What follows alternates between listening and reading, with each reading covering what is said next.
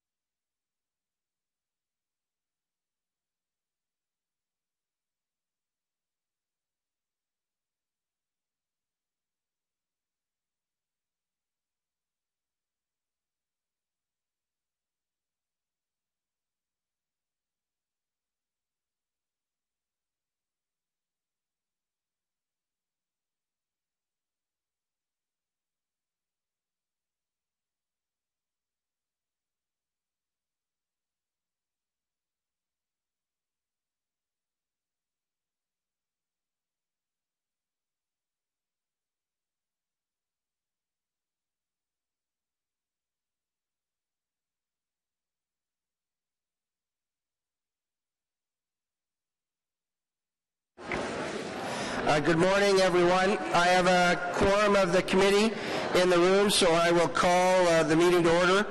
Welcome, everyone, to the 78th meeting of the committee for this term of council. It is July the 8th. We have a number of issues on the agenda today. If you wish to speak to the committee with respect to any of the items on today's agenda, if you haven't registered in advance, please fill in a white request to speak form. It's under the big Ottawa sign at the front door, and it will be conveyed to me, and we'll make sure you get on the agenda to speak to the committee. As well, if you don't want to, should the meeting run long and you don't want to wait for the item to rise, if it is later in the day, you may want to fill in a comment sheet, and those sheets are available again at the table to the front under the large Ottawa sign. Because this is a public meeting to consider the proposed zoning bylaw amendments listed as items 5 to 10 and items 12, 13, and 15 on today's agenda. For the items listed above, only those who make oral submissions today or written submissions before the amendments are adopted may appeal the matter to the Ontario Municipal Board. In addition, the applicant may appeal the matter to the Ontario Municipal Board if Council does not adopt an amendment within 120 days of receipt of a complete application for zoning and 180 days for after a complete application for an official plan amendment. Une feuille de commentaires est disponible à l'entrée pour toute personne désirant soumettre des commentaires écrits concernant les modifications. So again, a comment sheet is available at the door for anyone who wishes to submit written comments. So, members of committee, are there any declarations of interest? I have received no regrets. Confirmation of minutes. Minutes 77, Tuesday, the 24th of July, 2014. Is that carried? Okay, so we'll go through a consent agenda. Let's see if we can. Okay, item number 1 is an application to alter 429 McLaren Street, a property designated under Part 5 of the Ontario Heritage Act and located in the Centertown Heritage Conservation District. I have no one registered to speak to the committee with respect to this item. Is there anyone in the audience who wishes to speak to the committee with respect to item number 1? Members of committee, is this item carried? Carried. Item number 2 is designation of the horticulture building, Lansdowne Park, under Part 4 of the Ontario Heritage Act. I have no one registered to speak to the committee with respect to that item. Is there anyone in the audience who wishes to speak to the committee with respect to the designation of the horticulture building? Item number 2. Carried? Carried. Item number 3 is an application to alter the Brentwood Gates, a structure designated under Part 4 of the Ontario Heritage Act and located at the junction of Beckwith and Main Streets. I have no one registered to speak to the committee with respect to item number 3. Is there anyone in the audience who wishes to speak to the committee with respect to item number 3? Members of the committee, is item number 3 carried? Carried. Sure, if you want.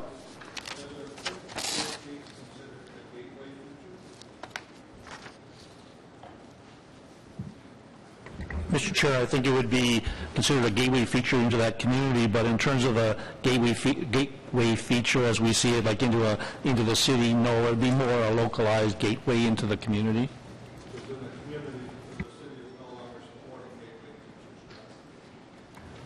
Correct, in terms of, you're right, if the Canada signs and all of that, yes, there's a council policy on how we deal with those that...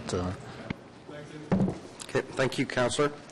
Item number 4, we have speakers in opposition to item number 4, so we're going to hold that one and come back to it. Item number 5 is the zoning bylaw amendment, 3143 Navin Road, and we have one speaker. We have one person registered to speak, Matthew McGilligan. Mr. McGilligan, you're here? Okay. Is there anyone else in the audience who wishes to speak to the committee with respect to item number 5, zoning bylaw amendment 3143 Navin Road? No. Mr. McGalligan, you don't need to speak to the committee as long as we're prepared to carry this item? Okay. Thank you very much, Mr. McGalligan. Members of the committee, is item number 5 carried? Carried. Okay. Item number 6 is we have one speaker in opposition, and so we have a motion, so we're going to hold that one and come back to it. So we're going to go to item number 7. Item number 7 is...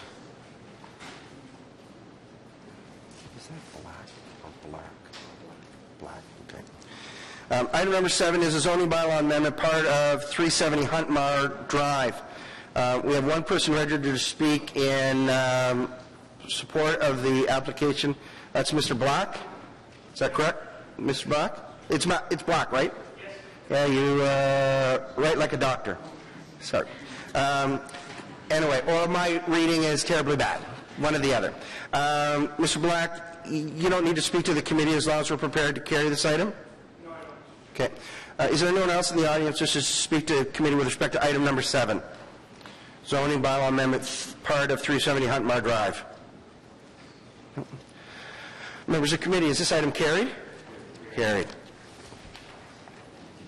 Item number 8 is a zoning bylaw amendment at 1560 Scott Street. We have one person registered to speak, Mr. Black. Is there anyone else in the audience who wishes to speak to the committee with respect to the zoning bylaw amendment 1560 Scott Street? Mr. Black, you don't need to speak to committee as long as we're prepared to carry this item?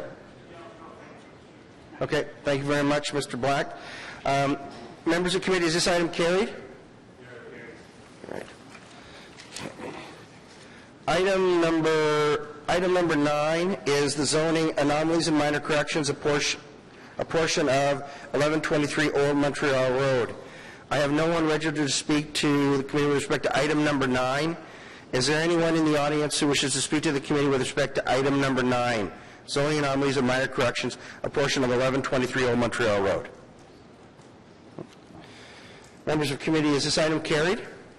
Carried. Okay. Item number 10 is a zoning bylaw amendment, 5264 Fernbank Road.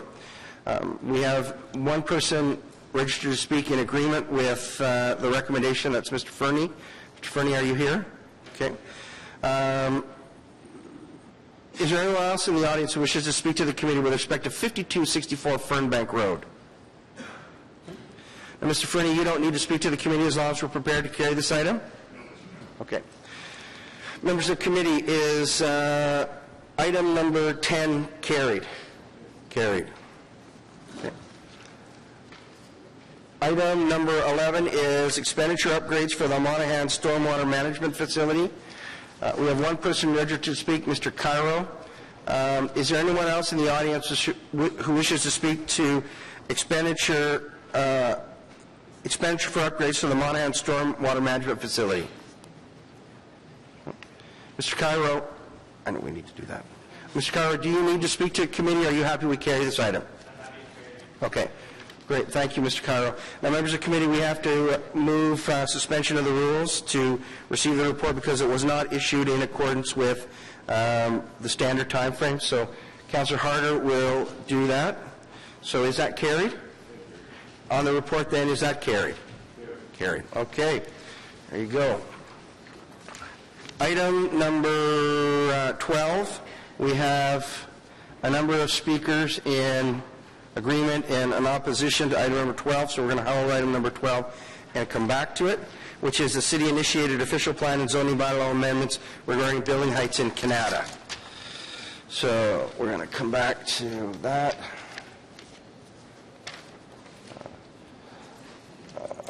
Okay, we're going to, and I agree. Ms. Brownlee and Mr. Faubert, are you in agreement or opposition with the recommendations of the small moments strategy? Okay. And I don't know, someone from the Centretown Citizens of Ottawa Corporation? No, I have you separately, Judy. This is, no. Are you representing the community association, right? It's the Centertown Citizens Development, Ottawa Development Corporation, the social housing one, who've registered to speak, but they don't tell me who or if they're in support. Okay, I guess it doesn't matter because we're going to hold it for Ms. Bradley. Okay. Item number 14 is the official plan omnibus. We have a number of speakers. Ms. Bradley, are you in support or in opposition?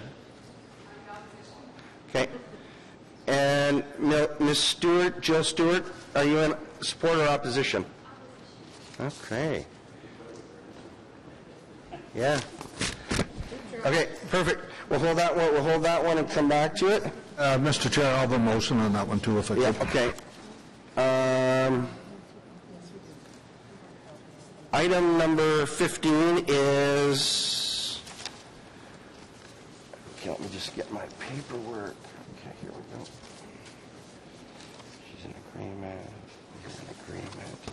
Okay, item number 15 is the comprehensive zoning bylaw 208-250 omnibus zoning bylaw amendments. We have two speakers both in support of the staff report. Ms. Bankier from the Champlain Park Community Association. And she only needs to speak if objections come in or raised. Thank you very much for that. And Mr. Holtzman, you're here with respect to train yards, and we have a motion to adjust that your clients have seen and agreed to? That's correct. I'd just like to say I'd like to thank staff for their cooperation. Really, Carol is sorting out a particularly good bylaw for release of training. Perfect. Thank you very much. So, is there anyone else in the audience who wishes to speak to item 15? No? Okay. So we have a motion for Councillor Harder is moving with respect to Mr. Holtzman's issue, which is the uses for train yards. And is that carried? Does everybody know what it is? Well, they should have it. Everybody have it? It brings back uses that were taken out. Yep. So, Yep. that they currently enjoyed, and this took them out. We're just putting them back in because it was a site-specific OPA and zoning bylaw in the case of that area. So is that carried? Carried. Sorry, who was that? Okay, Councillor Blaine? Do you want the hard copy? Oh, it's not on the motion, is it? Item 15? Okay. Go ahead, Councillor. Just if I'm in the right location, map 36, who's here to speak? Who's here to... Carol, you want to just quickly come up and we'll get...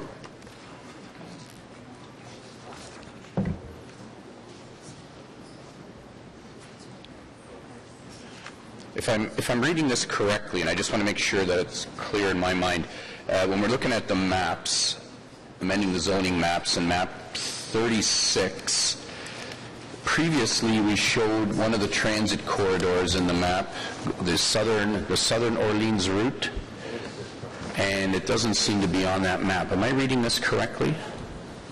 Are you referring to map 36?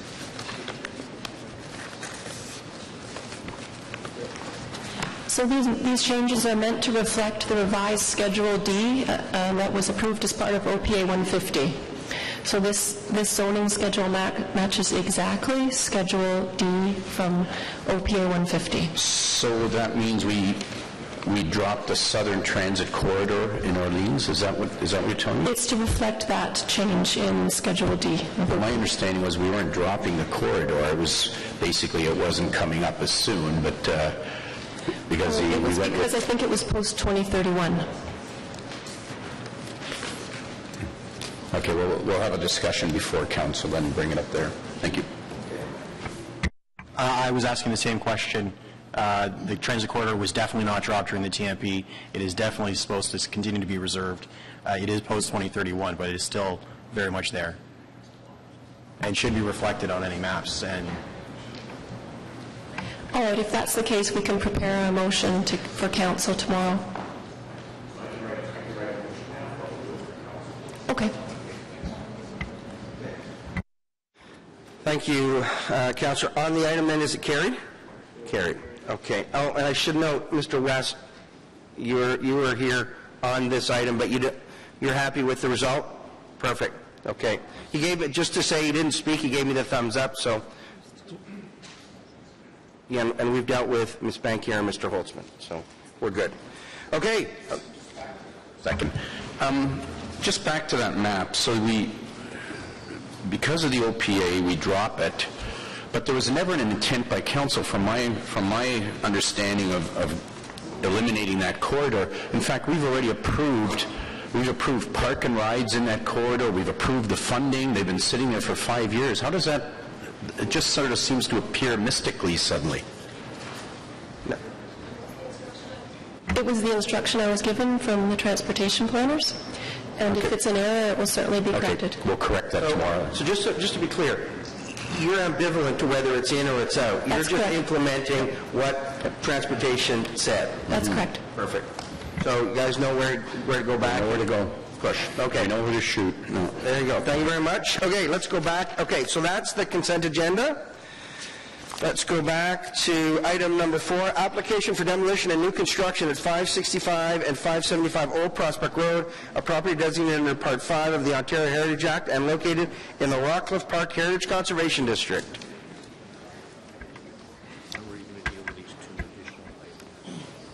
At the end. And now, so why are we rushing these to council? Yes. So we're trying to get the omnibus zoning, because there's people waiting to do things. We need to get this for sure. Okay. And, so these are the four that are behind the one time I said, Well, who says those things? I don't say them. I did not.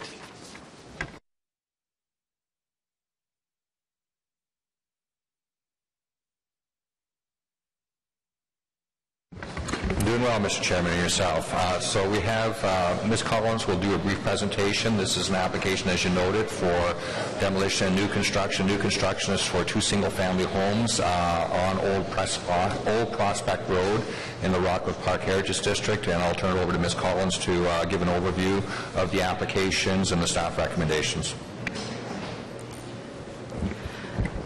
Good morning, Mr. Chair and members of the committee. As Mr. Smith just noted, this is an application in the Rockcliffe Park Heritage Conservation District. The subject property is located at the corner of Lansdowne Road and Old Prospect Road in the district. It currently has a single-family house on the property. The proposal is to demolish this house, sever the lot, and and construct 2 new single-detached houses on the property. The application before the committee today is related to the Ontario Heritage Act, so the application for consent for severance and some minor variances will be heard by the Committee of Adjustment on July the 16th. So the determination before the committee today is whether or not this is an appropriate application for the character of the Rockcliffe Park Heritage Conservation District. As I mentioned, the current property is a single-family house. It has somewhat strange orientation. It's located at the corner of Lansdowne Road and Old Prospect Road, but it doesn't face either street. Instead, it faces sort of the neighbor, with this being, this being the driveway. So this is the front door of the existing house facing onto the driveway, and this is Old Prospect Road. The property features significant mature vegetation, including a large hedge that surrounds most of the property, as you'll see in the next photo. This is the view of the property along Lansdowne Road. So this is the property here on the left, the right. And you can see the large hedge. The house itself is not actually visible from the street. On this side of the street, you will see, well, you can't see it, but it's a significant property known as the Hart Massey House at 400 Lansdowne Road North. So the property is designated under Part 5 of the Ontario Heritage Act and located in the Rockcliffe Park Heritage District, and as such, applications to demolish require City Council approval, and also applications for new construction require City Council approval. I mentioned this already, that it's severance of the site into 2 parcels and construction of 2 single detached dwellings. This is the proposed site plan. So you can see faintly this dotted line is the line of the existing house on the property. So basically, the existing house straddles the proposed property line, which is here. So a new house located at the corner facing onto Old Prospect Road, and a second single-family house also facing onto Old Prospect Road here. As you can see, a great deal of the landscaping is proposed for retention. All of the light green is retained trees and the mature hedge, which is a significant feature of this landscape, as well as the proposed new vegetation in dark green. This is the proposed house for House A. I'll just flip back to this is House A here. So this would be 565 Old Prospect Road, and this one is 575 Old Prospect Road. So this is the proposed elevation, front elevation and side elevation of the property. A garage at the front, recessed from the front facade of the house, with a small terrace on top. 2.5-story with a hip roof, and a 2-story bay at the front of the house. The building will be clad in brick and wood shingles, which are both typical cladding materials in the Rockcliffe Park Heritage Conservation District. And this shows the rear facade as well as the other side. Consistent materials the whole way around, which is something we ask for within the district, so not just stone on the front and siding on the sides, but brick and wood shingles the whole way around. This is the proposed elevations for the building at 575 Old Prospect, so House B, so this is the one at the corner. As you can see, much more contemporary in design. It is 2 stories with a partial 3rd story that exits onto a rooftop terrace. It's very contemporary in style, flat roof, with the 2nd story being larger than the 1st and cantilevered over it. It will be clad in stone and wood siding, and features significant amounts of glazing on the 2nd story and on the 3rd story as well. It does reflect the character of the building that I mentioned earlier, which is the Hart Massey House, which is one of the most well-known buildings of the international style in the Ottawa area, and is a very significant mid-century modern building. This is the rear elevation, and then the side elevation, which has a driveway off of Lansdowne Road into the garage, which is recessed below grade. And then the front elevation will just have a simple walkway to the front door. These are a couple of renderings. Of course, these aren't to be taken as accurate in terms of the approval process, but just to give the committee an idea of how the buildings may appear on the street. So this is along Old Prospect Road, and then this is along Lansdowne Road. So where you currently see nothing on Lansdowne Road, if you remember the first picture I showed you was just of a big hedge, you will now see a break in the hedge for a single driveway leading to this garage. Again, a couple of more perspectives just to give you an idea. House A being more traditional in style and typical of the neighborhood, and then House B being more contemporary in style, but still using the natural materials and different eclectic shapes that you find throughout the village. So the staff recommendation is to approve the application to demolish, approve the applications for new construction on both lots, issue the heritage permit with a 2-year expiry date, and delegate authority for minor design changes to PGM. These recommendations to approve, of course, are conditional upon the approval of the severance and minor variances by the Committee of Adjustment. Both applications would have to be approved in order for a building permit to be issued for this site. You may know that the Built Heritage Subcommittee did refuse the staff recommendation at its meeting just a couple of weeks ago. So I'll quickly run through the Rockcliffe Park Heritage Conservation District guidelines, as these are what we use to evaluate change in the Heritage District. There are 3 applicable sections. The sections on building, lot division, and soft and hard landscape. So in relation to buildings, the guideline states that demolition should only be approved where there have to be 2 conditions met. First, the building has to have little significance to the Heritage District, and second, the new building has to be appropriate. And then the second guideline is that the new buildings should be of their own time but harmonize with the cultural landscape, and the use of natural materials is encouraged. It is our opinion that the existing building constructed in 1956 is of little significance in the Heritage District. It was assigned a very low score as part of the Heritage Conservation District evaluation that was recently completed in cooperation with the community.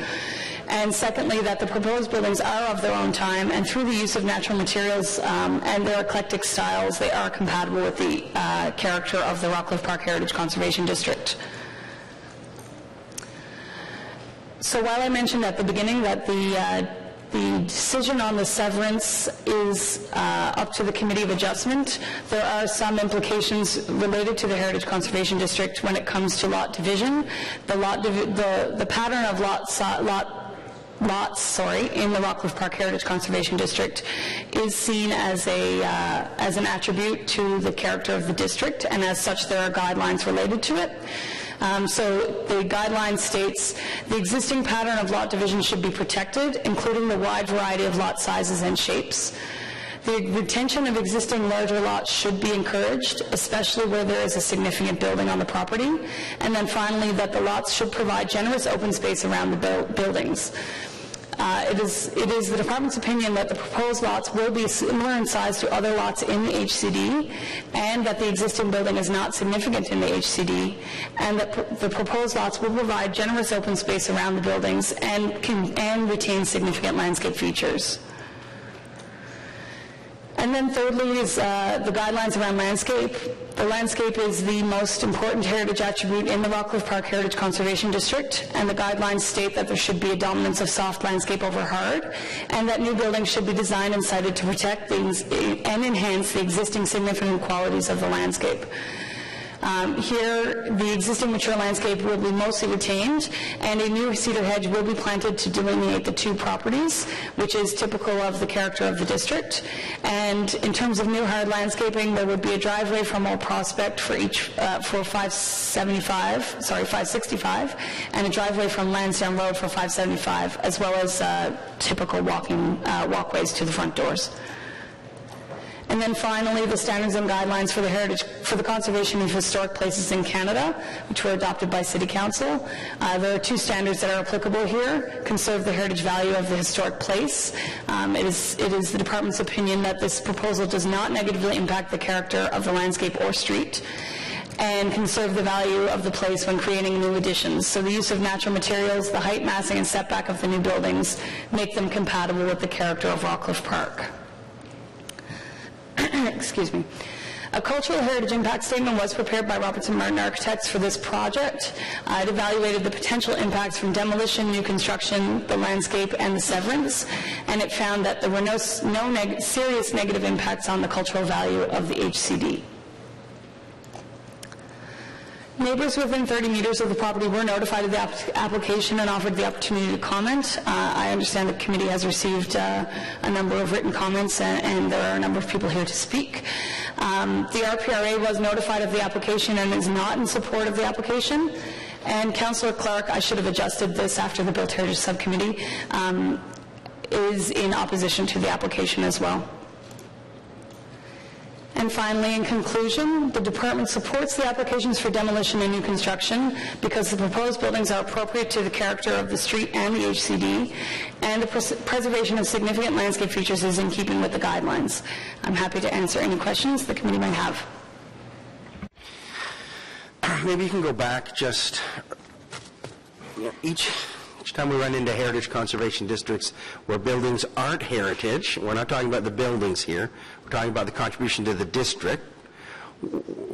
Is it clearly the landscape that is the predominant feature to be considered?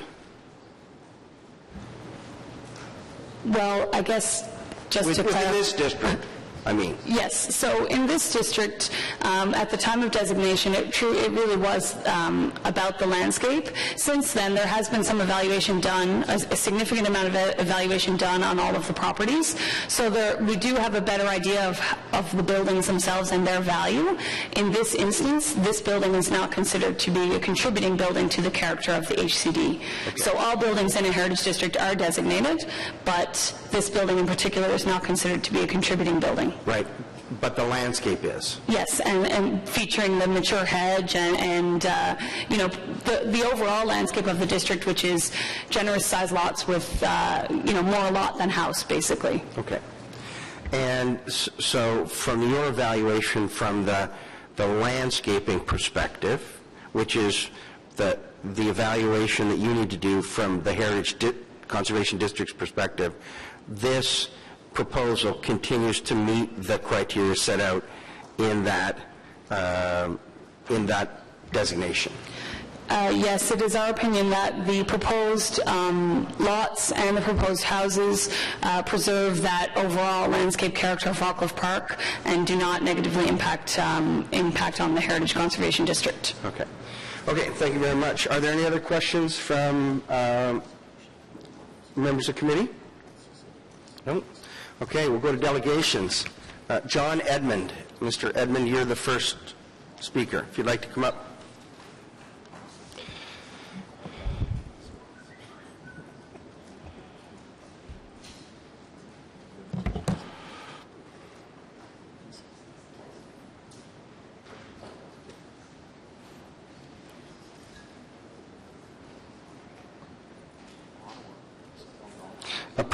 Press the big, there you go. You're on. Good morning, councillors, and thank you for your time. My name's John Edmund. I live at the other end of the block from the proposal, so I'm not directly affected, but I do want to add my voice to those of the immediate neighbors who in strong opposition to this proposal. It violates the official plan. It violates Heritage Conservation District Management Guidelines, and it violates zoning bylaws. It would set a precedent that would do damage beyond the immediate neighborhood. Property values are certainly not the only consideration, but values do turn on the character of the area. And I just want to mention two phrases that are taken from the management guidelines: larger lots with generous open spaces around buildings.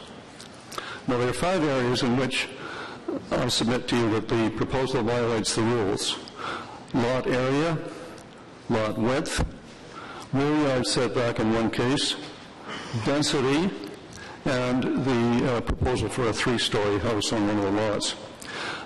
I'll just deal briefly with each of these.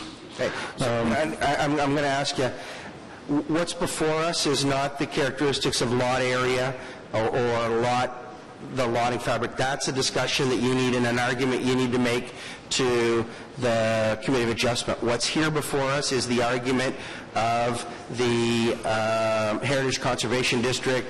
Does it meet the landscape tests in the district? So if you could, and I don't want to waste your time here, I want you to be as productive as possible. So if you have a section that deals with the heritage component, that would be those are the arguments you should make, because that's the test we'll be deciding on today, as opposed to the arguments that you would make before the Committee of Adjustment, which are the arguments of the severance arguments. That's all right, thank you. And I think most of my arguments, in fact, are, trying to confine myself to the Heritage Conservation District.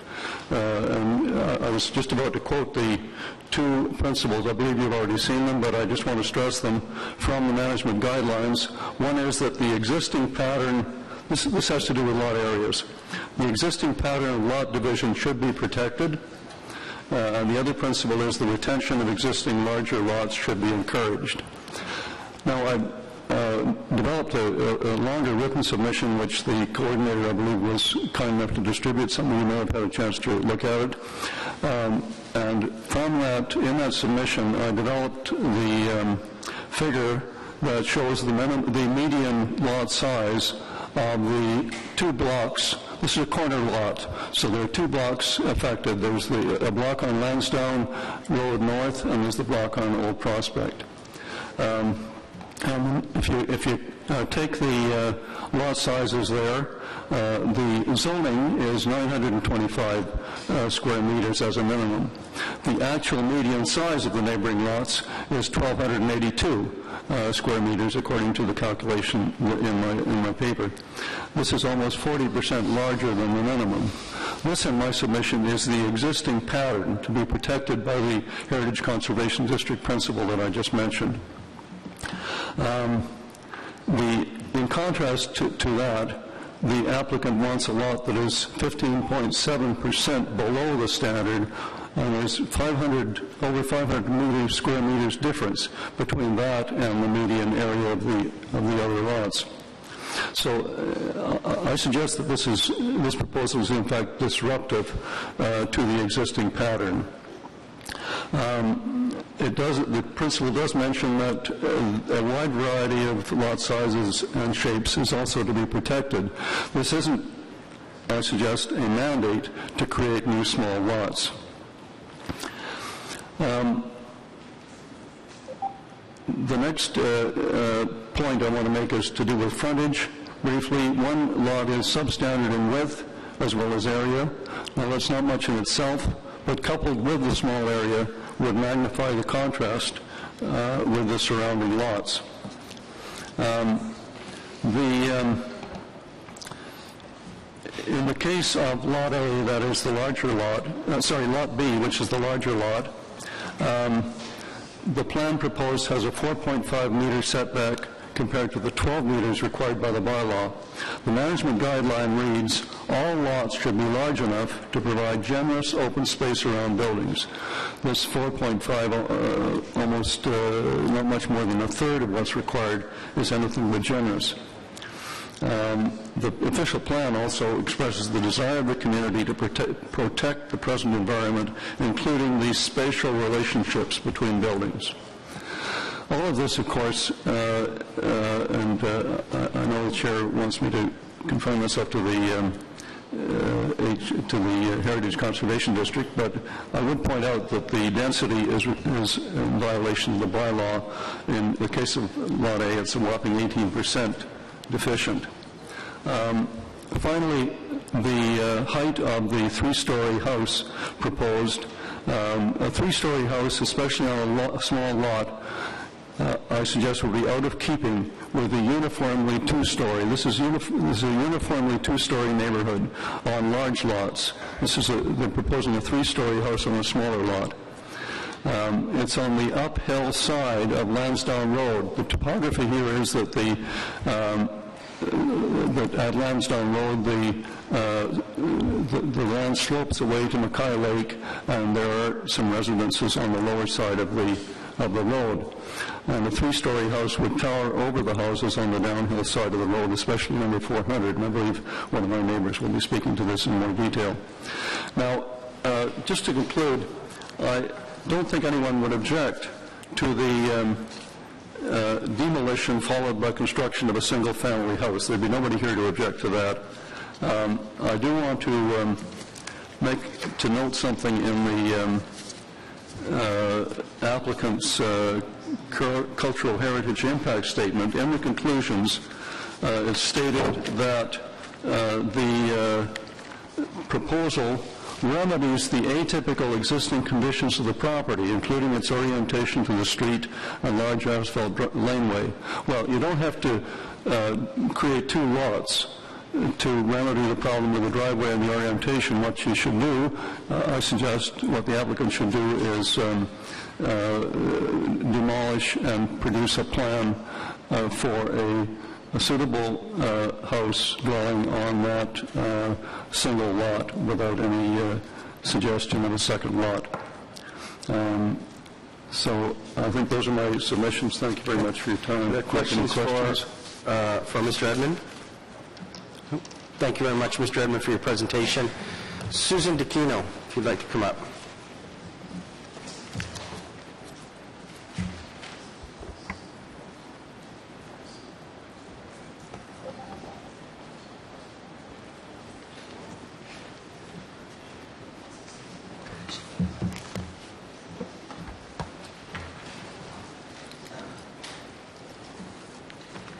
Thank you, councillors, Mr. Chair. My name is Susan DeQuino. My husband and I live directly across Lansdowne Road from Mr. Fife's property and have done so for 37 years. I'm going to focus exclusively on the management guidelines governing the Rockcliffe Park Heritage Conservation District because that is your bailiwick. The introduction to these guidelines says the village of Rockcliffe Park is currently a strong cultural landscape, but it is vulnerable to losing its character through indiscriminate public and private actions. The management guidelines are designed to avoid this type of decline. With respect, I believe that this committee should recommend that Council reject the Fife application precisely because it does not respect the management guidelines, 3 in particular that I will mention, and would contribute to the type of decline or erosion of the cultural landscape that is mentioned.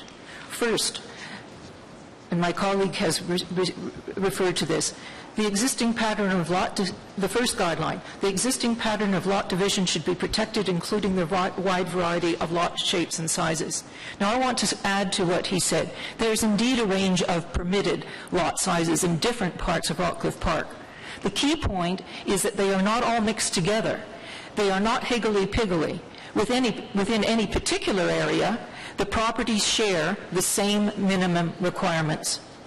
The pattern in the size of lots in the immediate vicinity of Mr. Fife's property is that they not only meet, but exceed the minimum required lot size, some by only 5%, some by a great deal more than that. There is only one lot in the immediate vicinity that is smaller. It's 4% smaller than required, and it dates from the 1930s before lot size rules applied. I would submit that this single exception does not set the pattern. So it is true that there is quite a range of property sizes in the immediate vicinity, but what they share in common, other than that one exception from the 1930s, is that they at least meet the minimum required size for this part of Rockcliffe. To allow the Fife property to be divided into 2 smaller lots, neither of which meets the minimum requirement, would be unprecedented in Rockcliffe Park. One of those lots would be 16% smaller than required. Minimum requirements, as far as anyone knows, have never been open to interpretation downwards. This is why this application has roused such ire among residents and why the Rockcliffe Park Residents Association has adopted a policy opposing any severance that results in such deficient lots and why they vehemently oppose this application. The second guideline. The retention of existing larger lots should be encouraged, particularly where there is an existing house on the inventory of heritage resources. Here, I would simply note that particularly is not the same word as exclusively. The objective is to retain existing larger lots. Allowing this application would be contrary to this second guideline that I've mentioned.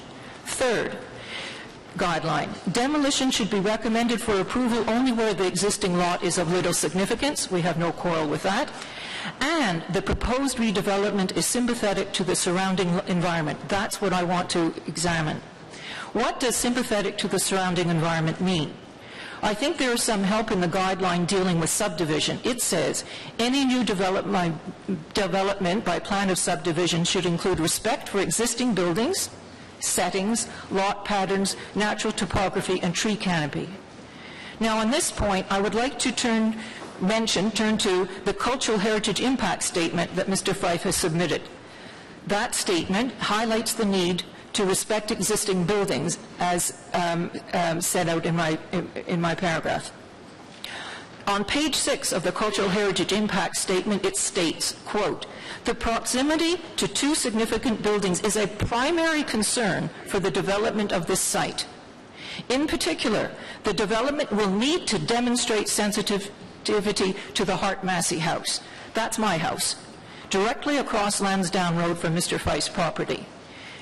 It is indeed a significant building. To mark the millennium in 2000, the Royal Architectural Institute of Canada put together a list of the 500 most important built structures across Canada. Most of them are public buildings, like the Parliament buildings of one kind or another. Few are private residences. The Hart Massey House is one of those few on the list, and it is the only one in Ottawa. Now, the author of the impact statement claims that the proposed House B, the big one on the corner, demonstrates sensitivity to the Hart Massey House. He states on page 16, The fact that the site plan illustrates the retention of most of the existing trees and hedges along the Lansdowne Road frontage, combined with the proposed new building's low massing, mitigates any risk that the new building may somehow visually overpower Hart Massey House. With respect, I contest this claim absolutely. In fact, I find it astonishing when I read it. Let's start with the description of the new proposed house facing Lansdowne Road as one of low massing. Viewed from Old Prospect Road, the proposed house B, viewed from Old Prospect, not Lansdowne, the proposed house B is a 3-story house. All the others around it are 2 stories. But I would like you, if one could, I have here, look at house B east elevation. That is the elevation that faces Lansdowne Road. It faces the Hart Massey House. Excuse me, can I just ask you, Ms. Collins, to put Can up... I pass this around? Or? Well, she can put up something, right? Okay, the left hand... So start back, if you don't mind, Mr. Chair. It's just easier for us to relate it when it's there in front of us. So. Perfect. Good. I don't need to pass it. Okay, it's the second row of pictures, the one on the left. That is the proposed new house facing the Hart Massey House. Now, it is not a 3-story house. It is a 4-story house. Why? Because the garage on which the 3 stories are atop is not below the grade of Lansdowne Road. I don't know what grade it's supposed to be below. This is on a hill and there is the average grade. But from Lansdowne Road, that garage, as you can see from the picture, is wholly visible and certainly sits, as far as I can see, above the level of the road from which it will be viewed. In stark contrast, the Hart Massey House, viewed from the same road, is a 1-story, flat-roofed house. There is a lower story down the hill, but you cannot see it from the road. And I would like to pass... Could someone have these pictures passed around? I've got about 6 or 8 copies. This is the Hart Massey House across the road from that house. It is very low slung, as you will see, and I cannot see but that it will be dwarfed by what is proposed across the street. So I submit that house B, as proposed, is not an example of low massing. The second thing that the impact statement says that will help mitigate the risk of the proposed house overpowering the Massey House is the retention of the cedar hedge and trees around Lansdowne Road. Now, cedar hedges are not necessarily your concern, but let me comment briefly. That hedge, I went out and measured it. It is 11 feet high and sits on an upward slope from Lansdowne Road, so that in total, from Lansdowne Road to the top of that hedge is 13 feet. It does certainly hide a lot. However, it extends around the corner to Old Prospect, completely obscuring the view of motorists, pedestrians, and cyclists. When the neighbors found out that the hedge that I'm talking about is not on the Fife property line, but quite far out onto city property, they were elated at the prospect that this dangerous obstruction could finally be removed and a new hedge built on the property line. I can assure you that the danger presented by that existing hedge cannot be fixed by a bit of trimming. It is in the wrong place. The issue of the dangerous hedge that has caused many accidents is not a matter of concern for this committee, but its removal will undercut the second factor that the author of the impact statement claims will mitigate the risk of the proposed house overpowering the Massey House. So you're going to have basically a 4-story house with no great 13-foot hedge hiding any of it. Once that dangerous hedge, as I hope will happen, will go. In short, I submit the proposed house B fails the test set out in the Heritage Guideline of being respectful of or sensitive to the very important Hart Massey House, a test with which the applicant's impact statement itself says this house must pass. Finally, the Cultural Heritage Impact Statement mentions on page 5 that a sense of privacy and enclosure is in keeping with the general character of the area. While Mr. Fife wishes to retain privacy for himself, House B, with a large outdoor terrace on the top floor above all his neighbors, will rob them of the privacy we all expect to enjoy in our own backyards. Why does Mr. Fife want a terrace way up there on the 3rd floor? so he can see over my house, low slung conveniently as it is for him, to the lake on the other side of my house. While I have absolutely no trouble in principle with the idea of sharing lake views, I have a lot of trouble with the notion that Mr. Fife's pleasure should be at the expense of his neighbors. So I submit that this does not meet the guideline, the heritage guideline, which says that redevelopment should be sympathetic to the surrounding environment. And I do sometimes wonder what the RCMP are going to think when they find out that the house next to me, which is the residence of the Ambassador of Israel, is going to be overlooked, albeit one down, by a terrace 3 stories up in the sky. Thank you. Thank you. We don't clap in the chamber, because if we allow clapping, we also allow booing, and I would not ever want to have people who may be on the other side booing a delegation. So I'm going to have to ask you to refrain from clapping. Now, Councillor Harder, you have a question. Yeah, I just on the you were talking about the vision of the one that is 3 stories, but you think it's more than that. I'm just going to ask staff, from the picture that's shown there, does the grade of the laneway go down into it? Is that what we can't see really from the angle? Through you, Mr. Chair, yes, the grade of the driveway will be depressed, so it will not be at the same level as the street. As I said when I showed these images the first time, they are renderings, which shouldn't necessarily be seen as, exactly what it's going to be when it's built. It's just meant to provide an idea. So this is well within the height limit of the zoning bylaw. Well, it is helpful to have that you brought your pictures of your home as well to see that. But I thought it was important to ask the question, because looking at that, I can see why you would say that it isn't depressed, but then if you look at the sides of it, I thought it looks like it is carved into the side. May I comment? Sure. The house from Lansdowne, here's Lansdowne Road, the property goes up like this. So even if it's depressed from the average grade or whatever it is, the fact of the matter, it's going up a hill. And you can ask the applicant, but when I asked the applicant how much of the garage will be below grade, and I don't know which grade we're talking about, but he said, if I could be mistaken, but he said 2 feet. Now, and that would be from, I guess, the average grade, which is at least 2 feet, if not more than 2 feet above the level of Lansdowne Road. Well, we'll ask them that question, yes, for sure, because the grade, is it at the street grade, or is that the grade of the land where the house is going to be Which is going uphill. So we will get that clarification. Good. Thank you. Okay. Thank you, Councillor Harder. Thank you, Mr. Keno, for your presentation. Michael Teeter is next.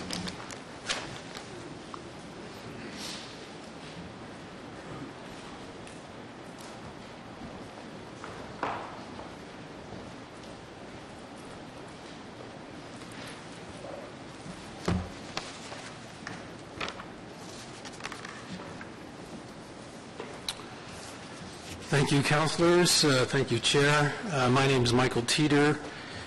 I'm the co-owner of 555 Old Prospect Road, the house immediately to the west of 575 Old Prospect. We moved to Old Prospect 16 years ago from the Glebe. We moved because we wanted the green space, the large lots, and the heritage and nature of the district.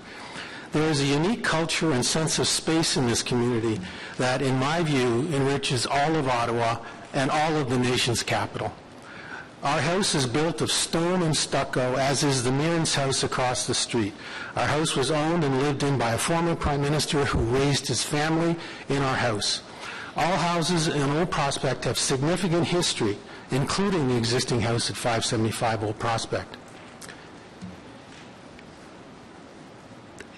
Other capital cities would have these kinds of facts as part of the planning process. I've lived in a number of them, and I can tell you that it's really important to the cultural and historical sense of a community, especially a nation's capital. Rockcliffe Park opposes this application. It has been considered by large numbers of people and committees. Hundreds of volunteer hours have been spent on this issue. The Rockcliffe Park Residents Association has written extensively to your committee strongly opposing the application. The residents of Rockcliffe Park are deeply concerned about the intensification precedent this application would establish and the potential unmitigated effect this could have on the heritage nature of the community and surrounding property values.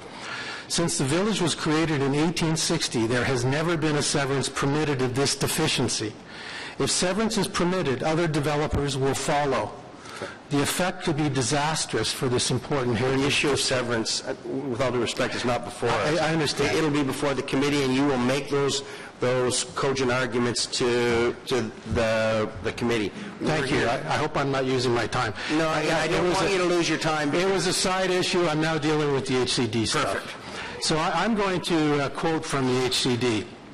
Existing pattern of lot division should be protected, including the wide variety of sizes and shapes. We've heard this before.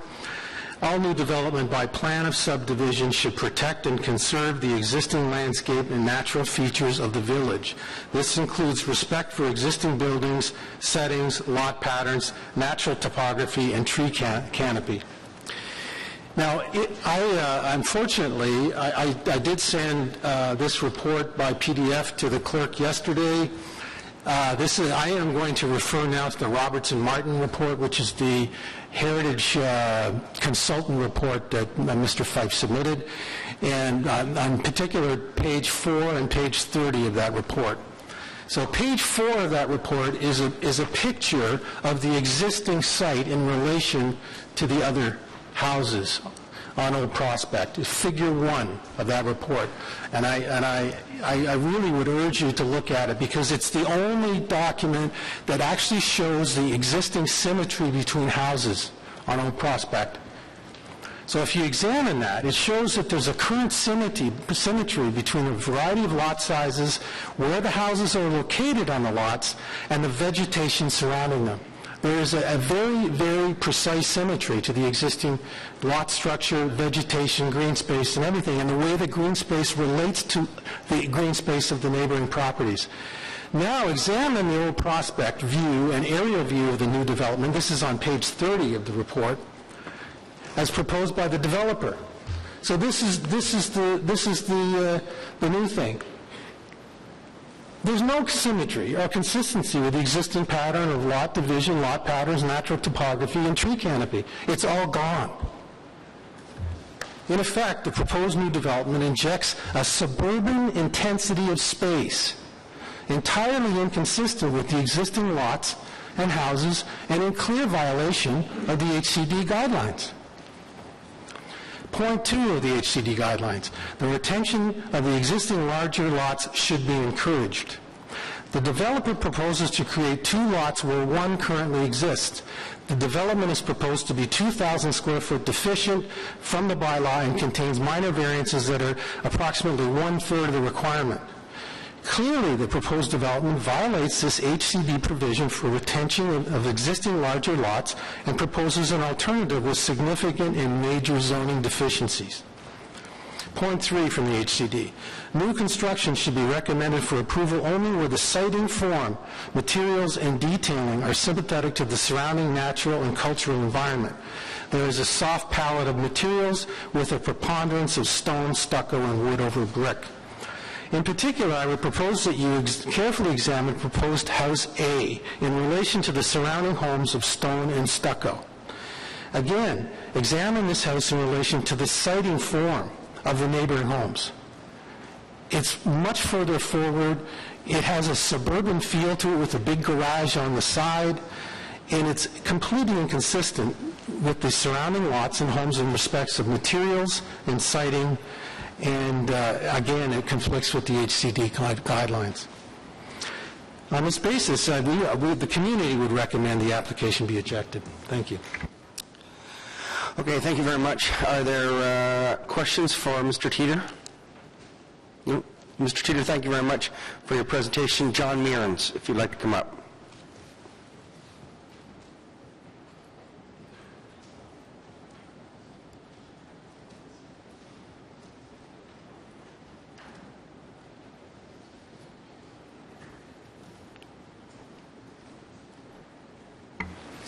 Hello, I live directly across the street at 550 Old Prospect Street, and I would say that this proposal must be rejected for several reasons.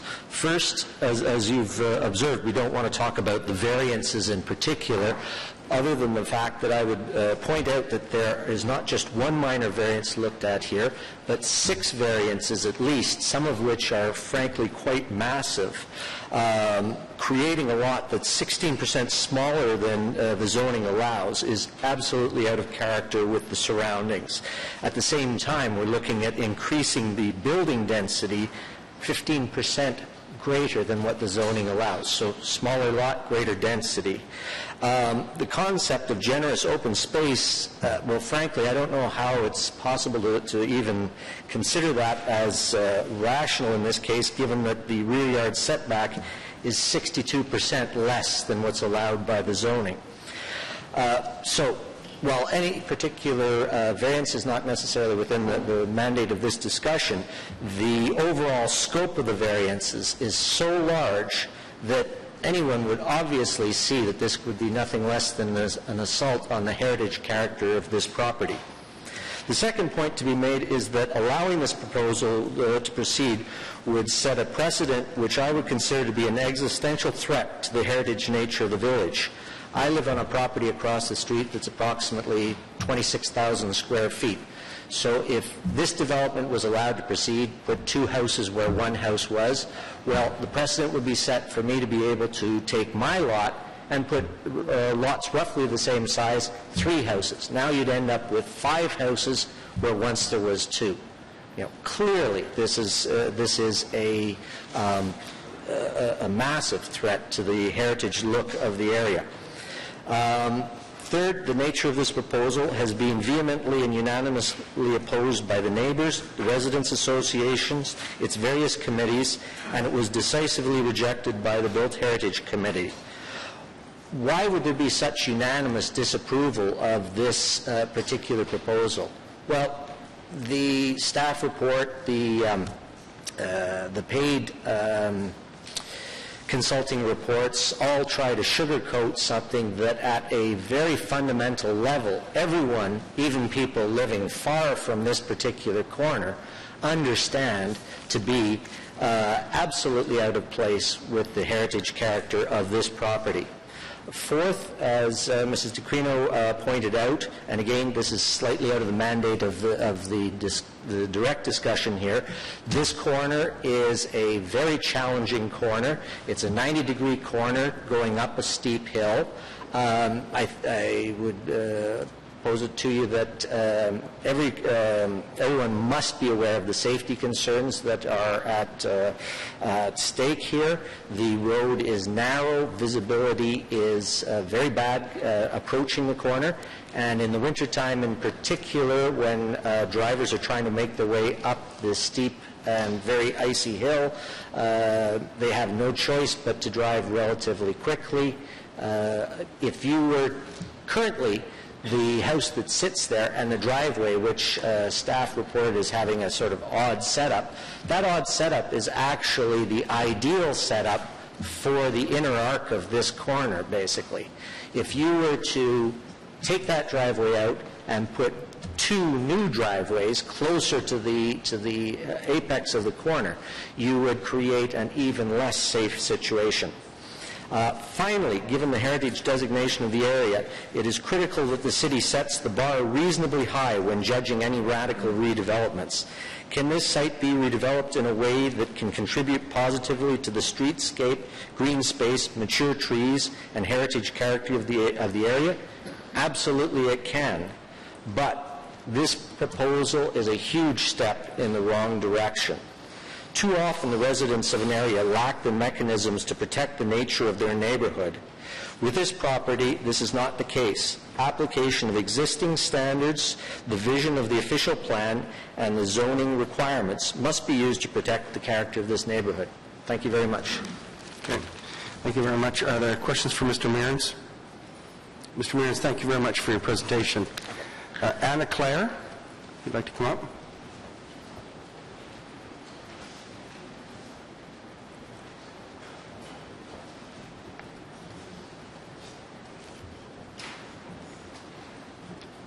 first one. Good morning, and thank you for your time.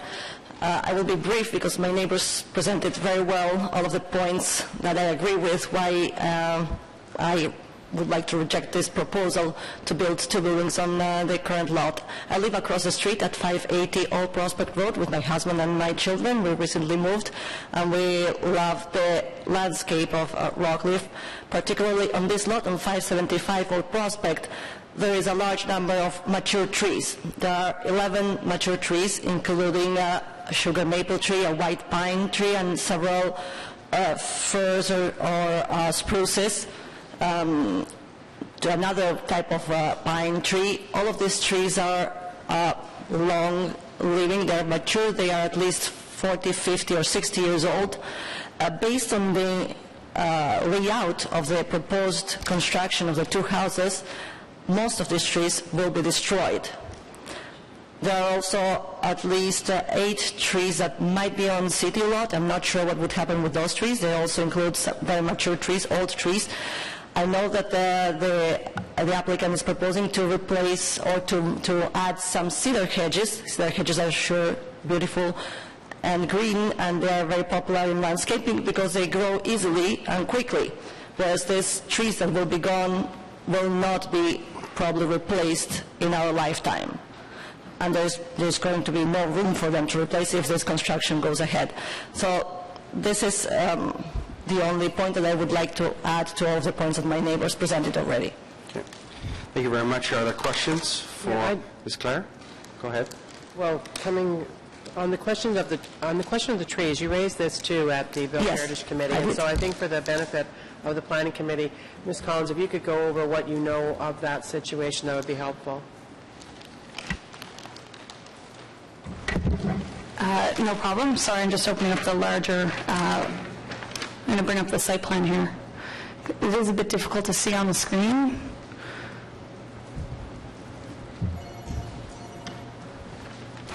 So if you look at the screen, the lighter green color is the existing cedar hedge and trees that are to remain on the site.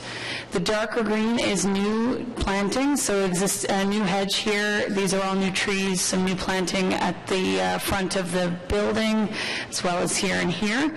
And then what you can't really see on the screen is the trees that are proposed for removal. So there is a tree back here proposed to be removed. There is one here, and one here, and one at the back, one here. So there are four trees proposed for removal, and then 5 new trees proposed to be added, as well as other vegetation, including hedges and shrubs and that sort of thing. Thank you. And just one question on the caliper of the trees and that they're planted, because as you were saying, in your lifetime for it to come back to the kind of size, are they going to be of a, how big are they going to be? Unfortunately, that actually isn't noted on the site plan, so it might be a question for the applicant. We'll do that then. Thank you. May I comment something? That's not normally the way that we work here. This isn't a debate back and forth. If Councillor Harder asks you a question, you can respond. Fair enough, but I will ask the applicant when he comes up, when they come up. Okay. Thank you very much for your presentation.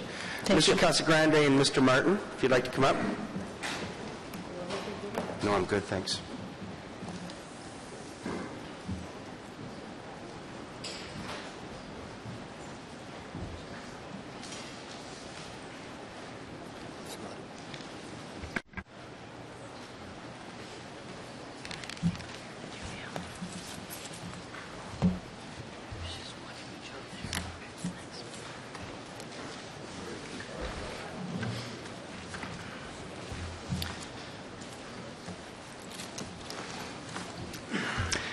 Good morning, Mr. Chair, members of committee.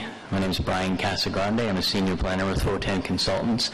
Here beside me is Robert Martin of Robertson Martin Architects. He's the author of the Cultural Heritage Impact Statement that was submitted in support of the proposed development. We're here on behalf of Mr. Robin Fife. Mr. Fife, for those of you who may not know him, was born and raised in Rockcliffe Park. And this is intended to be a home for him and his family, basically. The corner lot is the house that he's designed for his family, and the interior lot is one that he's intending to eventually sell to an interested buyer. Mr. Fife, when he approached FO10 with this proposed development, it was front and center in his mind that he'd do a very reasonable, responsible development that really reflected the character of Rockcliffe Park, something that was really important to him, having been born and raised there. He hired Barry Hoban of Barry Hoban Architects to prepare the best plans that in his mind would be possible for the development of the lot. And through that exercise, Mr. Hoban, Mr. Fife, and FO10 worked very closely with city planning staff to come upon a design for the site development that was going to be supportable and in line with the Heritage Conservation District guidelines. The focus of the submissions, from my perspective today, has had very little to do with concerns over the building or the site design. In my view, most of the submissions, which was the case at the Built Heritage Advisory Committee as well, was the focus of the lots. And as the Chair pointed out right at the beginning of this hearing, that's going to be the subject of the subsequent meeting at the Committee of Adjustment, and I'm sure that that will be a very contentious meeting. But much of those submissions they focused on one section of the Heritage Conservation District guidelines to make the submission on the concerns over the lots. So I would like to focus most of my attention on those exact policies.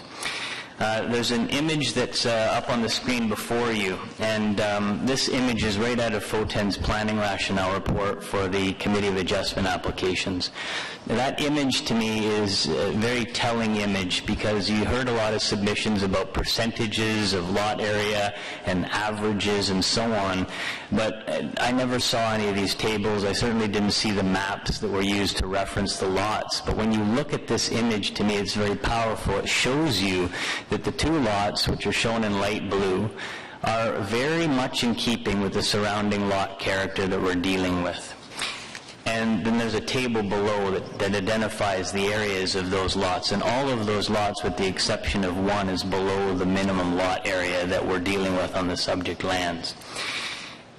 So I'd like to first start by identifying the introduction statement in Section 4 of the Heritage Guidelines. It says the guidelines are not prescriptive, that rather that they outline principles to be applied to future development based on past experience. The qualities of the village as it exists today are the result of a consistent application of ideals rather than consistent application of rules. This distinction needs to be maintained. To me, this statement is basically pointing out that one needs to step back and look at something from an appropriate perspective, not getting stuck in the weeds of the exact restrictions and regulations, but rather how is it fitting into the overall objectives and character, which has been the focus of this site development and design from the beginning. Moving to the lot division policies. There are 4 of them in the Heritage Conservation District. The first says the existing pattern of lot development should be protected, including the wide variety of lot sizes and shapes. As you can see, this particular image shows you again that this is in keeping with that variety. Second, the retention of existing larger lots should be encouraged, particularly where there's an existing house on the inventory of heritage resources. That is not the case here. We do not have a building of significance.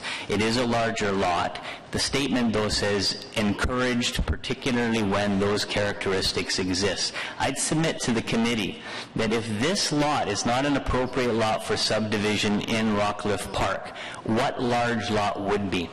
To me, if this is refused, it's a statement that there shall be no severances under any circumstances in this community, which to me as a planner, given the official plan objectives towards intensification, is offensive. Finally, moving forward, all lots should be large enough. Sorry? Before, yep. You ventured into an area where I caution members of the public not to venture into, and that is the planning rationale around severances. You can make your arguments on that point to the Committee of Adjustment, but I'd like you to confine your discussion here to how your proposal meets the intent of the Heritage Conservation District and appropriate development. So, Mr. Chair, I'm glad you pointed that out again. The difficulty with this application is the guidelines actually have a few policies related to lots. So people keep focusing their attention on that. And I understand that, and the committee's appreciative of lots and lotting fabric. But when we delve into whether it can be severed or not, or whether it, given the policy of the official plan, thus severance is appropriate, whether the severance is appropriate or not, we'll look at the lotting fabric, the streetscape, the relationships across the street and across the way in determining whether the proposal is appropriate. But I would be surprised if the committee got down into debating the percentages of the lot areas and those type of performance standards, because those are the issues that the Committee of Adjustment will deal with. Understood. I see where you're coming from. I have two remaining points that I'd like to make that are in line with, I think, where you'd like to focus. The fourth point under lot division says lots should be large enough to provide generous open space surrounding the buildings, thus protecting the continuity and dominance of soft landscape. And this particular proposal, a real strong focus is on the preservation of that mature hedge, preservation of existing trees that are not in the building envelope. There's been a lot of effort to try and site the buildings in a manner that would respect and preserve that characteristic, which I think is the fundamental characteristic of Rockcliffe Park. Finally, there's actually a policy section in these guidelines that relates to traffic patterns, and you did hear, I think it was from the last submission, some concerns over traffic. I want to just read to you the statement in this paragraph. It says, as indicated, vehicular traffic shares the roadways with pedestrian and bicycle traffic, suggesting slower and more careful movement by vehicles. This is reinforced by the relatively tight road geometry with its sharp curves, steep grades, and heavy roadside plantings. It goes on to say the overall impact is slower traffic than would be found in most central urban areas. So from this, I gather that the importance is creating this environment where cars actually are forced to slow down, navigate slowly. There's an intermingling with pedestrians. So the very comments regarding the mature hedge that's beyond the property line along Lansdowne Road is intended to be that way, and there's an emphasis on it in these guidelines and a value to it that actually slows down traffic because people don't feel free to navigate that community at high speed. I'll just turn this over to Mr. Martin in case he's got some comments relative to the heritage considerations and his CHIS. Good morning. Good morning, Mr. Chair and members of the committee.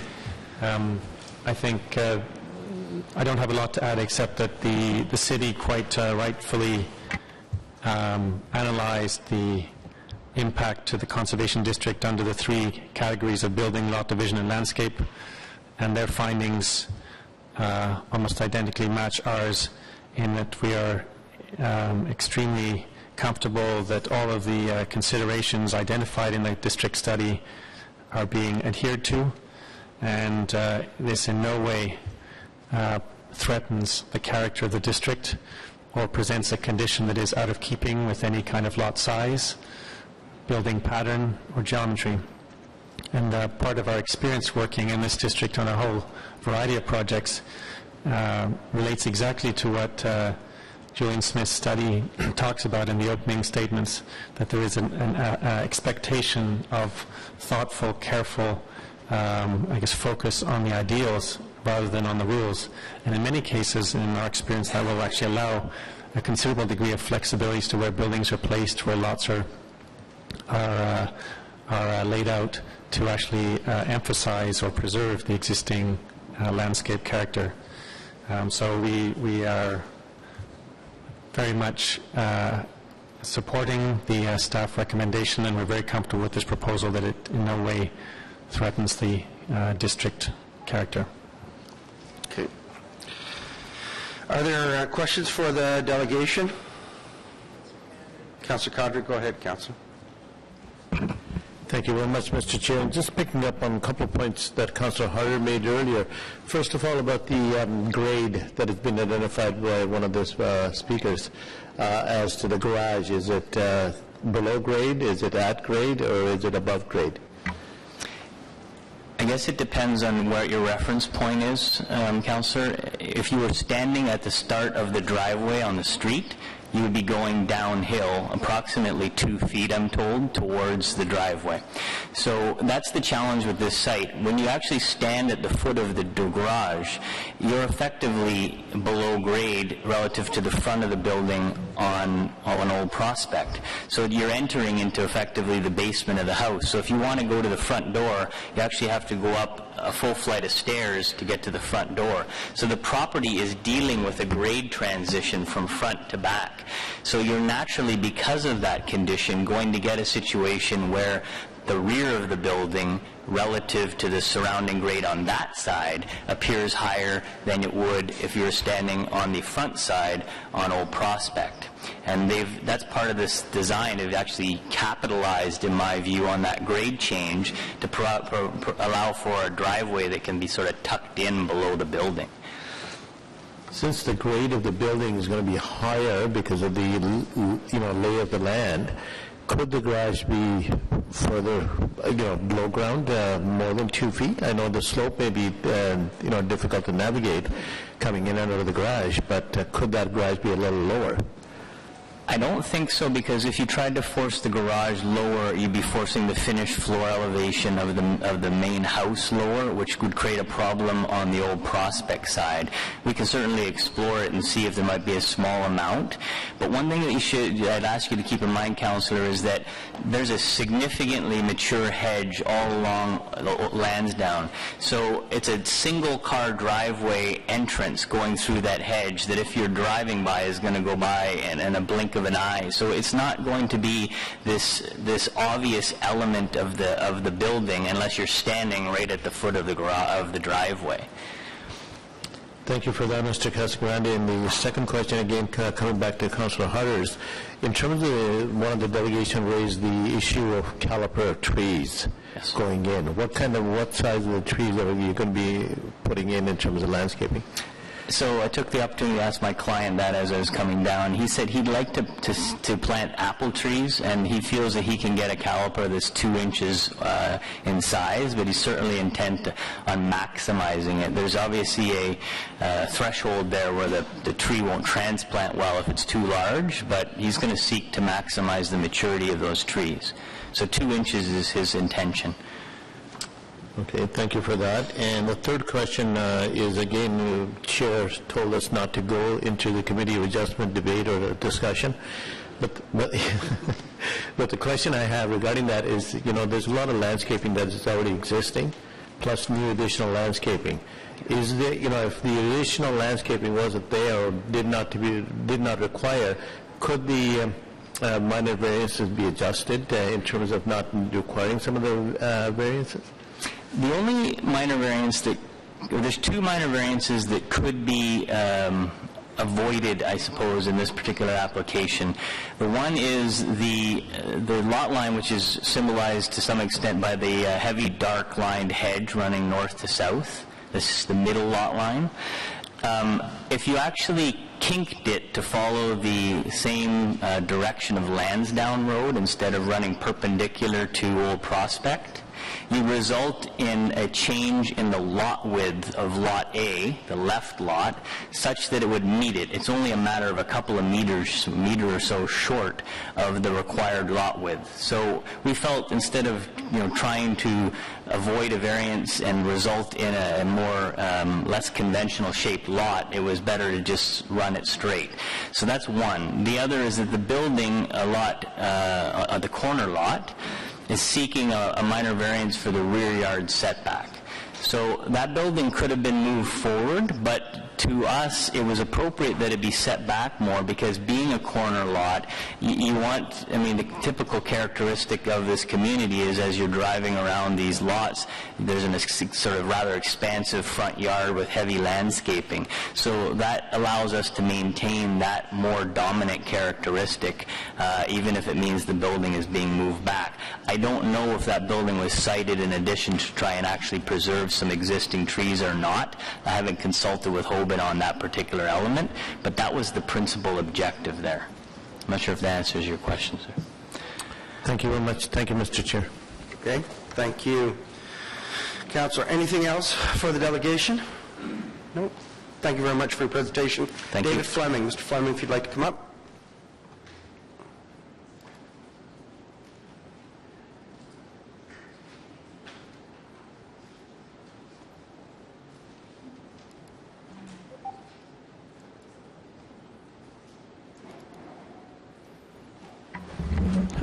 Thank you, Mr. Chairman. I'm David Fleming, past president of Heritage Ottawa. Heritage Ottawa supports the speakers, the previous speakers who opposed this resolution, the Rockcliffe Park Residents Association and the other speakers. Well, we have heard that the severance is not under review here today. The size of lots in this Heritage Conservation District is, and they are part of the guidelines for the Heritage Conservation District. I'm not going to go into any more detail other than that. This proposal, we feel, has negative impacts on the Heritage Conservation District. But what it also brings out, I think, is a need to review the guidelines for a lot of our Heritage Conservation Districts. In looking at what has happened since these guidelines were developed, we've had an official plan, we have design guidelines, and we certainly support any initiative by the city to look at the guidelines for this Heritage Conservation District and many others. Another thing that I want to bring to your attention is on your agenda, it said that the Built Heritage Committee made no recommendation on this, on the staff report. In fact, as Ms. Collins pointed out, they rejected by a vote of 5-2 the recommendation. Now, I realize that there are legal niceties involved about whether you vote against something or vote not to approve something, but I would ask you, Mr. Chairman, and Vice Chair Harder, who's chair of the Built Heritage Subcommittee, to try, when these resolutions are coming from the Built Heritage Subcommittee, that they are done in such a manner that the other members of the Planning Committee are aware of what, in fact, the Built Heritage Subcommittee did decide, and whether it means rejigging the motion into a more negative thing. That's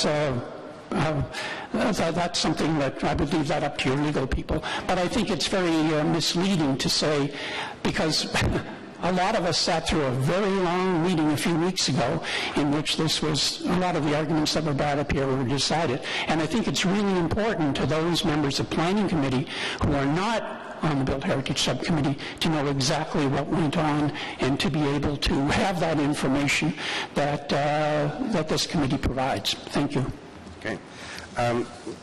You know, we endeavor when this type of things happen, and Mr. Mark, if he was there, will tell you, he always says, committee, you have to vote in, you have to move and carry a negative motion, because committee and council speak only by motion, right? So committee would have had to be voting in, to be said to be voting in the negative.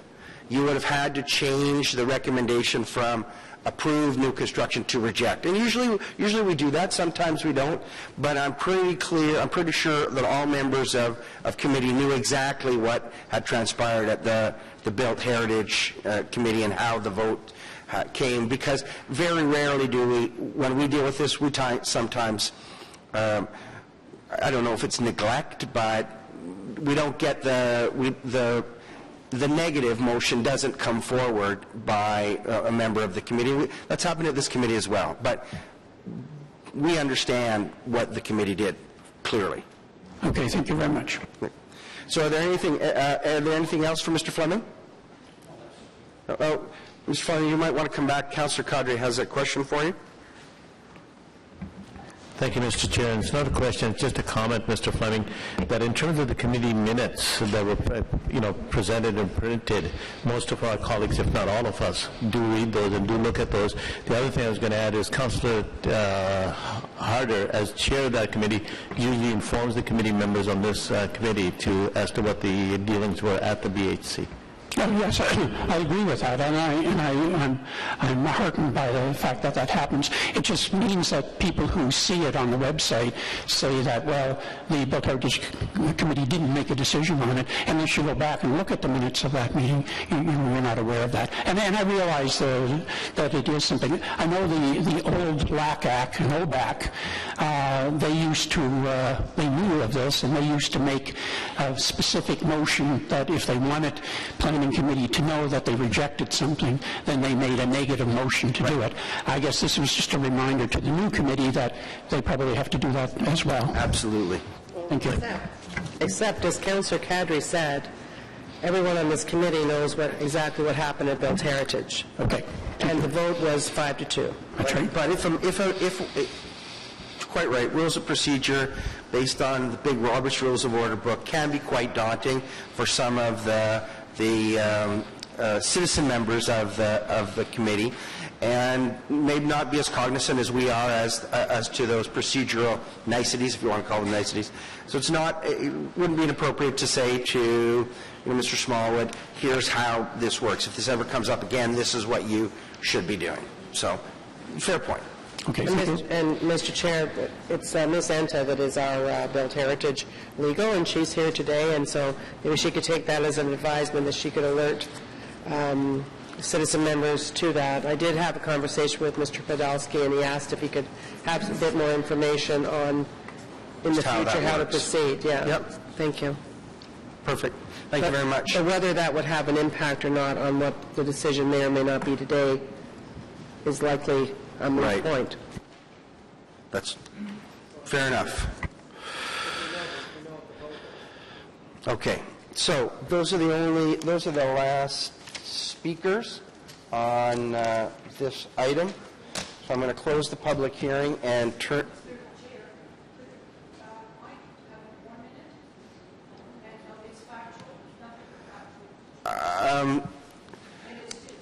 Only with the. Only with the will of the committee. With the will of the. Sure. 1 minute with the will of the committee. Okay, Mr. Keane, if you'd like to come up.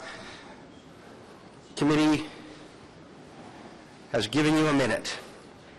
And a rare exception. Yes. It's not the rarest and only time. In the rarest of exceptions.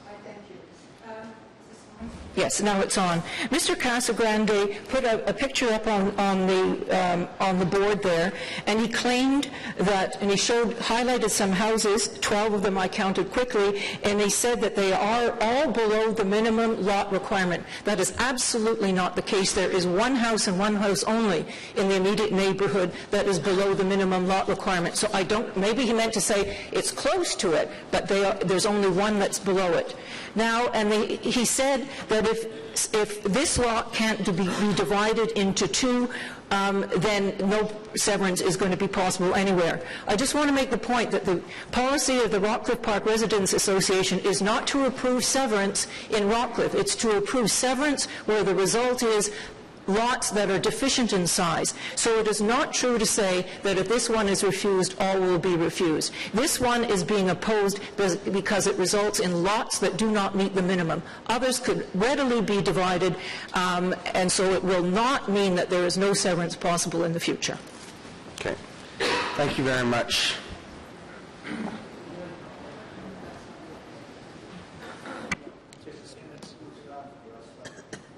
Do you want staff to address that, Councillor?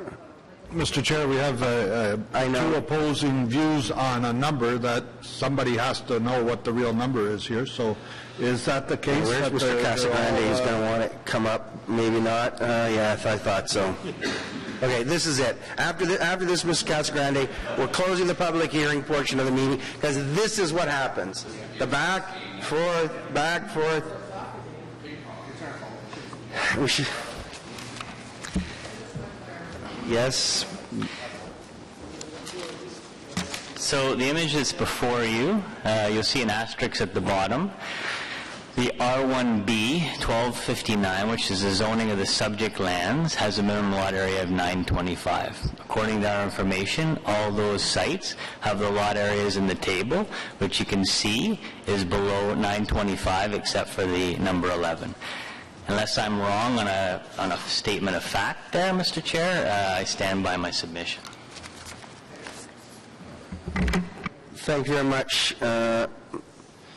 Casagrande. Okay, now I'm closing the public hearing portion of this meeting, and I'll turn the recommendations back to committee. And just a second, from Ms. Enta, Mr. Mark, just so that we understand, if committee simply receives the report, the issue is concluded.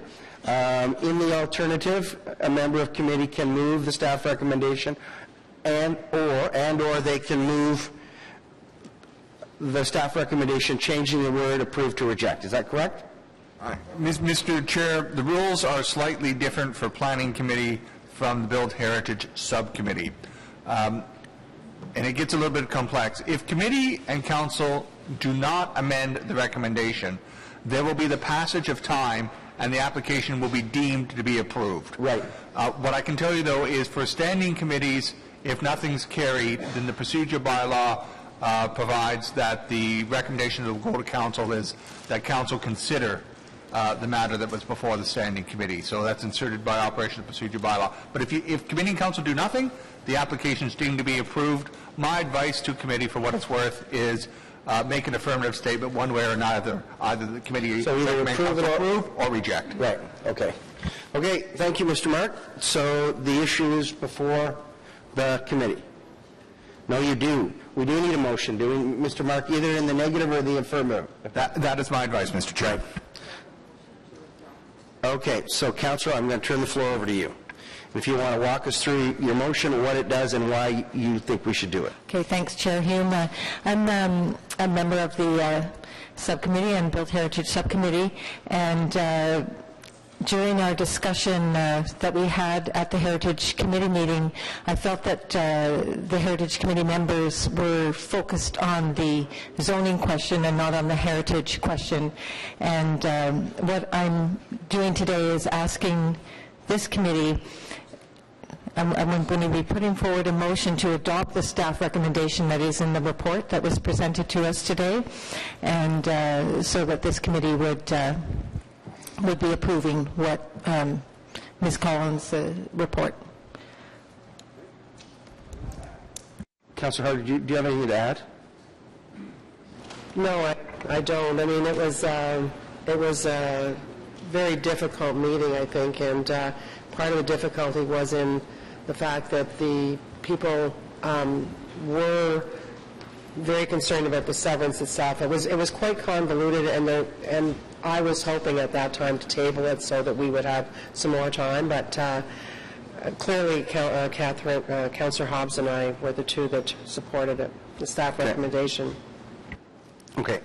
So Councillor Hobbs is moving the staff recommendation that approve the application to demolish the existing house at 575 Old Prospect Road and approve the application to construct a semi-detached house at 565 Old Prospect according to the plans prepared by Barry J. Hoban and Associates dated April 15th, and then delegate the minor design changes to the General Manager of Planning and Growth Management. However, it's also tied into the fact that if it does not pass, if the Committee of Adjustment does not approve it, that's part of the recommendation that's on part the of the report. recommendation. The original recommendation, you have that? Yeah. So if the Committee of Adjustment, when it has this file before it, this application before it, if they do not agree, then the application doesn't proceed. There you go. Okay, that's not what that's not what the recommendations are that are. Could we ask that be clarified? Do you have that in your presentation? Could you put it up on the screen, please? It's not in the presentation, but it is in the recommendations on page 2, subject to the approval of other required planning applications. Oh, right. Recommendations 2 and 3. Subject to the, right, okay. So I got to read these on my, so it's approve the application, thereby, subject to the approval of other required planning applications. Right. And so today we're back to what the Heritage Committee was to deal with, which was the heritage aspects of it. Right. As opposed to the lots. Okay, perfect. So, speakers on that? Is that carried? Carried. Okay, there we go. Thank you very much for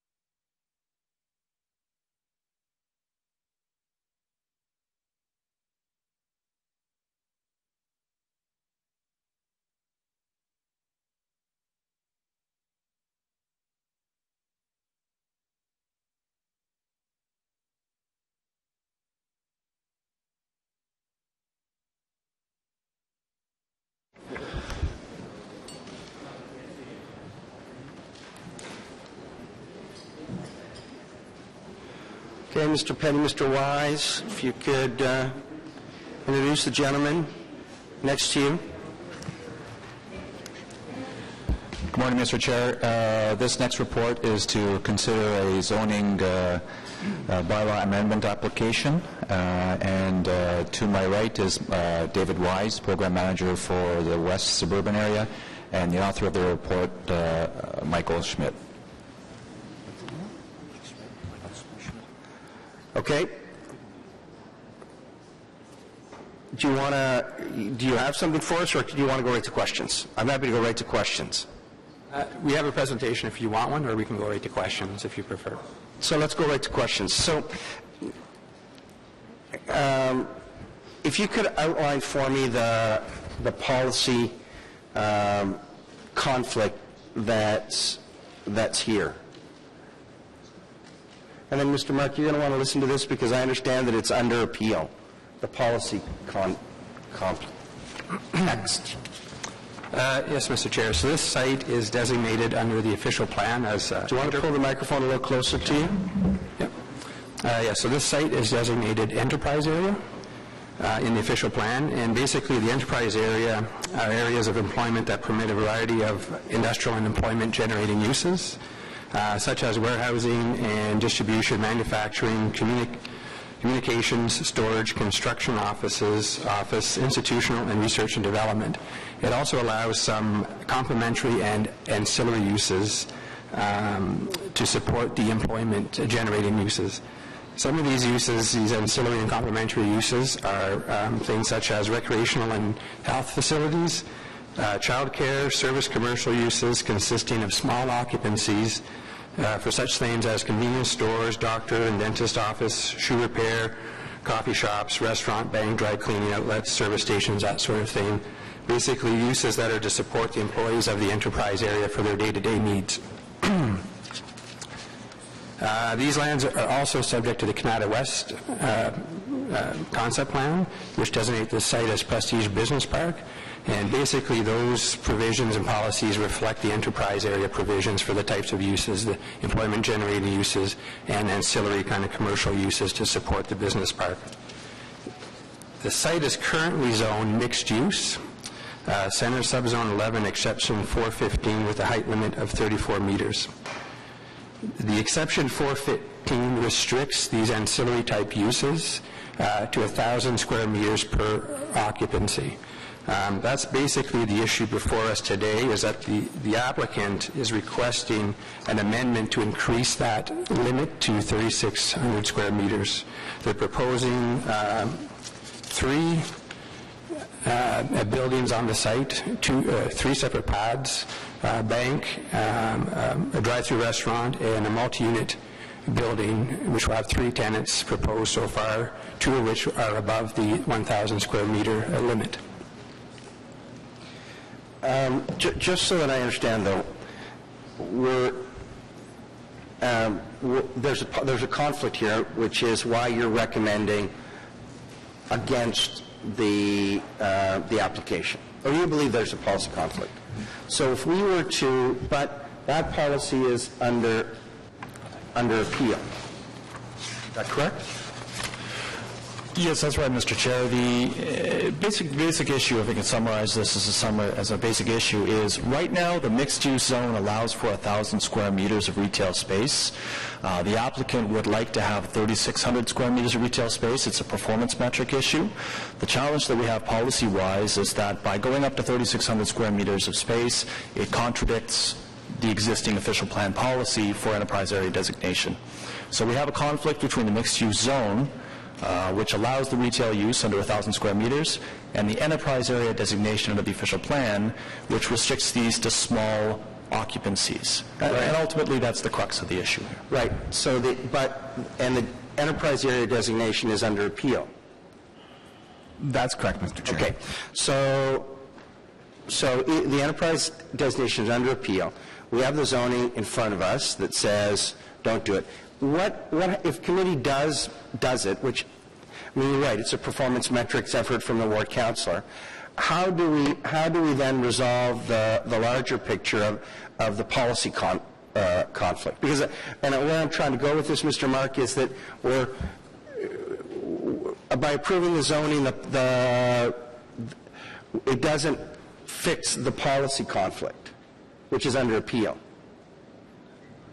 Mr. Chair, and I'm assuming committee's going to approve it, and we'll go to council, and council is going to approve it. How do we fix the rest of it, if that's committee's direction?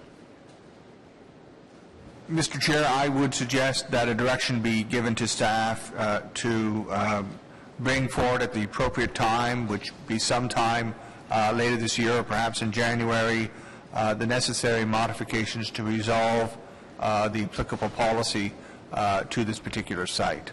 Okay. So, and I think that has to be part of a motion that's going to come forward. So I know Councillor Tierney's moving a recommendation on behalf of Councillor Wilkinson that has the effect of wrong motion. Sorry, that has the effect of. Sorry, got it. So that has the effect of bringing in the required exemptions to move it from 1,000 square meters to 3,600 square meters, which if I gauge the interests of committee correctly, will pass.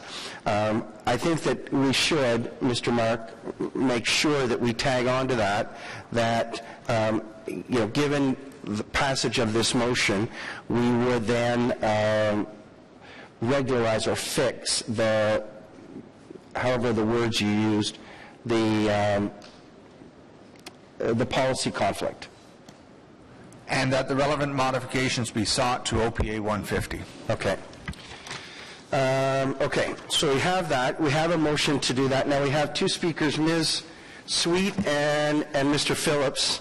If you'd like to come down, we just, you've seen or you're aware of the motion that Councillor Tierney is going to move.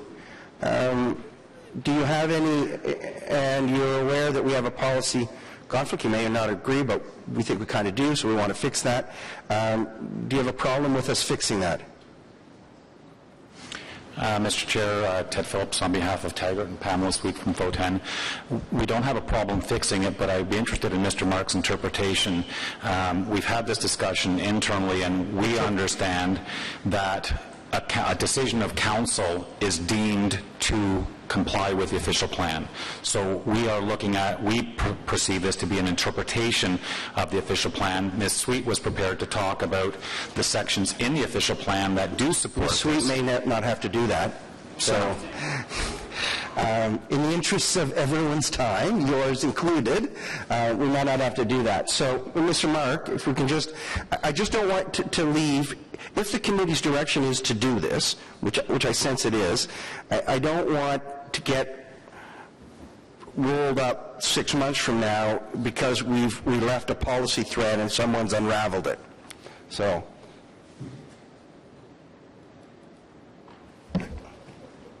Mr. Chair, committee is left with a difference of opinion between what I understand to be the opinion of staff and what I speculate is the opinion of Ms. Sweet. To get that difference of opinion resolved such that it will not exist in the future, and then it would be appropriate to, when there will undoubtedly be a report seeking modification, a further report after today seeking further modifications to OPA 150, there could be something included in that at the time. Yeah, I just don't want this to appear before committee and have this conflict. If committee's going that way, we want to make sure that everyone's tracking in the same direction, as opposed to them, you coming back and saying, well, now they're going this way where we all thought we were going that way, if you get my drift. So,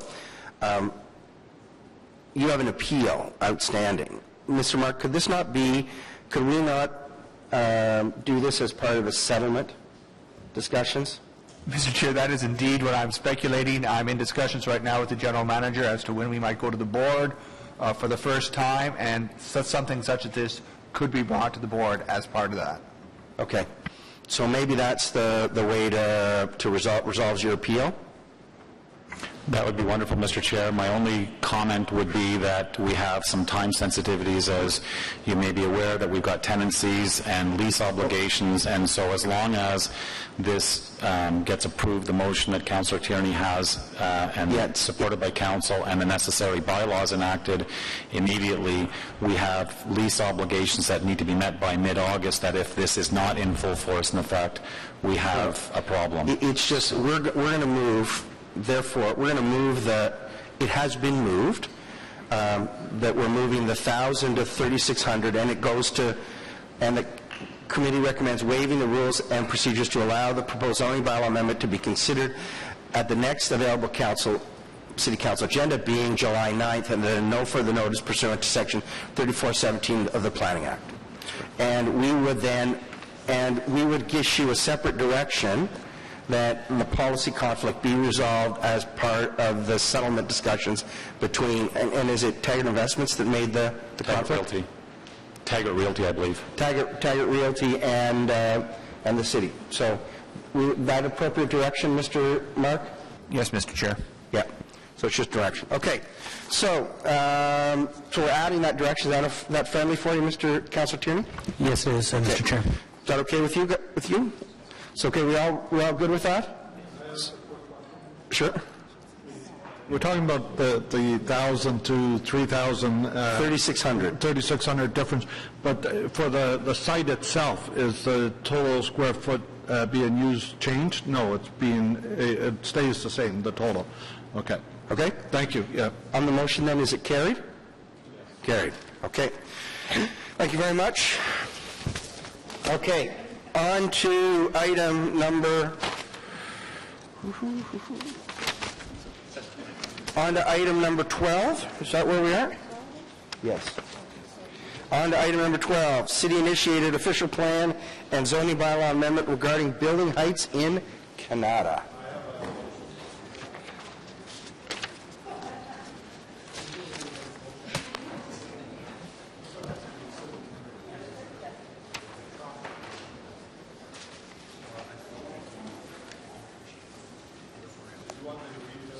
No, not yet. We'll let him go. Do we have a...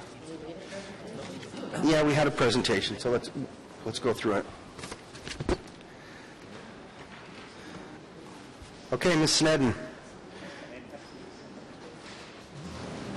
Mr. Chair, members of committee, Mr. Andrew McCrate will be here to speak and answer any questions on the building heights in Canada that he has worked with both Councillor Schubele and Councillor Wilkinson. And Andrew, take it away.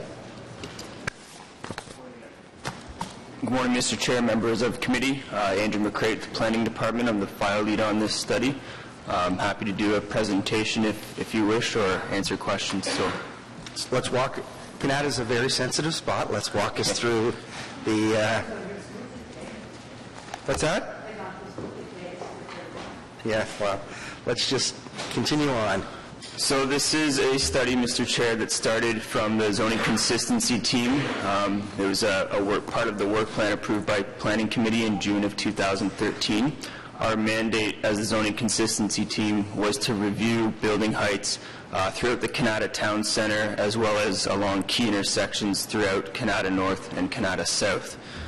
So from this study, the report indicates that what's before the committee today is a zoning bylaw amendment. This reflects all the lands outside of the town centre. It's along Hazeldean Road and Eagleson in Canada South, and properties along March Road in Canada North. The official plan amendment before the committee is with respect to the Canada Town Centre, so proposed amendments for the secondary plan to introduce new height policies. So in brief, in the report, maps 1 and 2 for the zoning recommendations are in Canada North along March Road. You'll see recommendations there for heights of 6 stories. Respectfully, this is within the area that's designated general urban area. It's a transit priority corridor in Schedule D, an arterial main street in Schedule E. So the policy allows for a context of up to 6 stories, and that's what the recommendation is before you, with mixed-use zoning of local commercial and general mixed use along those sites in the location maps.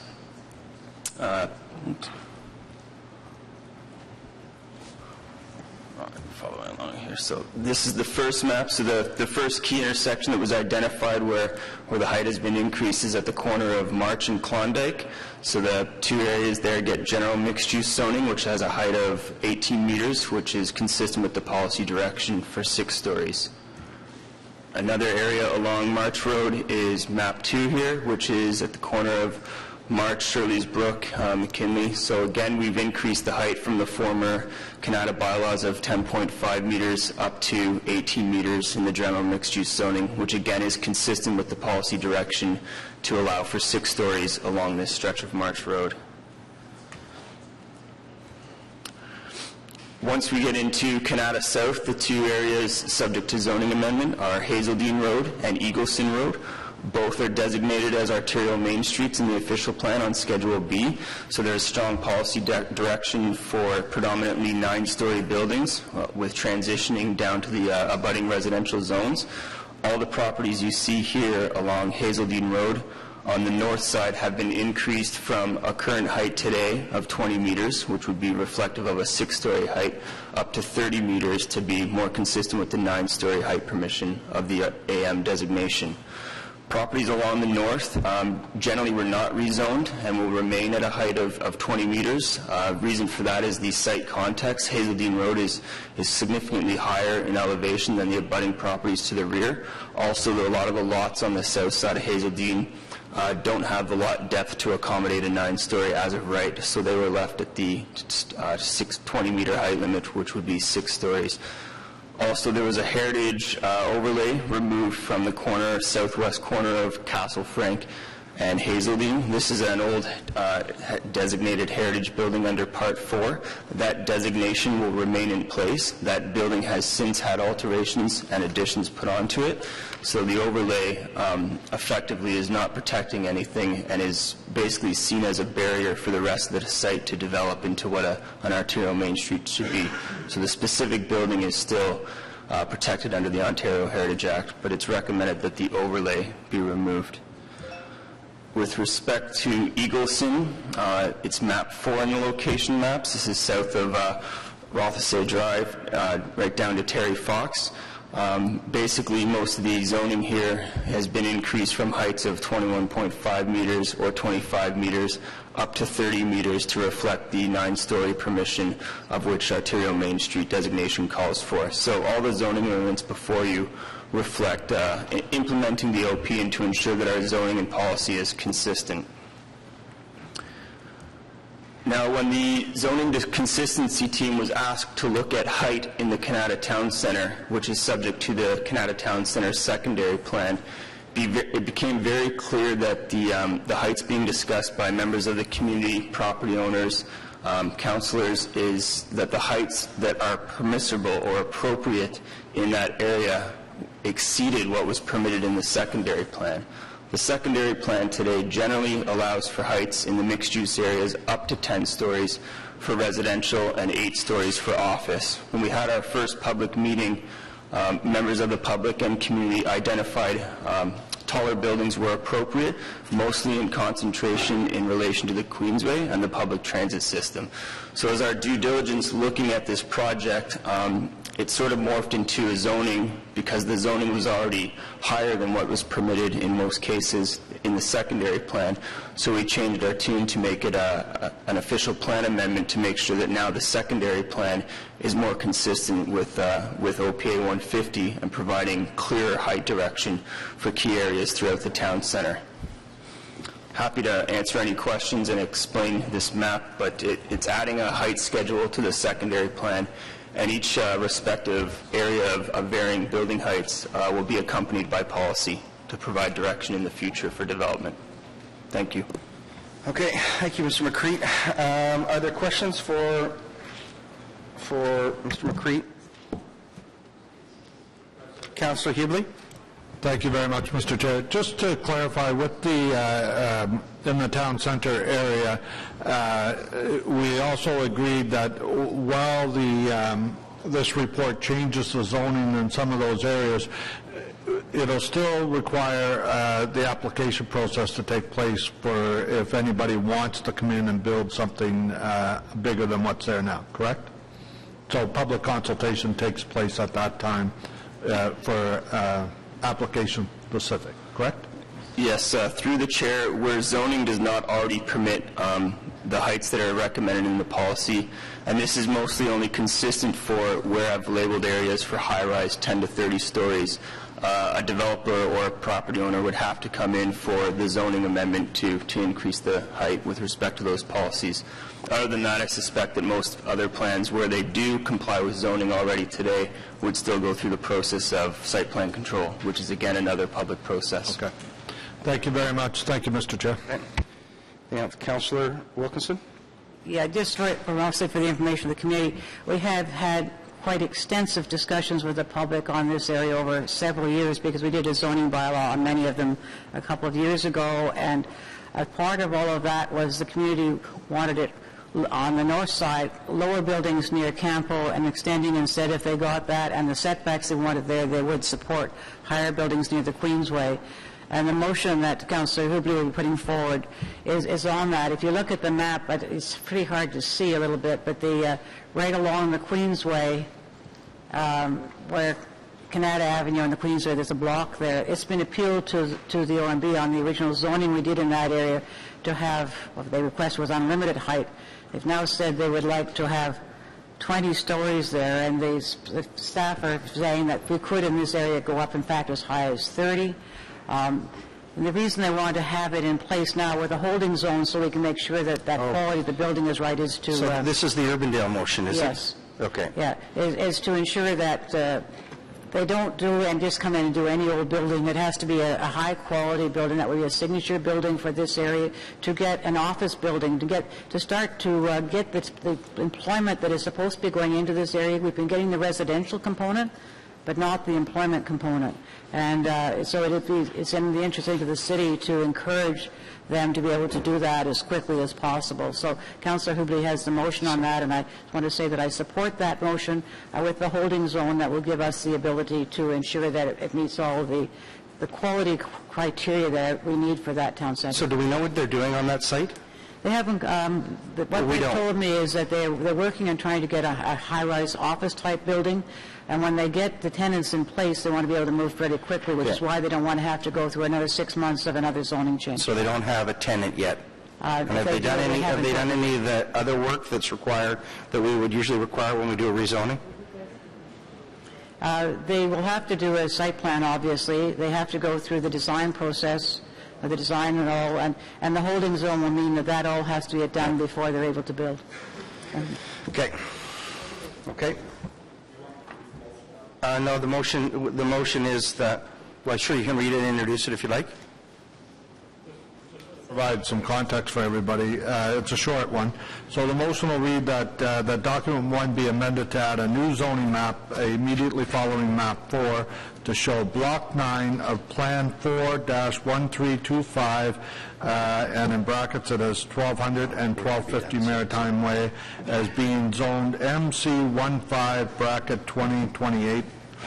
And further, that the document 2 be amended to include an additional zoning change immediately following clause 6 to amend the maximum height provisions, column 5 for block 9, plan 4-M1325 from the council-approved zoning of MC15 bracket 2028, which limited non-residential buildings to 8 stories and residential buildings to 10 stories, and replace the maximum height with the following: 67 meters or 20 stories.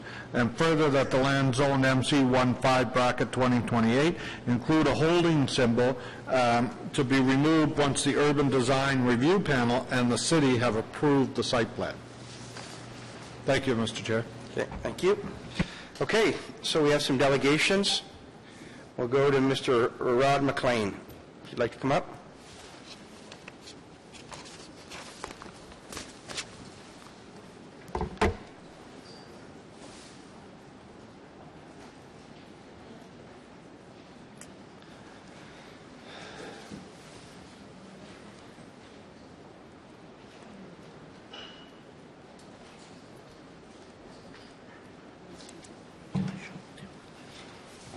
I said it's unclear.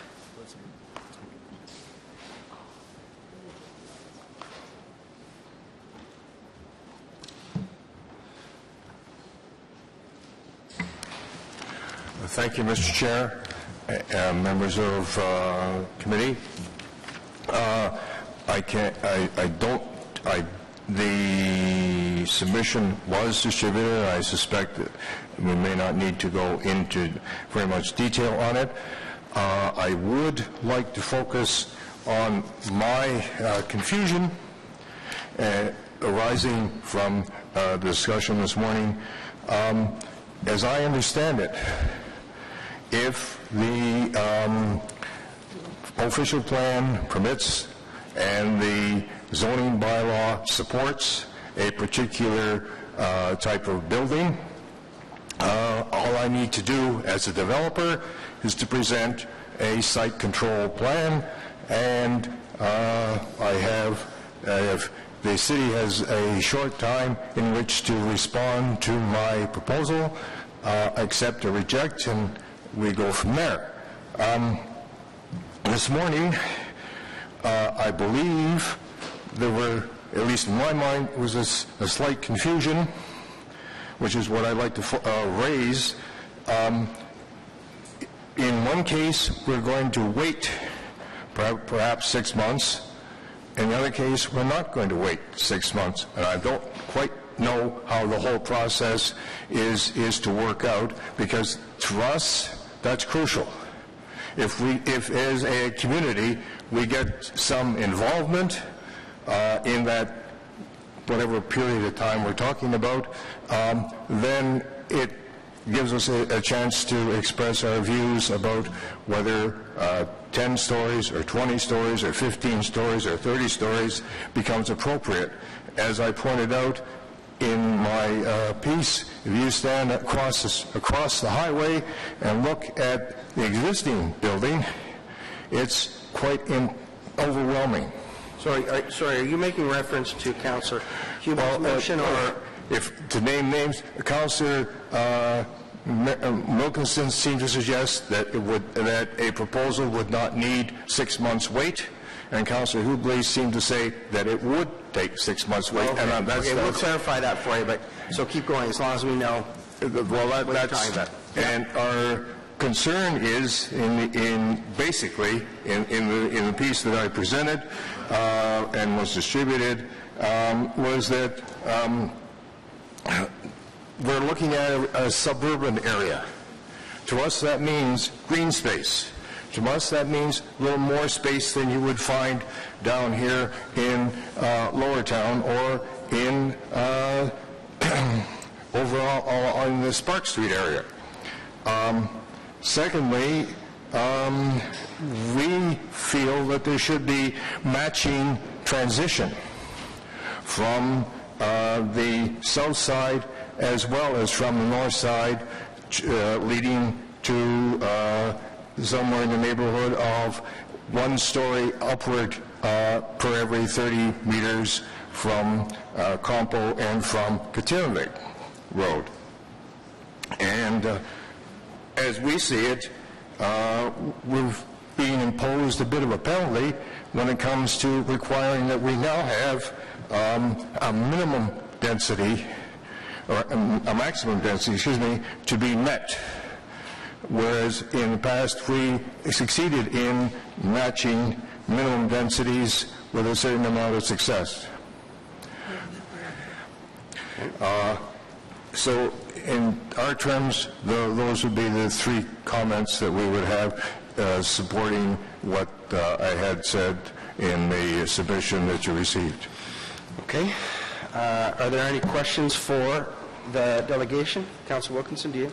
Just probably to help clarify it, Rod, the motion that's put forward is only for the 1 block, and the community on the north side of the Greenway have that transition from 4 to 6 to 10 to now 20 as you get to the 417.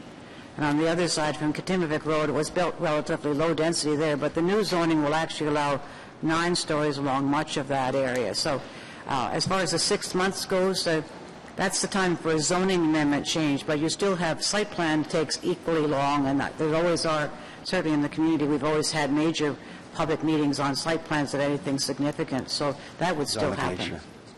So you want to have the time to be able to comment and make suggestions on it, I understand. Definitely. And I think that definitely is still there, because site plan does also have a long period of time for people to comment, and certainly I don't ever have a site plan in my community without a public meeting. Yeah.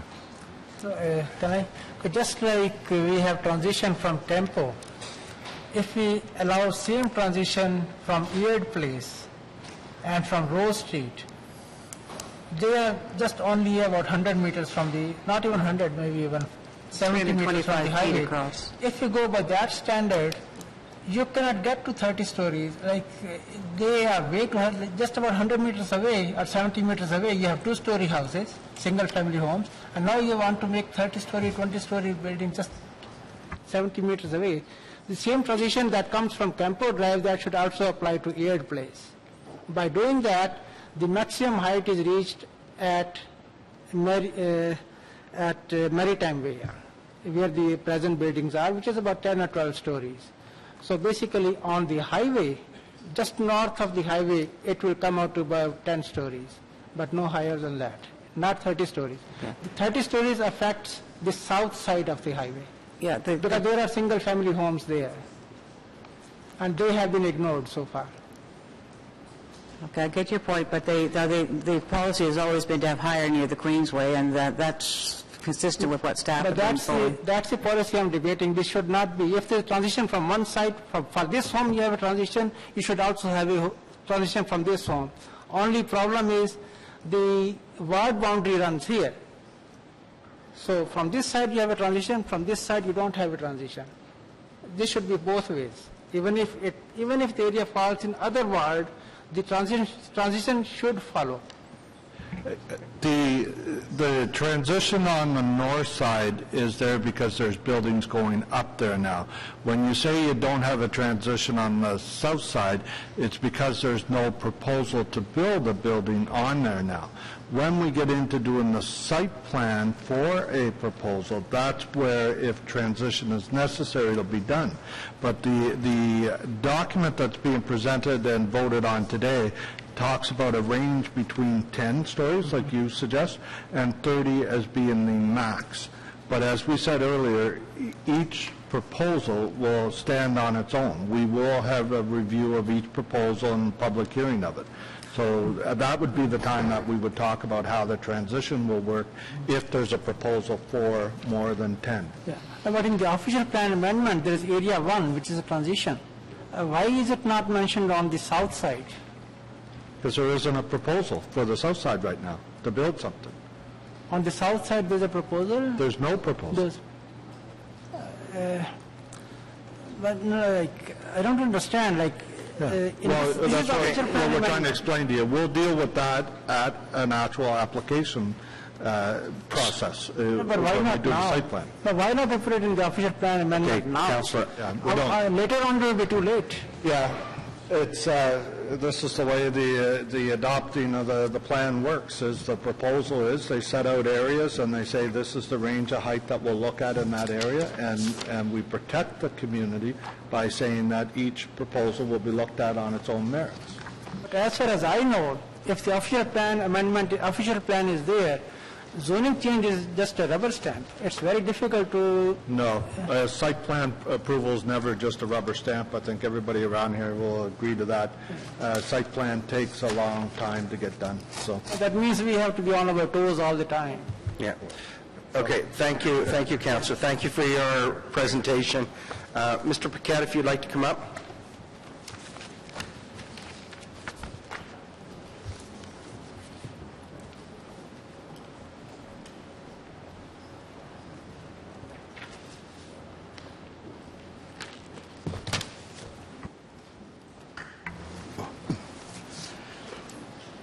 Good morning, Mr. Chairman, members of Planning Committee. Dan Paquette is my name. I'm a planning consultant. I'm representing the interests of the property known as 420 Hazeldine. We don't have a height issue. We have a use issue. One of the things that was rolled into this zoning bylaw we like the changes they're making to exception 1216 to delete the minimum parking requirement. We are looking for an additional permitted use on that property called a recreational and athletic facility, which is... I think we've got a motion that we agree with that, don't we? I didn't hear it. Sorry. We do, somewhere. Okay. We have a motion that's been around the table, and everyone says we're okay with that. Okay, well, that's positive. Thank you. We do have some concerns, however, with the neighbor's property, 430 Hazeldine. So the situation between 420 and 430 is one of those weird moments in sports where both the parking lots for these two respective plazas are physically immediately right next to each other. In fact, they share access points. The 420 Hazeldine property has roughly 300 parking spots, and 430 has, I believe, 94. Roughly the same size plazas, a little over 50,000 square feet each. The zoning change being proposed for the neighboring property is going to create some serious hardship for my client. The issue is this, the current zoning on the property known as 430, being the neighbor, limits the use to certain things that are, I would call, low parking generators. Office, light industrial, they do have a retail permission and a personal service use permission, but there's a cap. What staff is doing is they're saying, let's change the zoning on the property known as 430 to permit pretty well everything under the arterial Main Street zone, which, to give you an example, permits restaurants. So the fear factor is this. If the building next to my client's property ends up being successful in leasing under the new uses, including, say, restaurants, and let's say the entire building was to attract, say, a buffet and some takeouts or what have you, their 50,000 square feet on paper would generate 10 spaces per 100 if you go to section 101, which is roughly 500 spaces. They've got 94. So what the customers are going to do, they're going to park at 420 and exacerbate the policing problem that historically has occurred now and then, as I'm told by my client, and would definitely occur now. This is my client telling me they've got problems if this property next door is given that level of permission, and in particular, the way it's structured right now, the way it's worded right now in the staff report, all they'd have to provide for the existing square footage of that building is the 94 spaces. That's it. And we know if they had to apply 101, Section 101, on restaurants alone, they'd be up to 500. 10 spaces for every 100 square meters. That's the concern. We needed to share it with you. Okay. That's it. Thanks. Mr. McCready, you can speak to that? Yes, thank you, Mr. Chair. So with these two properties, the current bylaw through exception 1216 and 1253 is a long-standing from a previous zoning bylaw, which basically is silent on uses, but 430 Hazeldine says minimum parking space requirement 94 spaces. End of story. Doesn't matter use, just their minimum's 94. Same side, 420 Hazeldine, which is Mr. Paquette's client's property, they had an exception which said 299 parking spaces is the minimum. The department flagged this as part of this zoning review because those parking space requirements were seen as a potential barrier to encouraging uses that we want to see on Hazeldine on an arterial main street. With Mr. Paquette's client's property at 420 Hazeldine, I asked him to do a calculation based on a shopping center of if that exception was not there, and they would have required in the vicinity of 100 less spaces had that exception been deleted. So that's what we recommended. With 430 Hazeldine, which is the abutting property, we took the same approach by saying you previously had an exception that said minimum parking 94 spaces. What I've done is added more uses permitted on that site to be more consistent with the designation in arterial main street of Hazeldine, but also tweaked the exception to say that the minimum requirement of 94 is still permissible, but for the existing GFA of the existing building, which means if that building ever gets larger, has an addition, or they redevelop, any additional GFA beyond what's currently there today would trigger complying with Section 101. So it's a balanced approach with both properties to recognize their previous permissions and also to remove the barriers of putting more weight on parking versus encouraging uses we want to see on that street. Okay. There you go. Okay. May I respond? Through you, Mr. Chair? That does not resolve the problem at all. I mean, what the city has done here, the staff rather, is proposing is a wholesale change to the number of uses permitted on this property next door. And the hard reality is that they got 94 spaces, and they could generate a situation that's going to create some real hardship in the neighborhood if they were to successfully lease out all that space to some of these high parking generator uses, like a restaurant. And as soon as you have that scenario, you've got a problem. And then it becomes a policing issue. Then my client has to start ticketing all the customers, and then, of course, they'll get tired of it, and then they're going to call up City Hall for bylaw enforcement or something. You're going to get dragged into it somehow. That's what that's the heads up I'm being told by my client, who's living the experience, who's leasing the space, who's managing the property. I'm speaking on their behalf. Okay. Thank you very much, Mr. Paquette, for your presentation. Mr. Chatter, you're next.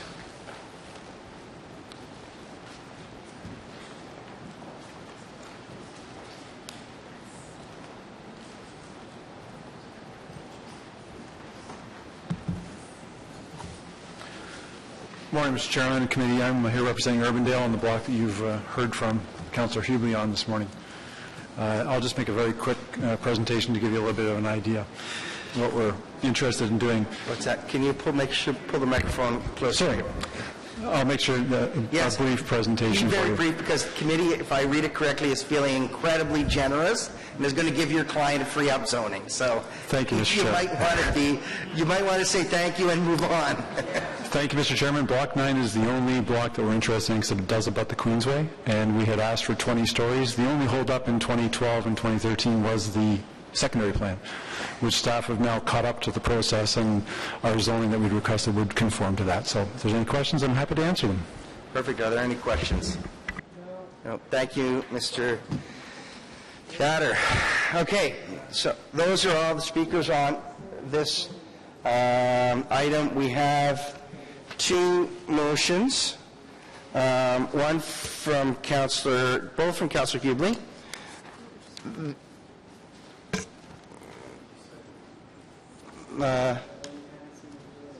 No, there's two.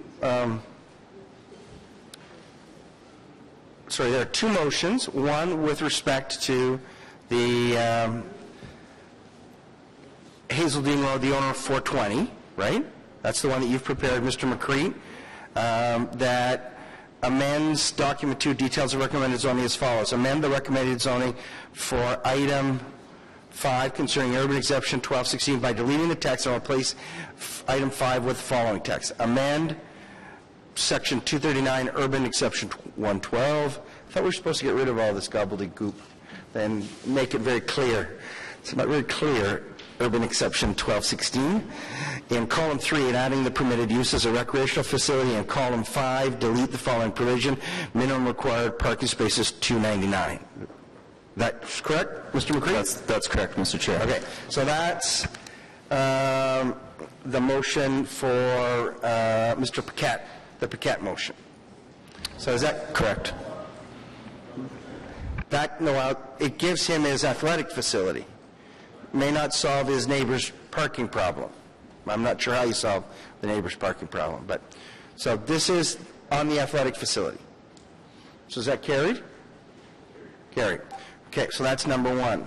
Councillor Hubley has also moved the further be it resolved that document 2 be amended to include additional zoning change immediately following clause 6 to amend the maximum building heights, column 5, for block 9 plan M4 M1325 from the council approved zoning of MC 15-2028, which limited non-residential buildings to 8 stories and residential to 10, and replace a maximum building height with the following: 67 or the lesser of 20 stories. Should be the lesser of 67 meters or 20 stories, Mr. Chair. Okay, the lesser of 67 meters or 20 stories.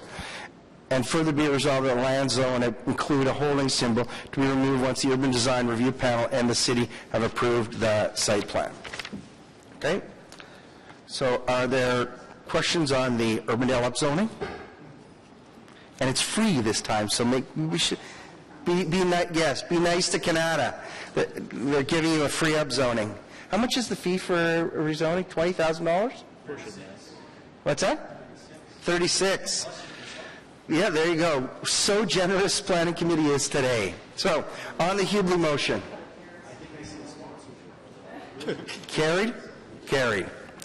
Okay, there you go. Whew.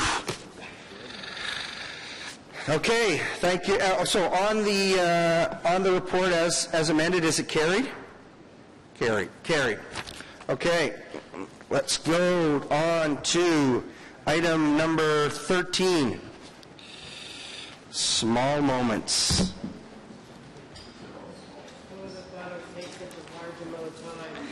Yes, to say no to small moments.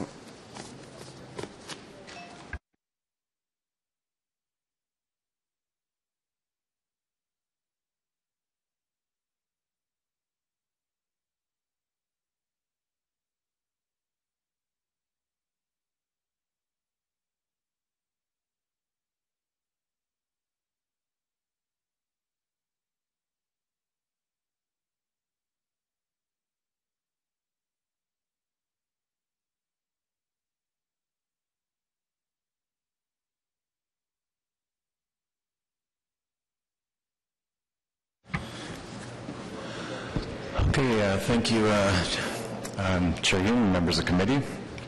Before I get started, I do want to acknowledge a few people, in particular Cheryl Bouillard, who is a project planner on this project, who wrote the staff report and managed the consultants. Unfortunately, she can't be here today, but I'm sure she'd like to be. She's out of town. I'd also like to thank our consultant team, the firms of Planning Partnership and Acronym, who led the public process and prepared the study, which is attached to the staff report. By all accounts, everyone who was involved in the process found that their study and their explanation of the issue was very easy to understand. The graphic work was very excellent to understand the issue. And finally, I'd like to thank the working group that was prepared for their time and input on the study process. It was a very fast process, as you'll hear, and their help and assistance was very appreciated. Okay, in terms of background, Council approved the Centertown Secondary Plan and CDP in the spring of 2013, just over a year ago. And as part of that approval, Council directed staff to undertake a study on small moments or small open spaces and report back to committee in 2014, and that's why we're here today. Just a reminder that the official plan amendment for Centertown is under appeal. We have 8 appeals outstanding, and there's municipal board hearing scheduled for September. Okay, well, the intent of the small moments study is that the Centertown CDP does outline ways to achieve open space in the neighborhood. However, the small moments study was to look at specifically an additional approach to achieving open space and private land through means such as density transfers and density bonuses. Through this process, the study area was scoped to really be the central character area of Centertown. You can see on the screen before you. It's basically, I'll just orient you quickly. At the bottom of the screen is the Queensway. This is the Museum of Nature here, Bank Street running up there, and Metcalf Street running there, to give you a sense of it. And the study really focused on the orange area of that area, and that's the area where the policy direction says up to 9 stories are possible. So next slide. So the study commenced in April of this year with the retention of our consultants, so some background work done before that. And it was an accelerated process, and its conclusions could possibly affect the Ontario Municipal Board hearing coming up in September, so that's why we went so fast. There were a stakeholder group of representatives formed, basically those who have an interest or representation at the Ontario Municipal Board hearing, and they consisted of development industry, residents, community associations, and landowners. And all of these people are also heavily involved in the Centertown CDP as well. The team had 2 working group sessions, one in April, one in May, and then a public open house in mid-June, and we're here today to present the report. Okay, the process itself ended up defining a definition for small moment. It really is open space and private property, and it's likely going to be over a parking garage, be publicly accessible through a legal agreement, and be designed and maintained to city standards. The study also indicated that it should be provided on sites that were larger, 2,000 to 4,000 square meters, and have minimum size requirements of 200 square meters or 10% of the site area. During the study itself, a number of actual sites were reviewed and tested. And what was delivered through the testing was a transfer of the property's development potential under the secondary plan. And it quickly resulted into the fact that if you start to move around the 9-story permissions and transfer density on site, you could achieve up to 15 stories. And a key point to understanding this is that the built form would change from a mid-rise to a high-rise structure. So there's another simple graphic that helps explain this. If you take a look at the graphic, the box there is essentially the built form that could be achieved under the secondary plan direction. The red square is transferring that density. It's taking it out of that built form, throwing it up on top. The little green square that remains would be the small moment, or the publicly accessible open space. And as soon as you transfer that density to the top and redistribute it, you hit that new threshold of a high-rise development instead of a mid-rise development. So the form and nature of the development changes. So the high-rise developments typically have a podium and a tower, and that's what you see in the last image. So the podium actually shrinks down a little bit, the tower is narrow and thinner and rises up. There's a lot of detailed diagrams in the consultant study on this, on specific sites. This is just the theory of it, but the actual details and proposals were tested and looked at through the process. So, quickly to our recommendations, we heard many different viewpoints through this process. We didn't expect not to, but we did. On one hand, the landowner developer interests felt a straight transfer of density, as was shown there, probably wasn't sufficient enough if we put a cap of 15 stories on the height. They didn't think it was sufficient enough to incentivize or encourage developers to provide that small moment for that increase in height. The suggestion was made by some that for that to actually happen, if we want to secure those small moments, it has to be more than just a transfer of density. It has to be a density bonus as well. That too is tested. They're in the staff report, in the images, and what that means is that instead of having 15 stories, you go beyond that. You could be 17, 18, 20 stories, and depending on how you distribute the built form in the site, you could actually rise up to potentially 30 stories on some parcels. We also heard from many residents and community associations, and they were comfortable, after seeing all those images and the graphics, with the current direction of a 9 stories maximum height as per the current Centertown OPA and CDP. They understood, at least in writing that they said to us, is that they understood that they might not get a small moment on those particular properties, but the 9-story potential was important. So after careful consideration of all viewpoints and all the submissions that were made and attached to the department's report, we believe that this portion of Centertown should remain as a low to mid-rise area. The potential impact of allowing density transfers and bonuses could over time transform this area to something else, to a high-rise district, albeit it would be over time. So as a result, the department isn't recommending any changes to the secondary plan as a result of the study. Oops, did I go too far? That said, we all do need to keep in mind that small moments and open space can still be achieved in Centertown. The original CDP speaks to the use of Section 37 and 41 negotiations through development process. In addition, for the larger sites, applying Section 42 provisions, parkland dedication, we can also secure fee simple public parkland where it's appropriate. And finally, of note, we'll use the design guidelines that were created as part of the small moment study as a basis for creation of a set of design guidelines for more general citywide applicability and to guide development proposals that may want to include a small moment. That concludes the department's report.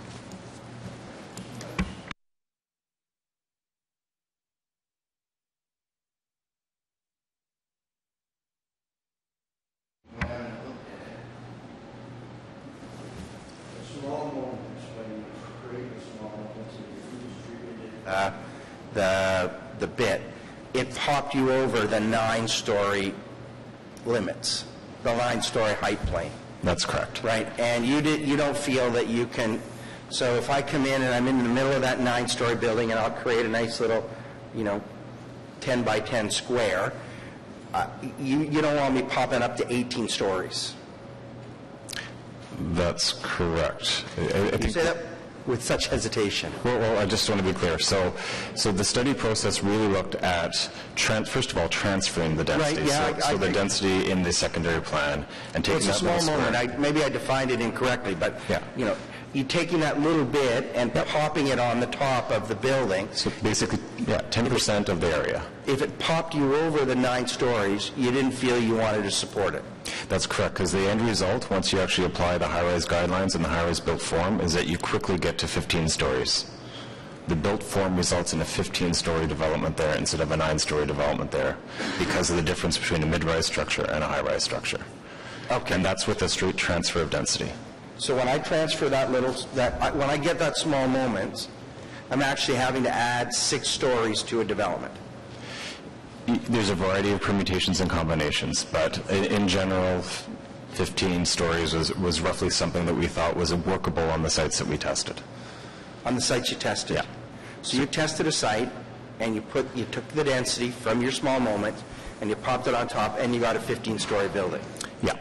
Okay. Yeah. There's other possibilities, of course, but we looked at buildable built form. So we made sure that the tower was something that wasn't too narrow or too fat. We tried to use our high-rise design guidelines to help us inform those decisions. And so I'm sure when you went to the community and said, hey, we thought this was a 9-story area, and now in particular spots it can be a 15-story area, the response was, thanks but no thanks? The responses in the report, yeah. There wasn't a lot of reception to it. I think there was a lot of reception to the idea of a small moment, but not in exchange for increased height and increased density. Okay. Perfect. Are there any other questions from members of the committee? Okay. Let's go to delegations.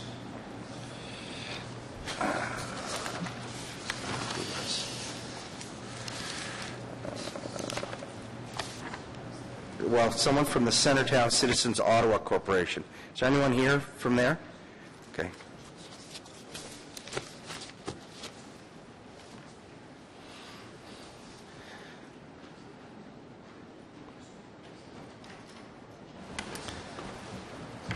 Thank you very much, Councillor. You're not allowed to talk about President Carling.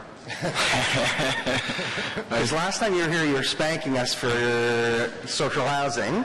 So we just don't want you to come here and ask us you would have to, on President Carling, ask us for something, wouldn't you? So being a developer, there's always the push and pull. There's both sides. Yes. And we love that. Yes, yeah, I'm sure you do. I was debating whether or not to say we're only going to take a small moment of your time. Now that would have been very good as well.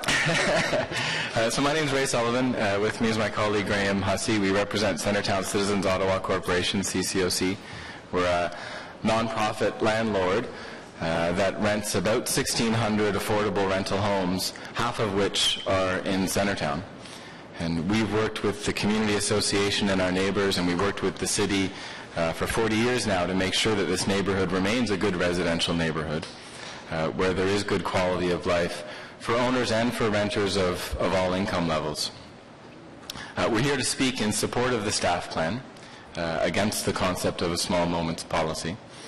And before we do, I just wanted to note the staff report calls attention to the possibility that some of this work may lead to citywide guidelines for small moments, and we want to make sure that there is proper consultation and process if that becomes the case as well.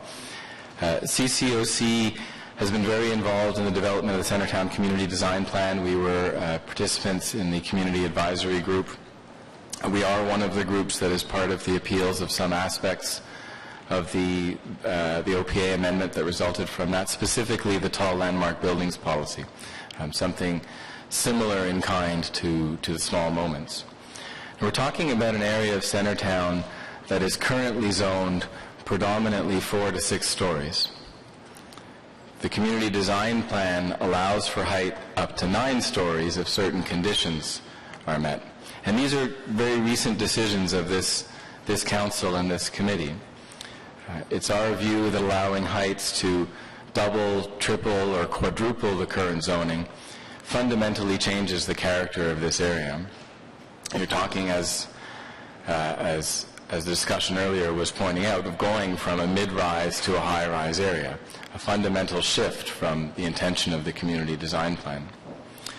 Now, the community design plan already allows for very tall buildings in the area immediately north and immediately south there. We're not saying that there should be no tall buildings in all of Centertown, but not in this area, particularly an area where the greatest concentration of heritage-designated buildings already sits.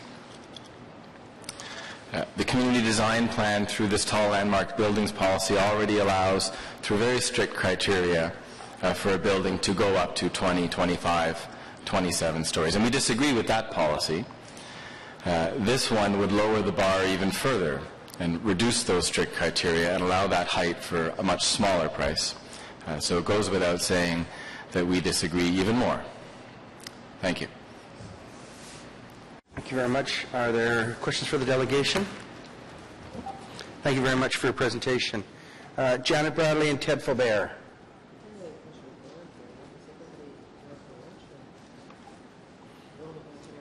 I know. I don't know that we have quorum.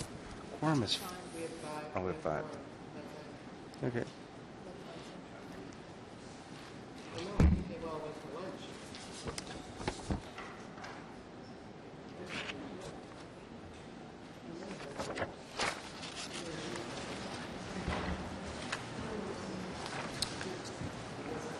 Yeah. Okay, you're up. Okay, thank you very much, and good afternoon. I'm speaking, and so is Mr. Faubert, at this point on for Starwood Acquisitions, Inc. They have an interest in property at 267 O'Connor. They have an interest in other land in Centertown. And primarily what I have to say is that we, Starwood, Mr. Faubert, were just surprised that the staff recommendation is not to recommend that there be small moment policies incorporated into the Centertown secondary plan.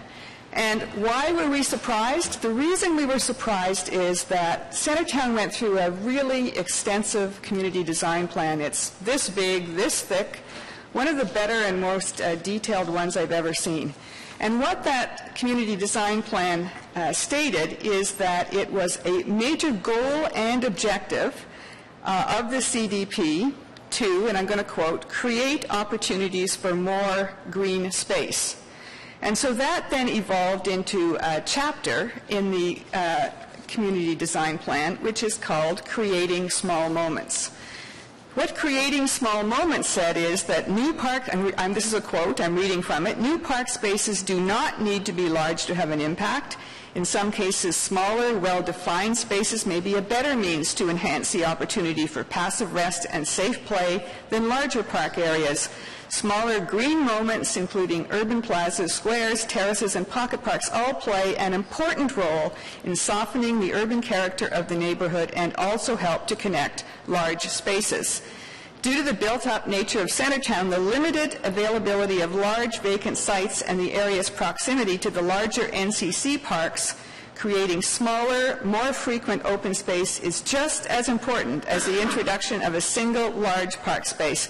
Providing a number of small, formal, and informal space augments the neighborhood's open space network, diversifies the public realm experience, and complements larger open spaces. Such spaces are generally more suitable in private ownership, but should be publicly accessible.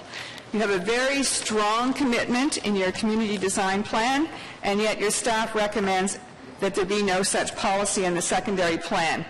How can you reconcile that inconsistency? Well, the issue, as has been pointed out, is one of incentive and one of height. You have to give incentive to the owners in order to create the space. That incentive will create more density, and that density will create more height. What the general feeling is that small moments are a good idea. We should have more of them. But, and this is a quote from your staff, not at the expense of increasing the building height beyond the established 9 stories. But the established 9 stories was all part of the community design plan. It wasn't as if this hadn't been thought. And the community design plan had only recognized 9 sites throughout all of Centertown where such a possibility was even likely to take occur. So it was not going to happen on every site. Only 9 had been identified as having the capability of supporting it. And so my submission, and you'll hear more from Mr. Faubert, is that basically what your staff is recommending is that you, in effect, I love this clause, throw out the baby with the bathwater. Because there's some risk that you might get some increase in density, you don't get any of the small moments and the green space that was considered to be so important. And in summary, I think that Planning Committee needs to consider whether that isn't a loss to Centertown and a loss to all of the city. And at the very least, staff could have regulated it somehow. They could have said, small moments are a good policy, but why don't we control what is concerned by X, Y, and Z? None of that. Just let's recommend that we don't have them. And my submission is that that is not good for Centertown and not good for the city. I'm going to turn it over to Mr. Faubert.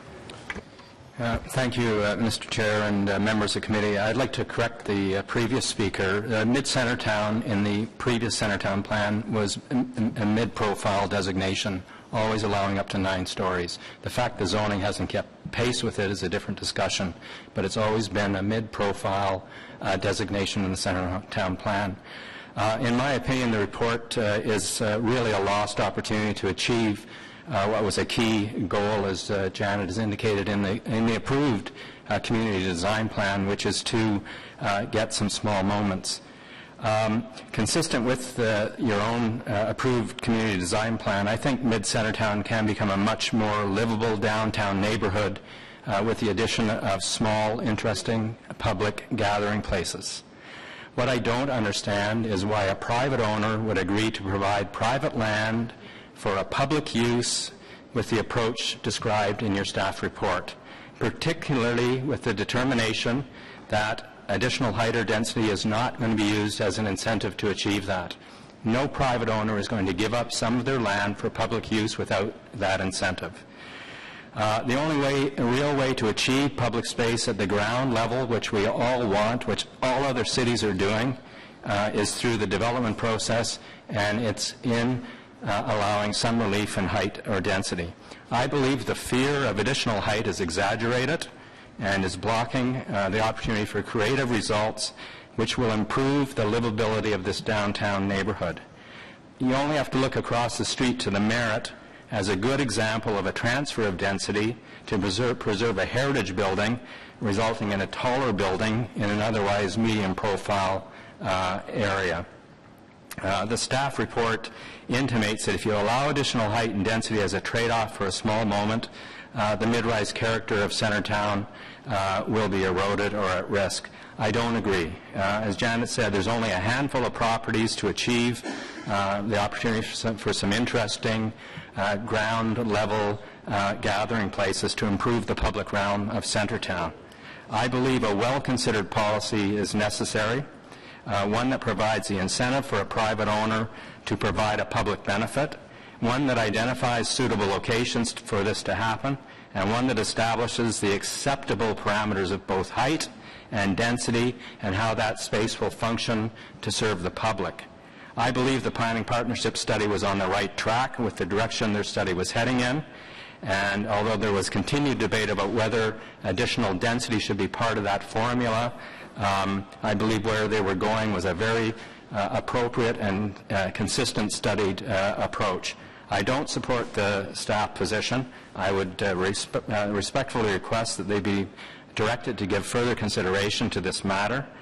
I think a more focused process, the process was very fast. There was only 2 public meetings. The key landowners were not individually engaged in this process. Only one of the handful of owners was even at those meetings, and you're going to hear from them next, I believe.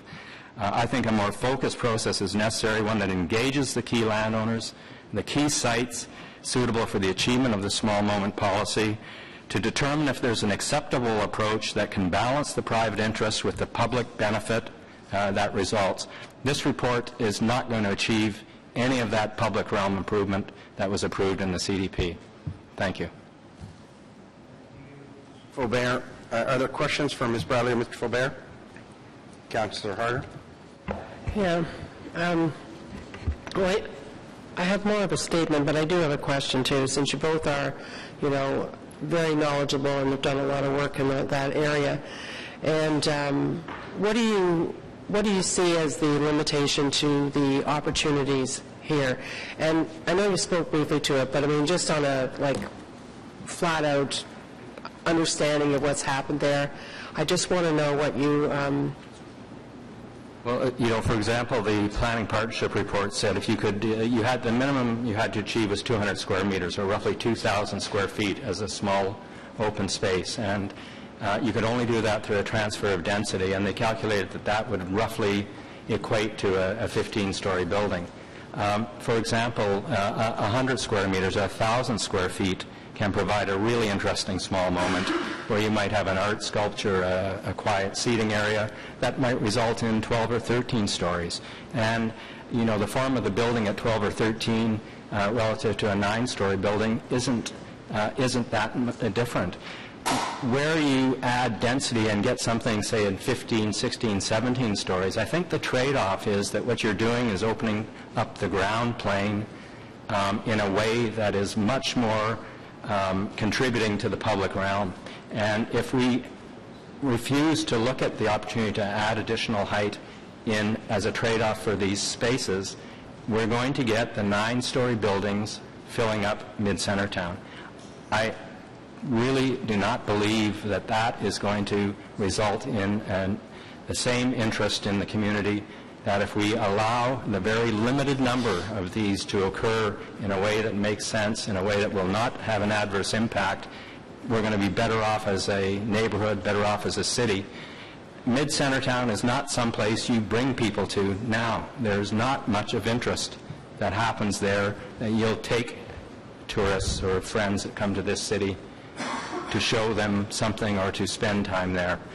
There truly isn't. We need to look at the improved public realm, and this was one of the key recommendations in that report, that I think we're just missing that opportunity because of the fear of height. Well, and staff say that, you could always bring an application forward for an exception. How much would that cost you to do on the chance that maybe you would be successful? Well, first of all, you can't because you're setting maximum height limits in your secondary plans. So right off the bat, we have to do an official plan amendment in order to even get an increase in height, whether it's a minor variance or a minor rezoning. So basically what you're saying that you're already positioned against it. First of all, it's $20,000 to do an official plan amendment right off the bat, even if you want to go from 9 to 10 stories. And the maximum height limits and the notion that thou shalt never change a plan once a height limit is in there is just going to deter anyone from contributing. They're basically going to say, forget it, I'll fill up my density at 9 stories. Yeah. And where's the negotiation going to result in the small open space? I just don't see it. Well, I'm not one that around the table, and so some aren't either, that are absolutely fixed to a certain height, and you never shall go beyond, even when you get a beautiful something to look at and the community loves it. But I will say, Mr. Chair, that of the Centertown work that we did, my favorite part was the small moments because of the fact that you so need some places that are places where people can just enjoy. You don't have that. You're not going to get it with this new plan either, at all. So where's the benefit for that Centertown for us to understand? Like how many of us that go to the West End go down O'Connor to get onto the Queensway? Good God. Where would an opportunity be there, okay? Same thing coming up Metcalf. Metcalf is marginally more attractive, okay? And then you look at the interior streets and that sort of thing. I'm not saying throw out the baby with the bathwater, but I would have liked to have seen a proposal that said, we're going to put really tight restrictions on what you can do. We still want to hear those ideas for small moments because they're going to make your properties more attractive, for one. But if there's no benefit for anybody that's paying the bill, the community will never see a benefit either, I don't think. Thank you. Okay. Thank you. Are there any other questions? Councillor Hubley. Thank you, Mr. Chair. If I could, I would like to ask staff to comment on what Mr. Faubert just said, because what would be the implications if we defer this motion or study to give you an opportunity to have more public discussions on this? I think we're going to have a new councillor for this area in the new term. What would be the concern that you might have if I move a motion to defer this till spring of 2015? Mr. Chair, through you, it would be the Ontario Municipal Board hearing that we're aiming for September, so that would have a direct impact on potentially the results of that. But if we go ahead with, as Councillor Harder said, if we go ahead with a plan that isn't ready and isn't going to do what we really want to accomplish with it, I think that danger is even higher. Right? Mr. Chair, if I might offer some comments. If Council wants, if the view of the committee were to pursue small moments, then a motion that could be written perhaps for tomorrow as opposed to writing it on the fly would be to instruct staff to defend the policies of OPA 117 as they're currently written, and that would allow us to proceed to the hearing in the fall, but that to bring forward an official plan amendment in the new term of council that would allow for small moments, which would open the door to dealing with it in the future. Thank you, Mr. Mark. I'd be prepared to move that motion. Oh, you want to move? Okay, go for it. Let's do it. Carry. If I, okay. Mr. Chair. Wait a minute. Wait a minute. Before we get all carried away, we're in a generous mood. I'm not so sure we should be this generous, but so are we finished with the delegation? No, we've got other delegations to hear from. We're lots of times to move. Well, you guys can. Okay. So, Judy Forrest, if you'd like to come up.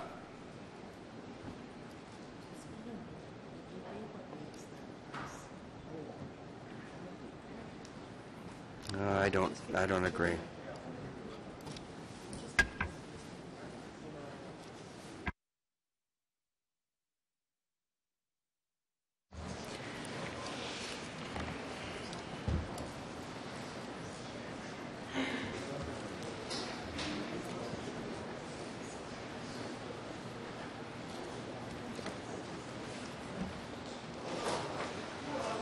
Good afternoon. My name is Judy Forrest. I am co-chair of the Centertown Citizens Community Association's Planning Committee, and my colleague Joan Spice is a member of the Planning Committee.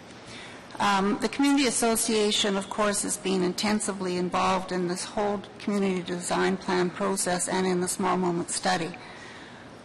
Just as a bit of background, some of you may be aware that early last year, the Community Association worked with Mr. Fotan and his group of developers that he was working with at the time to come up with a small moment policy. This was before Council dealt with the community design plan. We were looking at that small moment policy at that time as an alternative to the tall landmark building policy, which the staff and consultants had come up with, because none of us were happy with that policy. However, at the time, city staff said they didn't like the small moments policy. They liked the tall landmark building policy, and so that was what was approved at council. That was what went into the report. I'd like to just make a couple of comments as well in relation to what Ms. Bradley said. She was talking about the section in the CDP that outlined the needs for more open spaces, small moments, green spaces in Centertown. We were disappointed as a community association that there were not more specific recommendations in the plan at the time to address those needs. We said we need a comprehensive plan that's going to look at how we can achieve these identified needs, and that wasn't in the plan at the time. We completely agree that we need all kinds of new amenities in the community, but that wasn't the approach that was taken at the time, and certainly the staff didn't agree with that.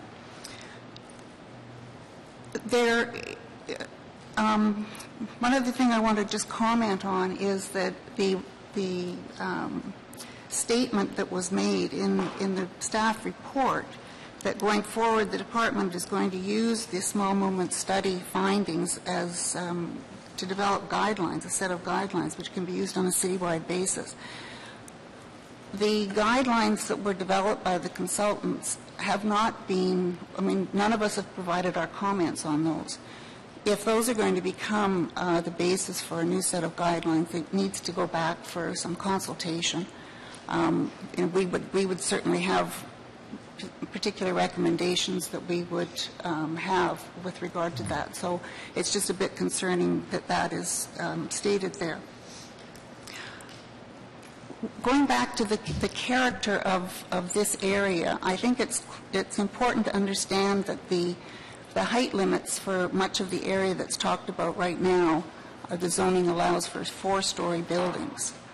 The Community Association, going through the process of the community design plan, did agree with the 9-story, going to 9 stories in that area. So we've already agreed to significant, more than doubling, potential doubling of the current permitted heights in the area.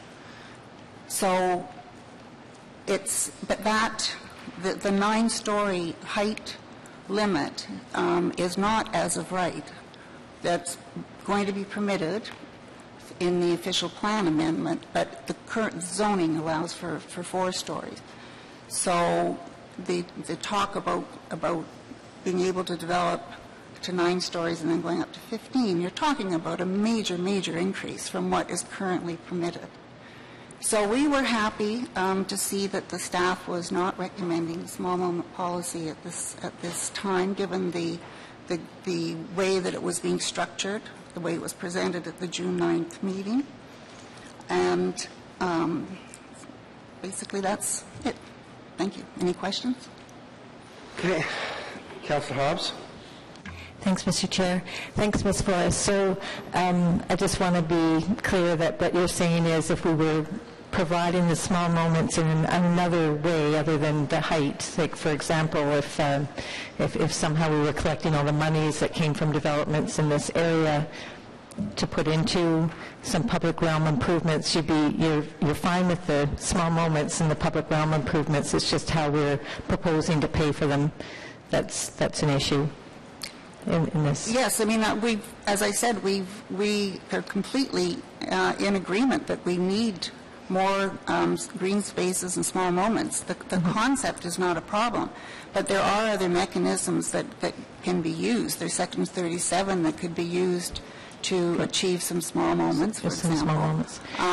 But I think that there are other opportunities. We would like to see the city working with the community to explore the different ways that we can improve the public amenity spaces within the community.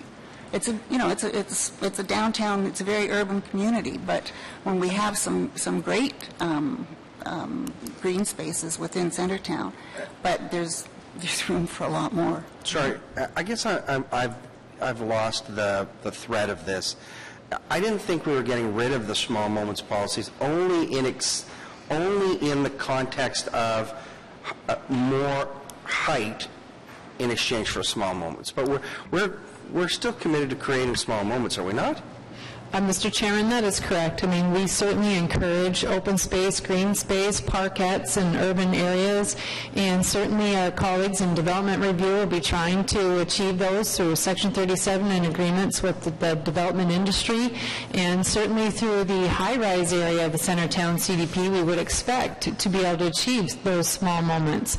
I think the challenge is in the 9-story area that we're hearing from the community that the trade-off of the additional height is the challenge in respecting the CDP, but we do believe there will be opportunities within the Centertown plan area to achieve small moments. And Dana, Mr. Collins, do you have anything to add to that? I think that was a really good summary. The only other thing I would add is that there's opportunities for greening all of Centertown through capital road improvements and construction projects, and the CDP does speak to a lot of areas that are deficient right now and just greening in general, and it provides us a mechanism to go forward with to try to green the area. Go ahead, Councillor. Thanks. I was just wondering if we've specifically noted what those are, and so that, if what we're leaving in the policy is just at the whim of somebody to create a small moment, or do we have an actual way left to create the small moments that we think are important in, throughout the consultation that's happened with the neighborhood? Do we have a way of ensuring that those would go forward with the plan if we let this go today? Yeah, the plan isn't specific to say there shall be a small moment created on this particular parcel. The plan is more general in the sense that it says the city shall use all possible means to green areas of Centertown, and that can include 37 discussions and negotiations. We may be more successful in the high-rise district in this area, but it certainly is going to be an important consideration for any development application. It means Section 41 negotiations, site plan negotiations. It also is the use of public parkland, so cash in lieu or actually taking of public parkland. And we're going to start to have those discussions on the larger sites, where we might, instead of taking a strata ownership, which is suggested through this report, actual fee simple public parkland can be achieved on some of the larger sites. It might not be appropriate everywhere, but in the fullness of time we have those abilities today. Okay. And just a follow-up question to Ms. Forrest, and I'm just wondering if there were specific things that your group had identified to the city in any of the consultation. Were there specific areas where you felt that there could be a concentration on some of these small moments? Or? Yes, we did. We made quite a few written submissions to the city along through the process of the development of the CDP. Okay. I don't have them all with me right now, but they are, we have documented. Okay. I just think that would be helpful. Recommendations. Yeah, I think it would be helpful as we go through things, that when planning know what all your priorities are and where they should be. It really helps when they are trying to achieve things through site plan and through other means. So just appreciate all the work you've done on that. Thanks. Okay, are there any other questions? Thank you very much for your presentation. Mr. Cronick, if you'd like to come up. Can I just ask a question? Sure. And my question is, I mean, it's easy to sit there and say we're going to be lots of opportunities, but who's going to pay for the opportunities? You know, I was just talking to my colleague on the other side from Cumberland. He's saying, you know, if you're going to fix O'Connor Street, it's going to be a $10 million project. Do you really think that everybody in the city is going to pay $12 million to have your small moments when we have an opportunity? So where do you envision the money coming from for these small moments? Mr. Chairman, through Section 37, we've talked about as an example to achieve some of that, and we refer to the other sections, Councillor, in the plan that have the more high-rise areas, the larger lots, and we'll be working with our colleagues in Development Review to achieve being able to obtain those small moments in those high-rise areas of the Centertown plan. The specific area, the 9 stories, really a sensitive area for the community in terms of that additional height and density. So we're going to be looking at the more appropriate locations where we can achieve those Section 37 opportunities within this plan area. But there is a possibility that the developer who wants to, the applicant in those areas, doesn't want to do that. That's another possibility. But also, I just think that if you could use the Section 37, heaven knows there's lots in Ward, what is it, 14, lots of Section 37. Why is it not being spent that way now? So let's not count on that being spent that way, because I know that Councillor Holmes has wisely spent on a number of areas that have nothing to do with small moments and everything to do with fixing up parks and things like that. So, thank you.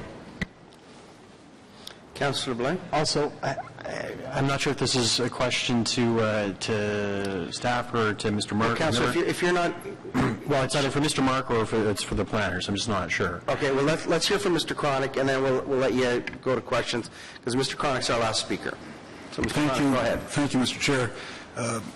Members of the committee, my name is Russell Cronick, and I am now and have been since 1983 one of the owners of the Doctors Building at 267 O'Connor Street in Centertown, and our site was one of the sites that was subject to the study and there's a diagram I think there's a diagram in that study of what our site would look like if you applied a small moments policy or if you didn't. They say that it's bad enough that the policy that the staff considered bringing forward didn't allow for some increased density housed in taller buildings in return for creating some public spaces on the site. But now, after what I consider to be an inadequate and a non-meaningful dialogue with landowner stakeholders, they've decided not to recommend any policy at all. When the Centertown Community Development Plan was adopted through the passage of the official plan amendment last May, we were left with some hope that at least a small moments policy would address what at least I consider to be an utterly unimaginative planning concept in the Centertown Development Plan. With the rejection of any small moments policy, which, by the way, flies in the face of the city's own consultants' recommendations, what we're now left with is an official plan amendment in all of its bland nothingness, and again I'm speaking for myself. How depressing to know that we will have to live with a mid-Centertown as you now see it, and as it will likely remain for the next generation. You may be aware that a rezoning application for our site has been filed with the city. What you may not know is that the application was filed by, and strangely enough, the city actually received it from a company that was not then, nor is it now, the owner of the property. Faced with the current state of planning as embodied in the official plan amendment, and without an enlightened and creative small moments policy, as has been proposed by Ted Faubert, and at least last year supported by the Community Association, the current owners, which I am one, have absolutely no interest in doing anything with our site other than maintaining and keeping in place what is there now. Indeed, depressingly, I can foresee a time long into the future when it might well become a 38,500 square foot parking lot. Furthermore, none of the landowners and developers with whom I have spoken and who have interests in lands in Centretown have any interest at all in bringing anything new and exciting to this area, an area which is, as we all know, right in the middle of the nation's capital. What will be assured is that the residents of the area won't be bothered by tourists walking their streets. Is there anyone who would want to show visitors to our city the mid-Centretown area? Without a tall landmark policy, which on its own is difficult to build given the restrictive criteria that are applied to it, all you can build following the current official planned amendment without a small moments amendment is a flat and fat 9-story building that would be built close up to the lot line. Of course, it wouldn't be a tall building, something that some people are unalterably opposed to.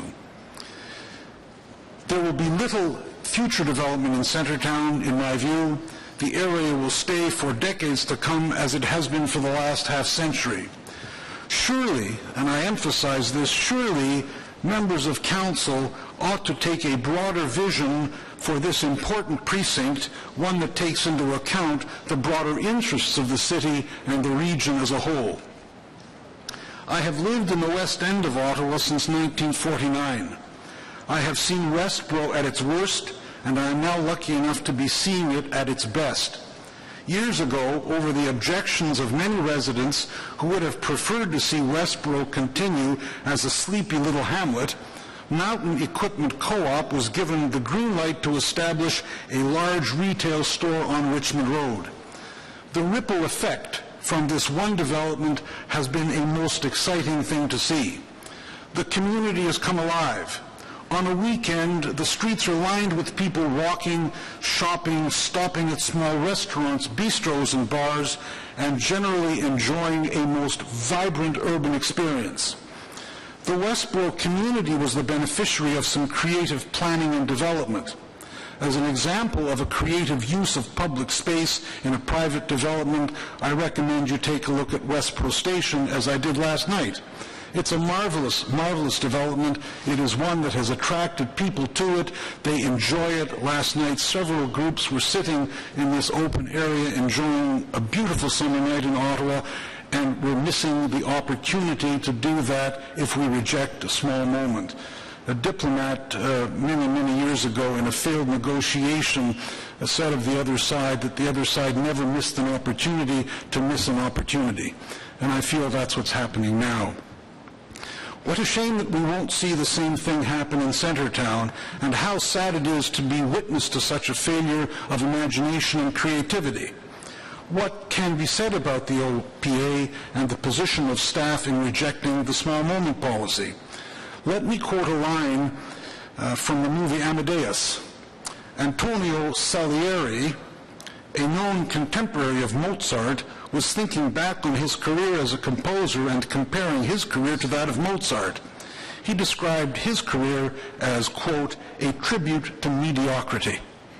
That's exactly what the city will get without an appropriate small moments amendment. Thank you. Okay. Councillor Blows.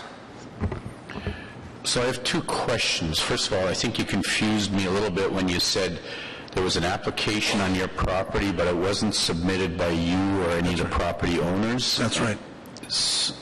Okay. An application was submitted to the city to rezone my site without my knowledge, without my consent, and without me ever signing it.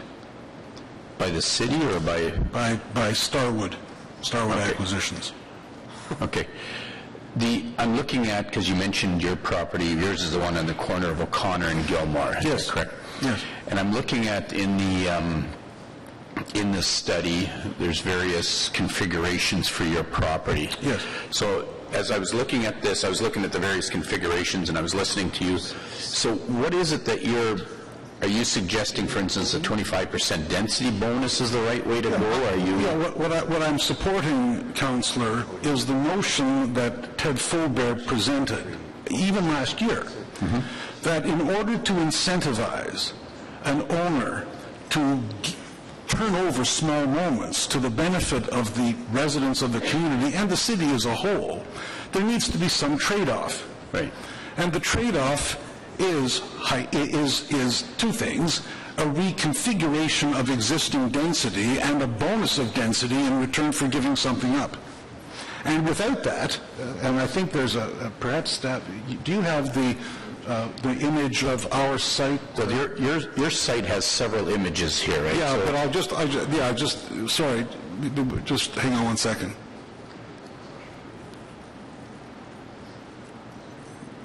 There's the site. Right. And as I said, it's on 38,500 square feet, bounded by 3 streets, O'Connor, Gilmore, and McLaren. Now, there, okay. That, when I talked about a fat, flat building, put back that hole at the back of it, take away the top, and that's what you'll get with 9 stories. You get a big, flat, concrete slab-type building with windows, with the boundaries of it almost out to the sidewalks, almost, not quite. Right. That would be so unattractive, and I'm agreeing with you. So you've got some other configurations. I don't know if there they are. So when you're looking at the various configurations that the study looked at, there's some pretty neat ones in there, some pretty interesting ones, and of course what you're suggesting is you need a 25% bonus to make this worthwhile. Yeah. I mean, I'm not an expert in this, okay? There are other people that are much more qualified to speak to this than I. But I can tell you that if you don't get some kind of incentivized bonus of density, nobody's going to do it. Mm-hmm. Why would you? Why would you give something for nothing? So when you're looking at the report and the recommendation about receiving this report for information, where does that leave you? I'm saying, if this small moments policy is not adopted, I mean, it's bad enough that it's bad enough that there's no bonus. We need bonus. Okay, we need a bonus of density in order to do this, as happened, as I said, in Westboro Station. But if we don't get it, it won't happen. It's not going to happen. Right. Okay. I need to build it. Okay? I understand. I understand where you're going now. Okay. I'm just not clear. Sorry. No, go ahead. I'm done. Good. Mr. Cronick, which are you talking about? Westboro Station, which has the nice courtyard, the Phase 2 portion?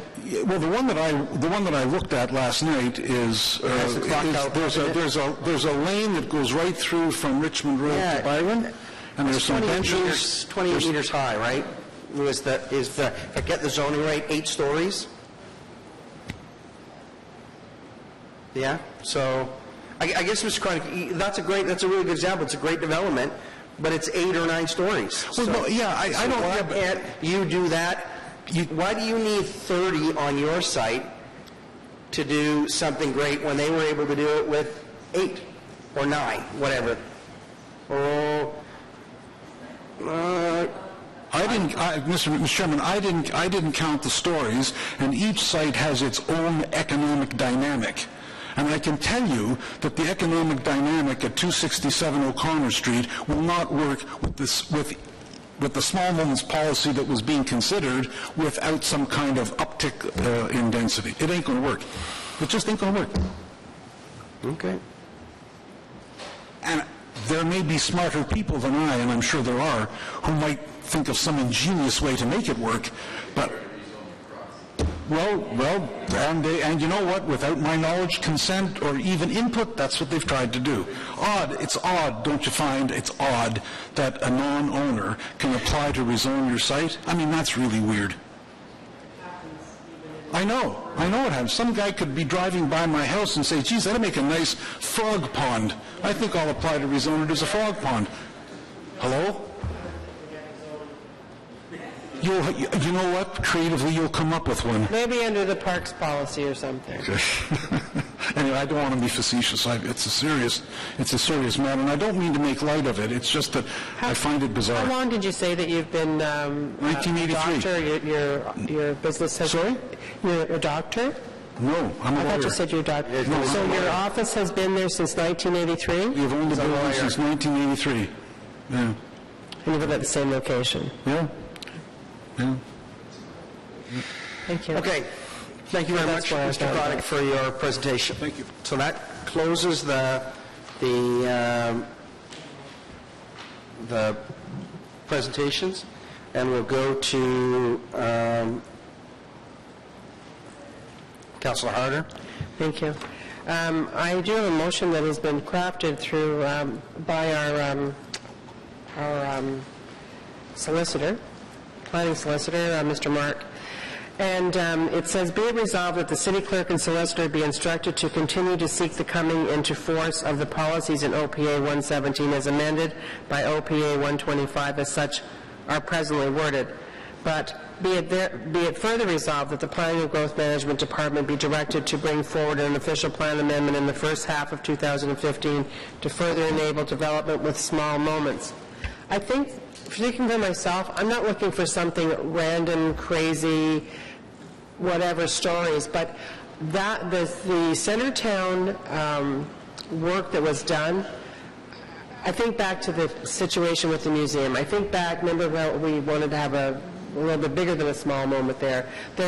We don't have that many opportunities, and when we get an opportunity, okay, to expect that it might be funded through the public purse is not realistic. We all know in the next term it's even going to be tighter than it is in this term. And so when you have an opportunity to add something enjoyable for the community, to encourage people to be, rather than driving over the speed humps down godforsaken O'Connor, you are maybe taking your bike, or maybe you are going for a walk from City Hall and just to get away from things, and you have a place to sit, maybe with a tree. You know, we talk is cheap. Since 2000 and whatever, amalgamation, 2001, we have talked about doing just that in the downtown, about buying up opportunities, houses. But we're not in that business. We're not doing that. The developers are doing that. Okay, they may have the control. So the thought that we're going to be able to take money from the taxpayer or from Section 37s indirectly from a developer perhaps in a different area and spend it to do that is not logical, because it hasn't happened in all these years. And the faint hope promise that maybe it will is just that. It's a faint hope promise. So, you know, when I read this motion, I just want to make sure that we aren't throwing the baby out, either baby out with the bathwater. I think that we can't have something where it's willy-nilly, 30 stories or whatever, but I think that we need to make sure that we do have the ability to have an opportunity for small moments as they may arrive. Does this accomplish that, Mr. Mark?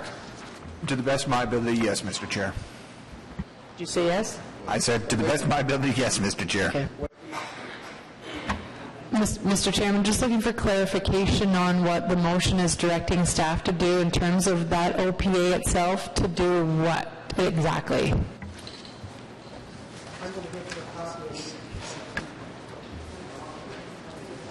Mr. Chair, that which has been drafted would direct Planning and Growth Management to bring forward an official plan with all the requisite public notice, to bring forward an official plan amendment that would provide further permissions for small moments beyond that which already exists in OPA 117 and 125. I heard Mr. Collins in his presentation note that there's some ability to do small moments even under the existing policy. I understand from the comments I've heard at committee that there's a desire to see that enlarged upon, and that is what the second clause in the motion is directing be brought forward.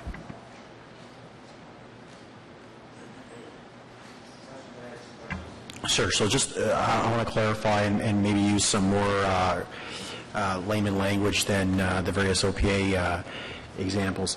So if I have a building, I'm allowed to do 9 stories now. You want me to carve out a section of it, and I want to add 4 stories or 5 stories to the top of it to compensate me for that. At present, is that allowed, yes or no? No. Okay. And if the report presented today is approved as is, that would continue to be the case? Okay. And Mr. Mark, the proposal by Councillor Harder to have an OPA done next year sometime would change the current situation to potentially allow that? That's To potentially allow it, yes, that's the intent, Mr. Chair. Perfect. Thank you so much. I understand the motion calls for the official plan in the beginning of next year. Yeah. Yeah. Once the OPA is completed, no, but once the OPA is completed, the criteria under which the swap exists will be identified, I presume. No, but... And then if you need direction on that, we could add the direction of I what think that that actually... we could end up getting the same small moments policy back, which is, I think, generally, most people agree is not, I think, up to snuff.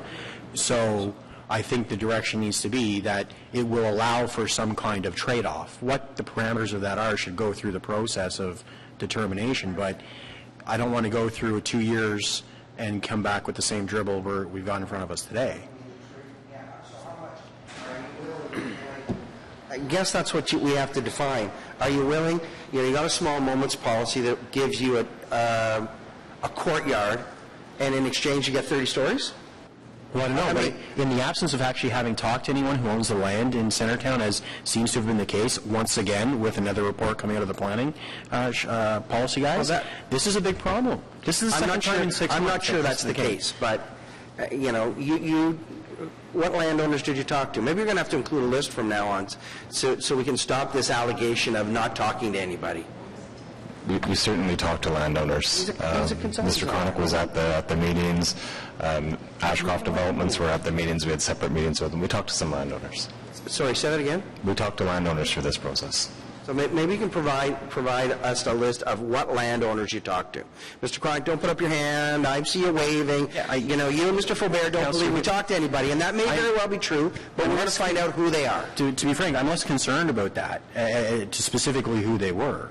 It's more, this is the second fairly significant planning policy report in the last 6 months where the same situation has arisen.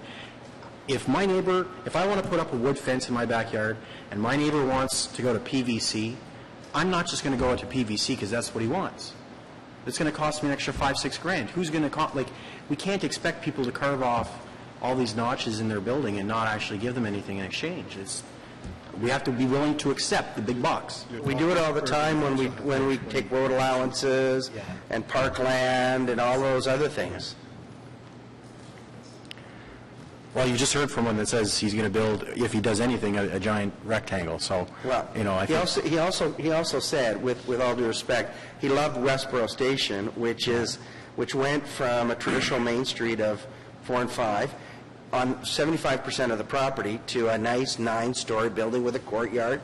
So, and then he said economics may not make that work. I don't know what those are, but 9 stories can work and does. Well, I don't think anyone's saying 9 stories doesn't work. I don't think anyone's saying 9 stories doesn't work, but I would expect that land values in the downtown are different than in Westboro, and soil conditions and ground conditions are different as well. But anyways, I want to make sure that if we're going to go through a 2-year process or 3-year process, whatever it is that this motion calls for beginning next year, that we don't get the same kind of non-recommendation that we have before us today. Mr. Chair, I just think from a staff perspective, I think we need some direction. Are we being instructed to come back with a small moments, or are we left to our own device to be able to, draw in people, have that discussion, and then come back again? So I think we're just looking for that clarity in terms of what we're being sent out to accomplish. Right. And what's the parameters and so the directions?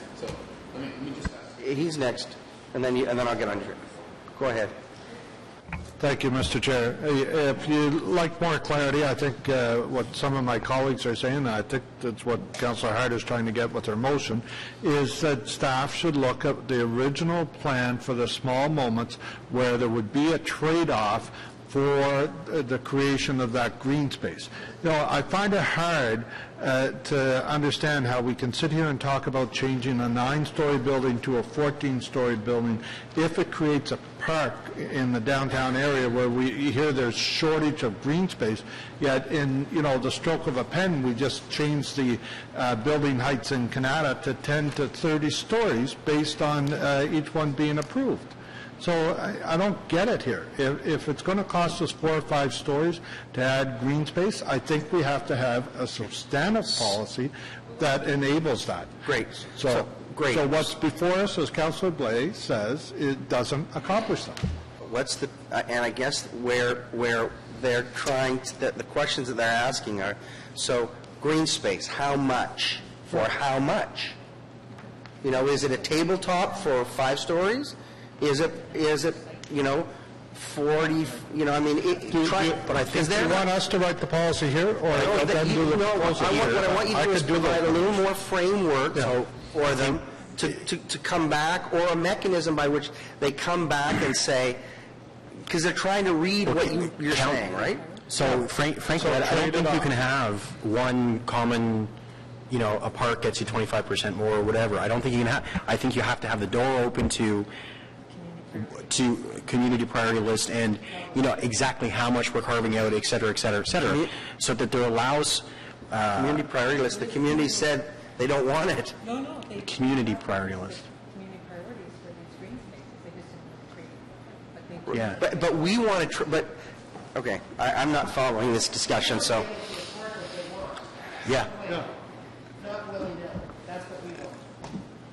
But I was never clear that they said, yeah, okay, give us a part, the community. The community came up, and they have a list, and they're willing to trade, they're willing to go to 9 to 15 to achieve that list. I didn't hear that. No, but they have the list, right?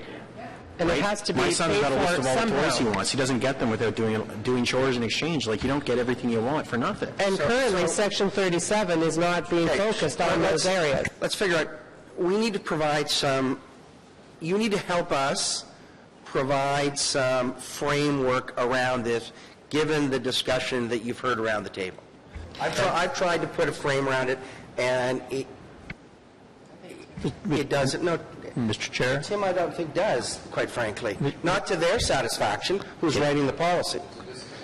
Okay. Right. And so we're trying to bring that together. I have a suggestion. In all fairness, Mr. Mark did say to me, which he would prefer to wait till tomorrow to have the motion. He did say that. This isn't going to committee tomorrow. Yeah. Hoping it does. It doesn't go tomorrow. For small moments, Small yes. moments. But if no one's, nothing's, anyway, okay. The fact that we're having this discussion tells you that there's confusion around this, so we need some more time to look at the policy, go back to another consultation with the community and let them work on their list, and then try and put some value to that list. Is it worth 5 stories? You know, those kinds of things. We're not there today, so we shouldn't rush into a policy that isn't ready. You need to be talking to those people who are going to do that. And what I've heard from them is the motion is vague. We're not clear. We don't want to bring back something you're just going to wrap up into and whack us with. So give us something to work with, and we're trying to achieve that. And with all due respect to Mr. Mark, I'm not sure Mr. Mark's motion helps these people who are going to be planning it to achieve what you want to achieve. Okay. So what's the height limit in Centertown now based on the CDP? In this particular area, it's 9 stories. 9 stories. Yeah, or 4 stories, but the area we're really focusing on is a potential of up to 9 stories. The zoning is lower. Yeah. So why don't, if 3 more stories were added, that would be a 33% increase in the height. So why don't you say to provide framework, an upward threshold of no more than 33%, or come up with a number. This is a big, knew this were going to happen. Again, I'm willing to take stuff if I'm compensated properly in exchange. Everyone is different on what they view as fair compensation. But you need a proposal in front of you. Right. And if I can comment to that through Mr. Chair, is that the process that we just underwent was one where we transferred density and we saw built form go from 9 to 15 stories. we provided a bonus incentive of 25%, and we saw built form go from 9 to theoretically 30 stories. So we provided a density incentive, and we tested that of 25%, not 33, 25%, and we saw built form go from the potential of 9 stories to 30 stories. So I'm not saying they build that, I'm just saying the potential is there. So in both those scenarios, in the scenario of just a transfer and the scenario of a bonus, the community consultation that we did came back very negative toward that. So we can go out and we can work with landowners and we can come up with more specific proposals on specific properties, but I think we need a little more direction framed to motion. If the community's concern is height, you did the bonusing based on density, not on height, right? So the community's concern is height. They did the bonusing based on a 25% increase in density, not in a 25% increase in the number of stories, which would be 2 stories or 3 stories. So there are numbers of ways you can look at what that percentage is. Will a 2-story increase in height be enough for some of the guys? Maybe not. I don't know. But, you know, yeah, like it's...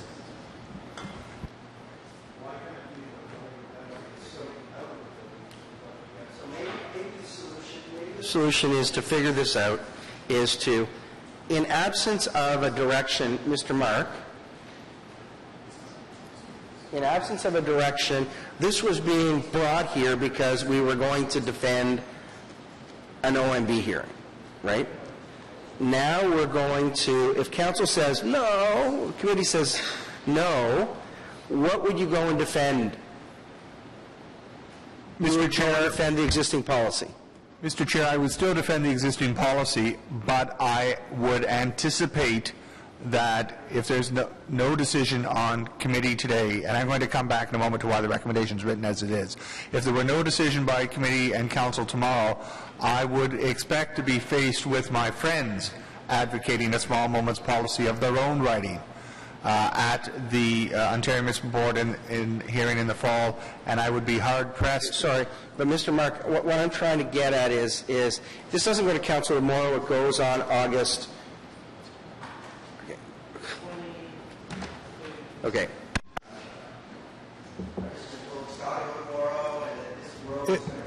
If I may, Mr. Chair? Well, actually, no, I think you just answered it right there. If to get to try and classify.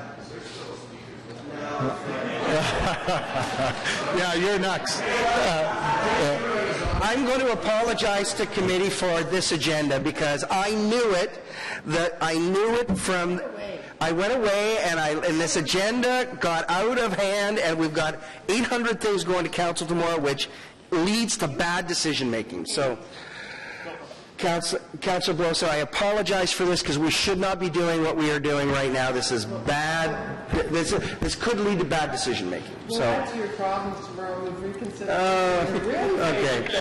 So, go on, Councilor Bloso. Yeah, so I've actually lost track of where I was going with this, and then there were actually some comments I heard that reflected what I was going to say. But let me start off with a comment and a question, because when I was reading through the study here, you guys were teasing us because there was a lot of good stuff happening in here, and I think when you threw it up on the screen there, you used an example of a property. I'm going, wow, there's great things that can happen here. Like it was a great report coming forward and everything else, and then you left us hanging at the end. And I'm reading the last part, and you actually, I think you capture it in saying, this is where we're stuck, this is where we're at. And you say, you know, all parties need to both benefit in some way, even if small, sacrifice for in some way, and make up for it in other ways. And I'm reading this, I'm going, okay, where are you taking us? You've got us. You've got us interested. And then you leave us hanging. And so the motion here, I don't think this motion goes far enough. And I don't know exactly how to fix it, because I do think you're on the right track. I think the presenters actually laid out some of the challenges there, and it's how do we get this motion to say, go back and give us what we need, i.e. at 25% you're going to get this and this and this, but you're going to give up this. And is that what staff needs at this point? And I don't mean just the legal, I understand there's a legal requirement here to put the right words together, but I think in the end we need to say, look, if you're going to come back with the 25% bonus, this is what needs to be given up. And how do we get there? Well, Mr. Chair, we are looking for some clarity on that, especially if we're being instructed by committee and council to come back with an OPA in terms of, being able to have a direction to it. So my sense would be, if we're looking to do this in the first quarter of 2015, that we bring a statement of work to this committee to be able to say, this is what we're going to go out, and this is what we're going to review, and this is what we're going to review it with. Sorry for me to jump in. Why a statement of work? Well, just to be able to have that, to get that clarity, because I don't think around this table this afternoon, this afternoon, we'd be able to bring that clarity to what committee would like us to look at and what committee would like us to bring back. Well, we don't have the clarity this afternoon, but I don't think you should come back with a statement of work. I think you should come back with, and this is what it's going to be, and then let the planning committee of the day and the council of the day say yes, no, or make their changes. I don't think a statement of work, this is the way we've been doing planning, is we get to this point, then we're going to do a statement of work, then we're going to do another study, and I've got lots of examples in my ward where 15 years later, in fact, we're going to be hearing from delegations on the next item, where 15 years later, we're still talking about statements of work and CDPs and studies and everything else. But, Mr. Chair, my sense would be then, if we're getting clear direction that we want staff to come back with an OPA that accomplishes a small moment according to the discussions we had today, that's what we'll do. I would say there's a formula there that just needs to be worked out and put before this committee, saying, here's the formula for each % of whatever, you're going to give up this and you're going to get this. And I think that's what some of these property owners are looking for, is clarity, and I think the community's looking for that kind of clarity. Right now, like I say, we're being teased. I like what's in the report, don't get me wrong. He just left us hanging at the end. And probably because you were hanging too. So I guess that's what they're looking for. Mm-hmm. What is it? Is it a 25% is probably too high a number, but is it 5, 8, 10 with a fixed height cap? What are the standards that we're expecting? How big should the space be? Not exactly, but enough to throw a baseball, enough to throw a football. But let me jump in again. I think what it is, and I think the last presenter said it perfectly when you use the example from Westboro. Every property is different in one way, whether it's the economics, the shape of the property, what you can possibly do, and every design is different. But I think you need a formula for every, and that formula could be something like for every % that they're gaining in, whether it's height or whatever, they're going to give up something, and that's what we don't have right now. And I like when you wave your hands, because probably you're going to save me from myself. So, Councillor Hubley. Thank you very much. And thanks to Councillor Blows for clearing that up. Sorry. I thought you were done. Oh, okay. Oh. Okay. I was moving on. Yeah. It's like he's left already.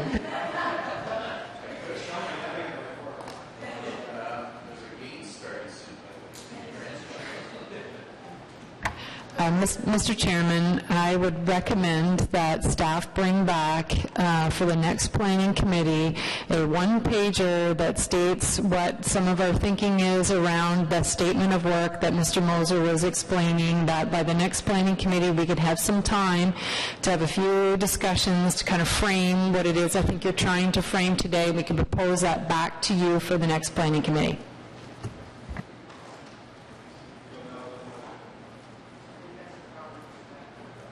Well, then, so with this, how do we approve this and then do that? Because this has to be approved and go to council tomorrow, as I was bluntly told. How do we reject small moments? I would recommend that you approve the report and then you approve a motion that states that we bring back a statement of work on phase 2 of a small moment that would meet the intent of the discussion of the planning committee. Tim? How does that work?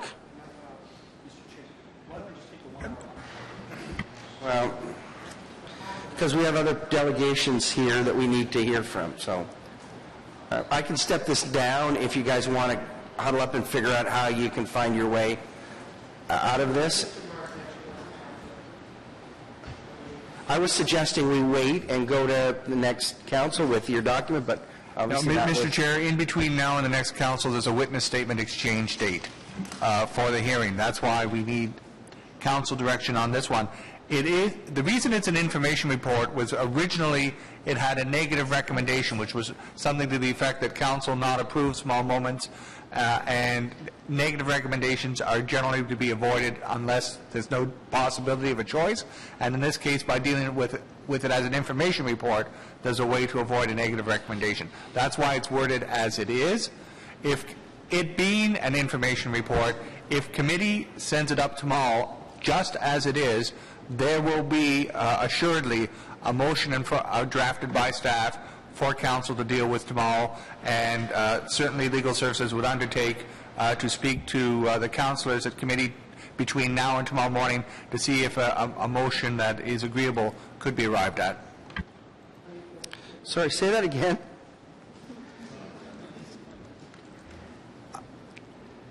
The short form is, Mr. Chair, I would recommend that council receive the report, which will send it up to council tomorrow, and between now and tomorrow morning, staff would speak to councillors to see if a wording of a motion could be arrived at for introduction to council tomorrow.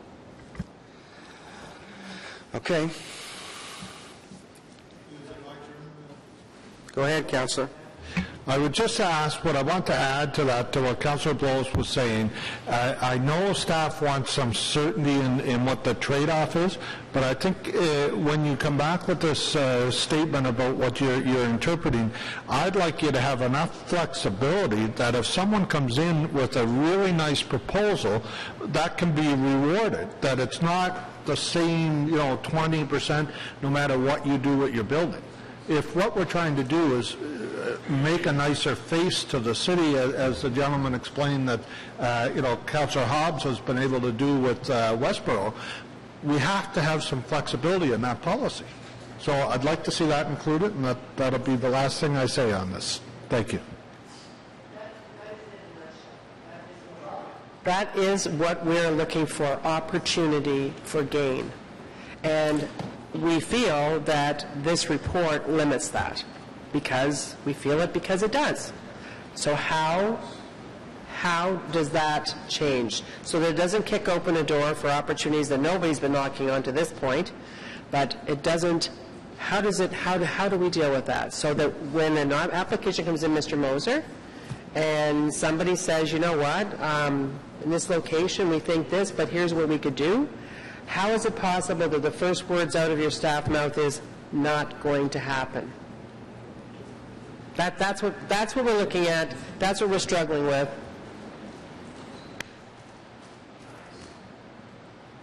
So the appeal is on the CDP itself? It's on the enabling OPA, Mr. Chair. And is it coming from residents or the property owner, like the builders? Who is in fact appealing it? Both, Mr. Chair. Okay. Is there not some way to resolve this as part of the appeals process? To put it into the CDP, since both groups are part of that appeal? Mr. Chair, my sense of where committee is on this is that it seems to me that there is not and will not be by tomorrow direction as to how such a policy should be written. And given that the witness exchange date is in early August and there's no further council meetings after tomorrow, I don't see any way to arrive at such policy. It also seems to me, however, the other side would say, because they've already said, well, simply adjourn the hearing and move it back to a future date. And my response to that, Mr. Chair, is council has an interest in seeing the policies in its official plans come into force at the earliest possible opportunity. And that's why my recommendation would be hold on to the September date, deal with the policies that you have, and have something brought forward in 2015 to deal with small moments. Mr. Chair, well then, there you go. We meet on the 21st of August. We have council on the 27th. There you go. There's your time. Well, no, it's not. He says no. Because what? No, because the witness statements have to be exchanged before the next council meeting. But everybody knows what... Sorry, if the builders want more height, and the residents are probably appealing because they don't like the height that's there, or green space, whatever their reasons are, this gives both of them the way to get parts of what they want. So why couldn't we defer the OMB decision by a month or two if something like this gives both sides potential to get a little bit of what they both want? Like, maybe I'm oversimplifying it. I don't know. Because I think you're going to find that one of the appellants will appeal this either way. This effort. I mean, this is not. I mean, it's being framed as a two-way discussion, landowner city. But I think you're missing the other part, which probably will appeal as well. But that's what I was saying. So if the residents of the community associations, whoever it is, are also appealing for their reasons, whether it's height or green space or what have you, does this not give both builders and residents something to negotiate on common language? I want more height. You want a park? Okay. But I'm not saying that. Yeah. Okay. I don't know. Maybe. Maybe. So, okay. What do we know on this? We know that we need to figure our way out of this. So, and we're stuck with the timelines. So are we stuck with the timeline? I don't think that's going to do it, though. I don't think that. Okay, if I can just try to think, we can't not deal with this report. That's what you're saying, Mr. Mark. Mr. Chair, I would never say that council cannot deal with this report. Mr. Mark, stop dancing around it. Just say we can't deal with the report because you need to exchange a witness statement. Mr. Chair, council does have the right to have this dealt with in August.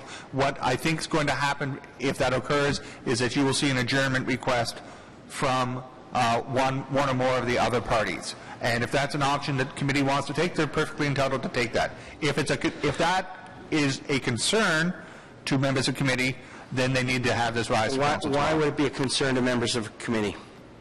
Because if there's an adjournment request made and it succeeds, that means that the policies in OPA 117 are going to be delayed when they come into force. Okay. And 117 is the Center Town plan, which we want in effect, I would suspect. So, because why if we don't? There is lots of good. This is why it's ridiculous that we have to struggle so hard in trying to do something that I think most of us agree would make it better. And so, to support it just because we want it in faster rather than later, when we don't agree that it is right, I mean that's sacrificing something for policy and procedure, and I don't think that that is what we want to do. Okay, so here's... Mr. Chairman? So it's only receiving, right? So we don't receive it.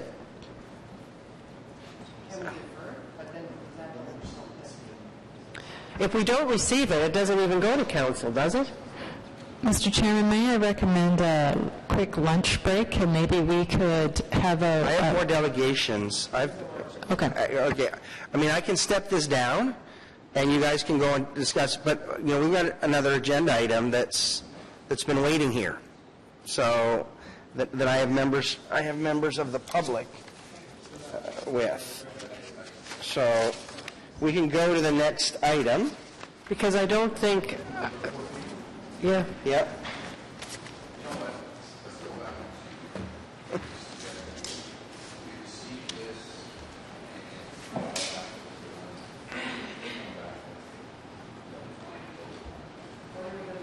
Is that going to happen? But he told us that's too late. Yeah, but I guess the point that what Councillor Harder doesn't want Mr. Mark to do is to go forward and defend a policy that she doesn't believe in, and that she doesn't think the rest of committee doesn't believe in, which is the small moments policy as it's originally conceived. She does not. I think that's... Well, and you know, I mean, it's great to use the royal eye and stuff like that, but there's been enough people who are participating, right? Yeah, I mean, it is my motion, and it's there because I'm very uncomfortable with not moving it. The majority of committee does not want to see this small moments policy defended in the way that it is being defended. So, Mr. Mark, if committee says, look it, we don't want you to defend this policy in the way that it's being advanced. The only alternative in that is to not accept this, direct that a statement of work come back for preparation of an amendment at the next meeting, and you will face an adjournment. I expect that to be the case, Now, Mr. Chair. is there a possibility that you could pull this policy out and allow the rest of the discussions to move forward?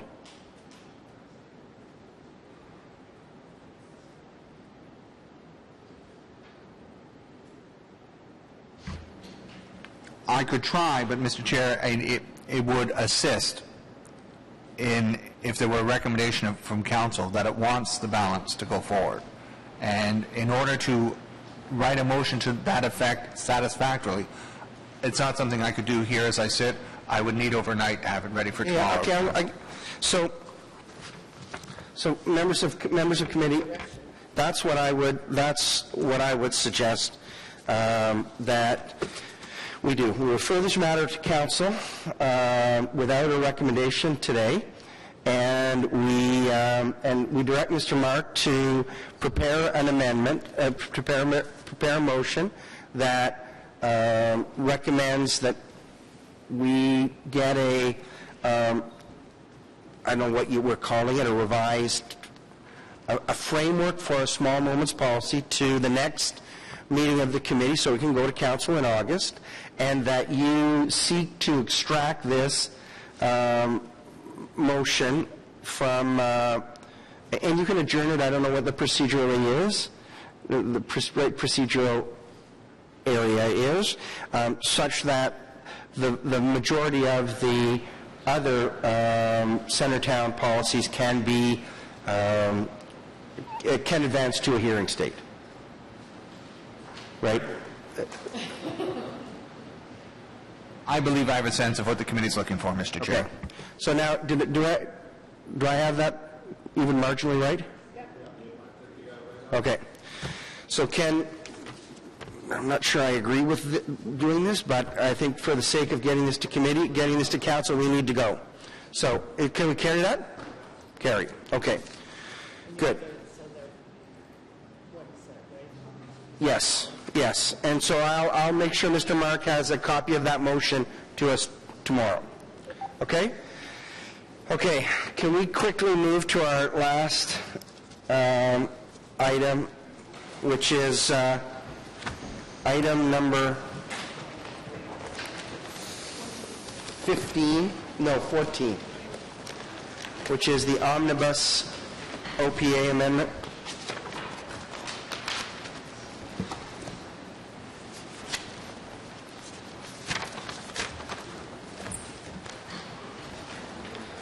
Okay.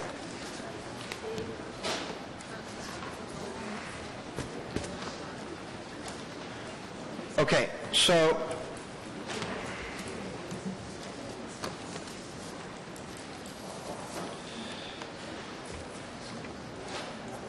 do you want to give me the highlights of, do you need the highlight, do we need the highlights or not? Or do we want to just go to delegations? Let's go to delegations, okay. Let me go to delegations. So, Janet Bradley, and Kim Patterson, if you'd like to come up.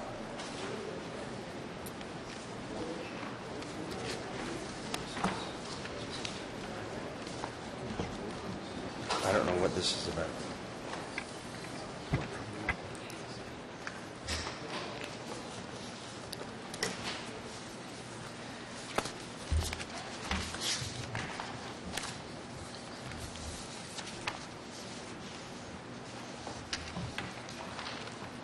Mr. Chair, I sent a letter yesterday, which I hope most of you have had an opportunity to review. Mr. Gibb Patterson is beside me. Mr. Patterson owns 31 hectares of land on Innes Road, and it's a long, narrow parcel of land that is just one parcel over from Paget Road, and all along Paget Road there are single-family homes, and there are also some single-family homes at the back of the Patterson property. The Patterson property is 31 hectares, and it is part of the Orleans Business Park. The Orleans Business Park is 315 hectares. The Patterson land is a little less than 10% of the Orleans Business Park.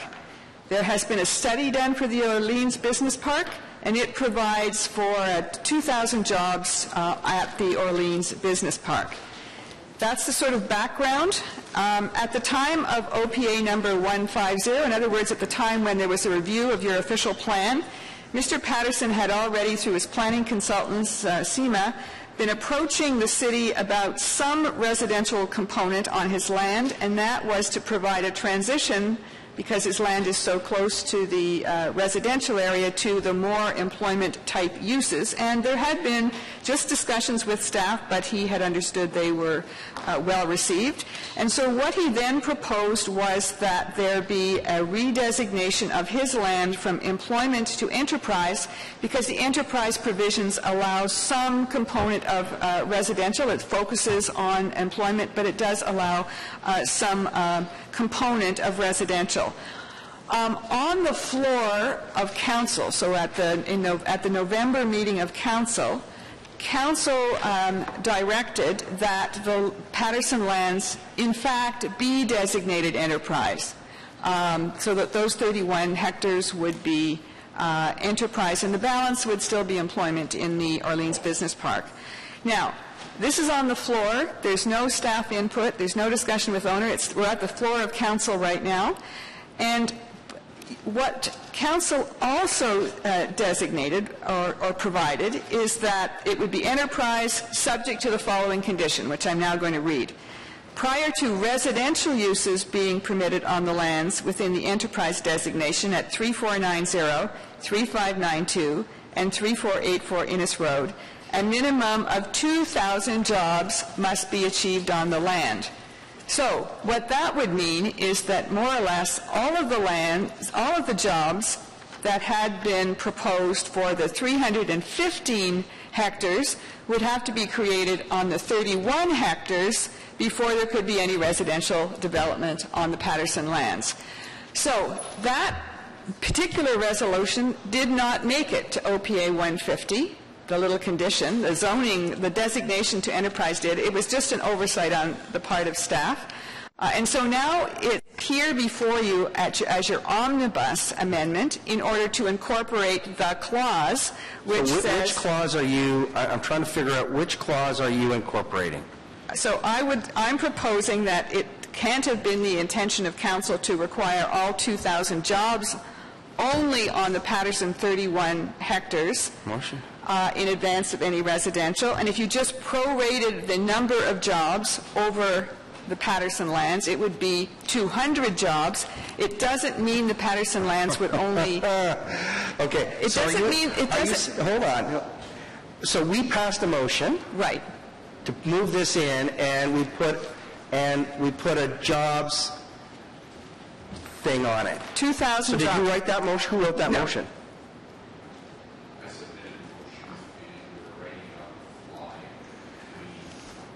Great policy, writing on the fly. There you go. Now we're back, and now we're screwed, right? Well, you guys are, because the 2,000 jobs are all on your property. Right. So, okay. And so, well, what I just wanted to go on to say is, what I'm recommending is that it's 10% of the land, it be 10% of the jobs. But don't think that means that the Patterson lands will only have to have 200 jobs. There are other policies in your official plan that provide for most of it being of a commercial nature, and he understands that. All we're saying is that he should only have to provide the 200 jobs before he can do some residential in that transition area. That's all we're saying, and by just changing the 2,000 to the 200, you achieve that goal, and I think it was what was intended. Okay, whether it was intended or not, council has already resolved on it, so we may be in a stickier wicket than that. But do you want to help with this? Well, sorry. Just a sec. Because, and then Ms. Enta will have to tell me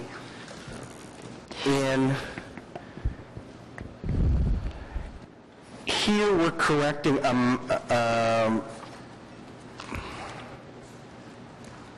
okay, let me think about this. Go ahead. Mr. Chairman, what we're doing is adding council's motion to the actual official plan amendment document that was missed during the process. So in fact, what we're putting forward to you today is just to acknowledge that this is now going to be part of the official plan document. And it was council's intent to ensure that in order to allow for this to even take place at the time of the official plan was to ensure that 2,000 jobs would be guaranteed before residential was built. That was the intent and what was written in the council motion. So Ms. Enta, now we're taking a council motion, duly approved, and putting it into the official plan, which should have been done, so correcting that anomaly. How do we then go back and change, how do we change it in the way that Ms. Bradley wants without being subject to, well, we can't be subject to reconsideration. It'd have to be suspension, because council's already approved a motion on the subject. It says something. Ms. Bradley now says it doesn't say what we all thought what they thought it said. We're now incorporating council's approved motion into the official plan, which should have been done in the first place. And now Ms. Bradley is saying, whoa, the motion's wrong. How do we go back and fix the originating motion? Well, it may or may not be wrong. Could I make submissions on that, if you don't mind, and then Ms. Enta could respond, just because I've thought about it. Okay, so I'm going to read your recommendations. For what the recommendation is, that Planning Committee recommend Council adopt 2 omnibus official plan amendments. So there are actually 2 official plan amendments going to Council tomorrow. They are all drafted and they are in this report. Council did pass that motion, Mr. Chair, but it also passed an official plan later that didn't have that in it. So right now there's no official plan approved by Council which has that clause in it. Your staff is proposing a new official plan amendment, which will get a new number, and it's going to amend OPA 115, which has all the things that were not actually in the amendment. So it's legitimate. So we're not bound. No. We're not bound by Council's previous decision. No, because you're actually passing a new amendment tomorrow. No. Mr. Chair, Council did provide direction on this specific point, and the purpose of the omnibus bylaw is to include that direction as it was inadvertently left out when the official plan was consolidated at the time. But Council has issued that direction. We can't pretend that Council has not issued that direction. Go ahead. I'd just like to mention one thing. This wasn't a staff recommendation, and I think we've acknowledged that. But the purpose of the enterprise area is to permit residential development but achieve the anticipated employment that was on that land originally. So it was originally an employment area, and with the enterprise designation, the intent of the designation is that the number of jobs would be achieved on that land. Now, the number of jobs anticipated in the East Urban community is not 2,000. And I don't know where Ms. Bradley gets the number for 2,000 from. There is a provision in the official plan that says that in order to get a designation as an employment area in the plan, you need a minimum of 2,000 jobs. In other words, the land has to be able to generate that sort of economic activity in terms of jobs to get a designation as an employment area. It was my understanding at the time that this motion was put forward at Council that Mr. Cross was asked what is the potential job yield from this area of land. And the potential job yield was around 2,000 jobs. So if you work on that principle even though residential development is also a proposed or possible use, you still have to be able to achieve the jobs that were intended for the land. So I wouldn't rush in and just reduce this motion I'm not sure we have to 2,000 rush in and do this, but... Well, I wouldn't just simply say, well, because it's 10% of the employment area in Orleans, it only needs to be 10% of 2,000. That is false logic. This employment area was intended to have a lot more jobs than 2,000. So, council in their wisdom at the time that motion was proposed said, we will consider an enterprise designation which allows for residential development, provided Mr. Patterson still provides the number of jobs that would have been anticipated on that land. Is that what the motion says? I think that's my interpretation of the council motion. He'll still meet the jobs target, that the jobs target will be met before he's allowed to build any of the residential, which in hindsight seems rather limiting. No, but that's exactly what we... No, I know that's why I said in hindsight seems limiting. Yeah, but that's exactly what we did for Bergeo. But go ahead. I mean, I feel responsible for where we're at because I brought the motion forward. It was being crafted on the fly. And one of the questions, and I think you actually captured, I was going to say, if we really had to go back, we'd listen to the verbatim discussion that took place and how the 2,000 figure came in. And I think you actually offered some clarity here. And Mr. Chair, you actually asked the right question at the time where you said, what is the number that this property, that this land, and is it 75 acres or something like that? Is that what we're talking about? These 75 acres, how many jobs would it be expected to generate?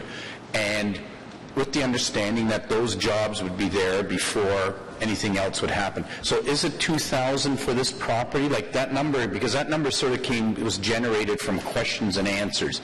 So are we saying 2,000, like prorated per hectare, it would work out to 2,000 jobs? I would defer to Mr. Cross. I was at the council meeting, but I know Mr. Cross was involved in that discussion. So I would defer, and he's in the audience if he would. Mr. Cross is there. Maybe he can come up. But while I'm at it, I'm looking at the map here that's related to this property, and at the bottom it's Schedule T3. Omitting Schedule B, lands redesignated from employment area to enterprise area. And I know we're making a correction here, but all it's showing are two little bits of property. Am I missing something on that? I seem to be missing a lot today. Okay. OPA 150 has a schedule that includes the balance of Mr. We've got more people to... OPA 150 has a schedule that has the balance of Mr. Gibson, Patterson's land, designated as an enterprise area. Okay. And what we did is we missed the two small residential lots. I got it. So that's all I kept looking at this map saying, okay, somebody's missed something here, but it's actually the reverse. You're capturing what was missed in the first place. So back to the 2,000 number, because I think that's the critical point here. What was the intent? And I think the chair correctly said, how many jobs are attributed to this piece of property out of the employment numbers here, and that's how somehow we ended up with the 2,000. Mr. Chair, if I could elaborate a little bit. I was involved with much of this work, and perhaps I should mention there was a letter submitted by the landowner's consultant to City Council dated November 22nd. That was SEMA, I think, right? From SEMA, yes, that was the consultant.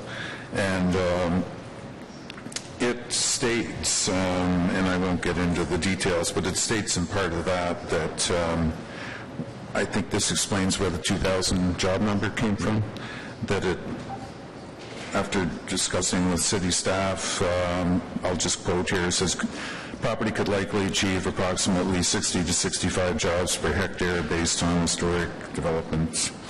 Across the city, the subject property is 30.8 hectares, and applying those densities would give you a range of 1,850 to 2,000 jobs in total.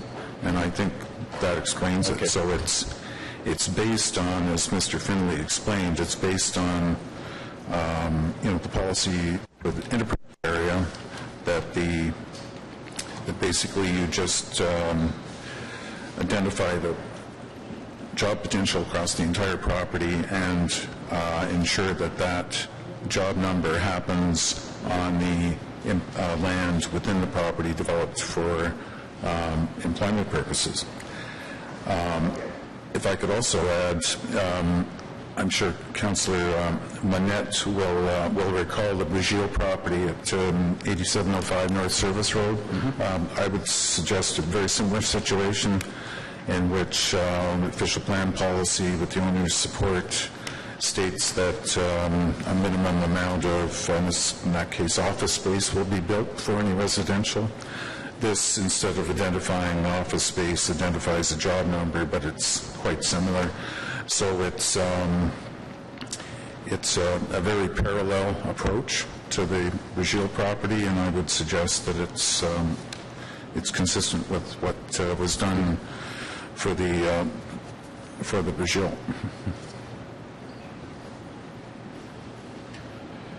Well, yeah, maybe just a question then to Ms. Bradley or Mr. Patterson,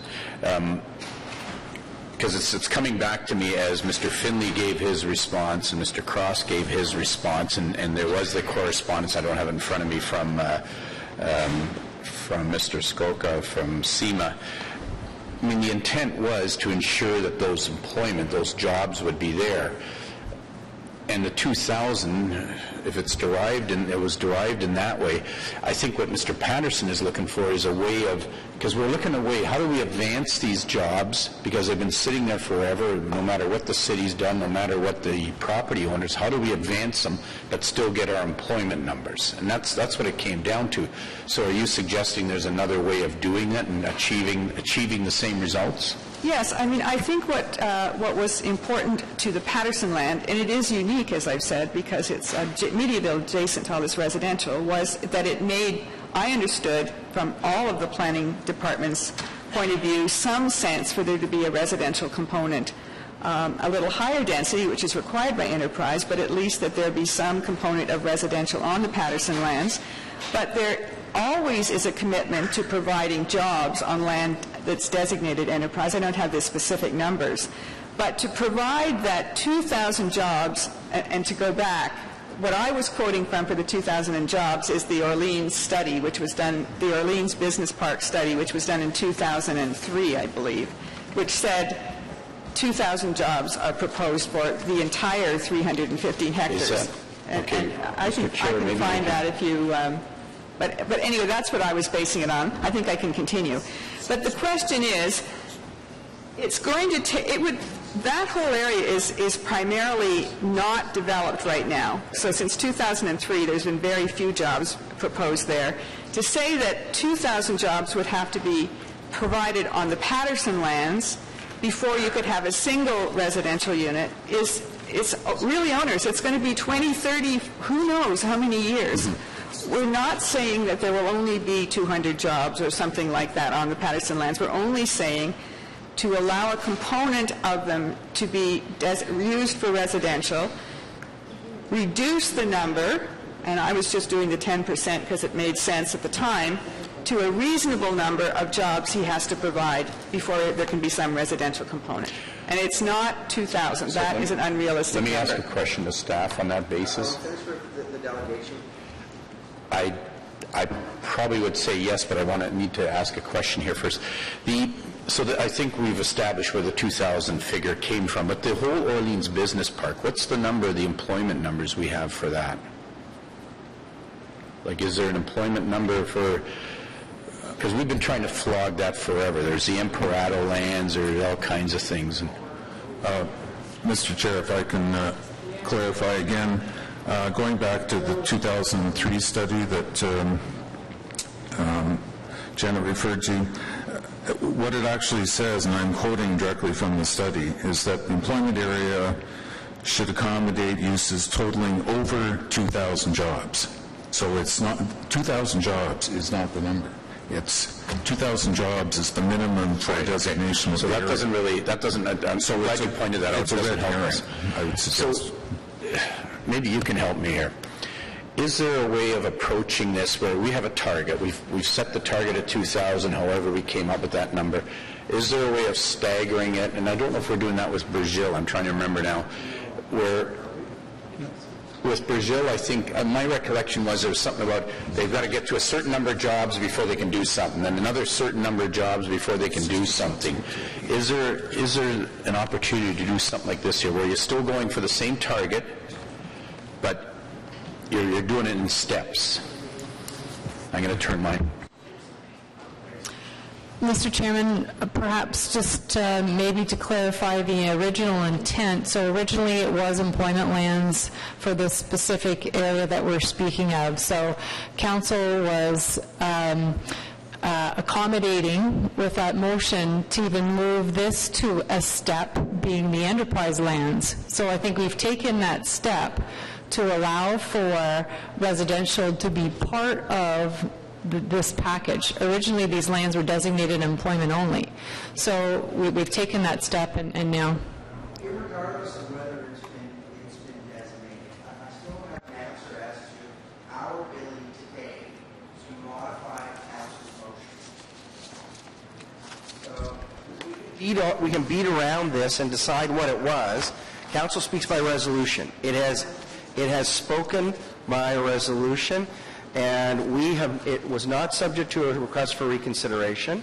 So I'm not sure that we have an ability, unless we suspend the rules, to change it. And so, Mr. Mark, maybe can you just tell me if we can do that? Or how? Because it may render all of this quite moot. Mr. Chair, in the absence of new information, and at this point I have not heard any, I would suggest that to change from a decision of council that's been recently made on this subject matter would require 3/4 here and 3/4 at council. Okay. So you can introduce a motion, but it's going to require suspension of the rules. I'm going to agree with Mr. Mark. So, I mean, we can go down this path and continue down this path, but that's the way it's going to be. Councillor Harder, on this? Yeah, it's on this, and it's just that it's another one of, and we have an employment study that will be undertaken that is, and that we have advanced, right? We have got funding for it in advance. I don't know, has that started, actually, the background work for at least? My point is that I would hate to make another exception. We have other people who have been standing in the queue, waiting, and now going through the process, and I think that this is making an exception, and I don't agree with that. It would be an exception on the exception, because we already made an exception here, because it was full employment when we started. We made it enterprise, which introduced a residential component if you could reach a threshold. Which gave an advantage. At the same time, there was others that were asking, and we printed them all to the employment study. It was. So, okay. So, are you finished, Councillor? Okay. Anything more from Ms. Bradley? Ms. Bradley, thank you very much. Jill Stewart, if she'd like to come up.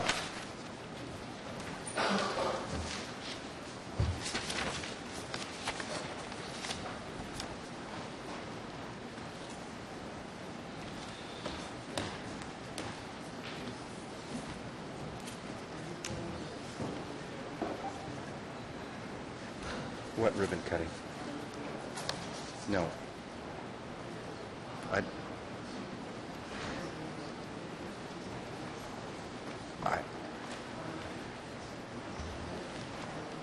I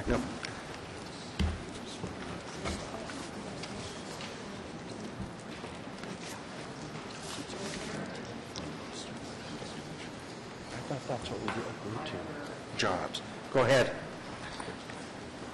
Mr. Chair, members of committee, my name is Jill Stewart. I'm a planner with Lloyd Phillips and Associates. To my right is Michael McLeany, and he's an engineer from LRL Associates. And to his right is Sylvain Yell with Maurice Yell Excavation. He's also the property owner of Patterson Pit, the subject lands, which we will be discussing. Just so you know, Patterson Pit is not related to the Patterson lands.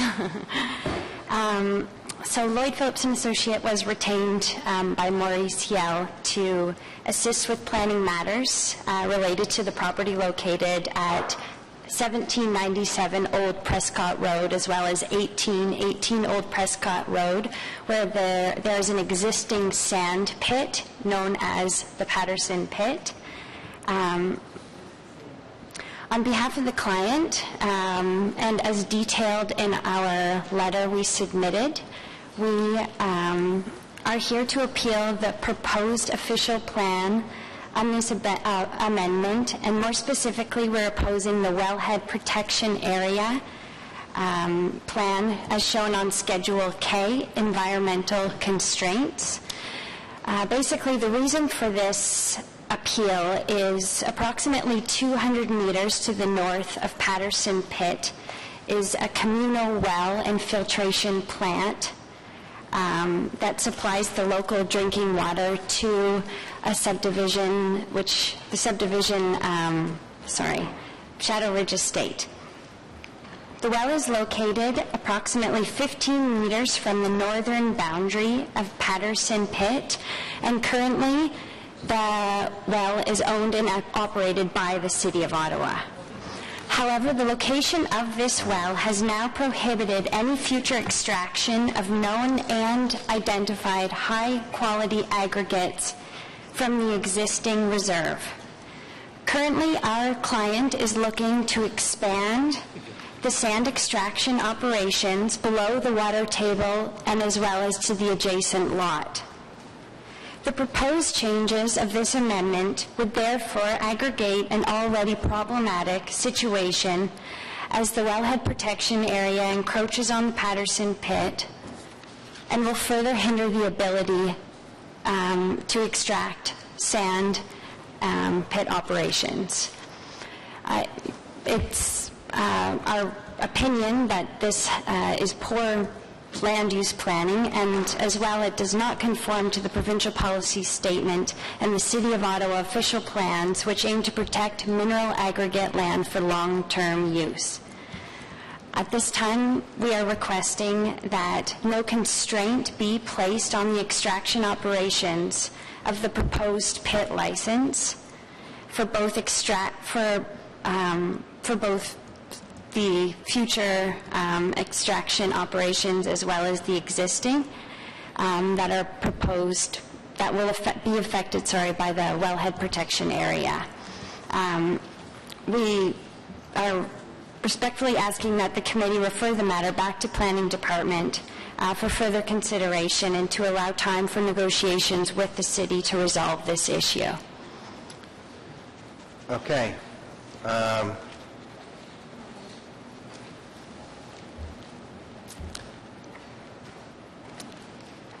Come on up and tell me what we've done here. And this is on document 2, I'm assuming? Yes, it is. Yes, it is in the amendment number 2. It's an update of Schedule K. Yeah. And it includes wellhead protection areas. A number of those are wellhead protection areas that have been previously identified in the plan and now identified in more detail. But I believe the Gurley wellhead protection area is a new addition through this amendment. And Robin Vanderland is the planner that's been dealing with that particular aspect and the source water protection plan for the city. So I'll pass it over to Robin to respond. Thanks, Bruce. Through you, Mr. Chair. There's somewhat of a history on the property, and it's going to take me a few minutes to sort of give you the back history, and then we can get to the issue before us right now. Beginning in the early 2000s, the city and the province embarked on a wellhead protection program. It was under the Clean Water Act, and that generated in 2010 an assessment report. An assessment report outlined through the latest hydrologic modeling techniques the areas of water that contribute to municipal drinking water within the city. As you know, through the official plan, we already have very strong policies protecting drinking water sources and municipal drinking water.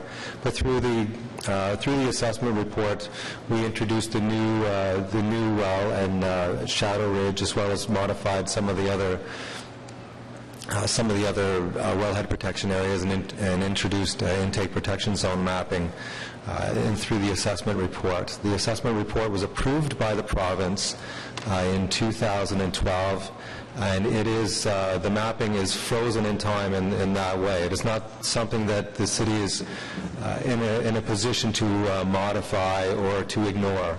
The provincial policy statement does require the city, of course, to protect, and the Clean Water Act does require the city to protect municipal drinking water.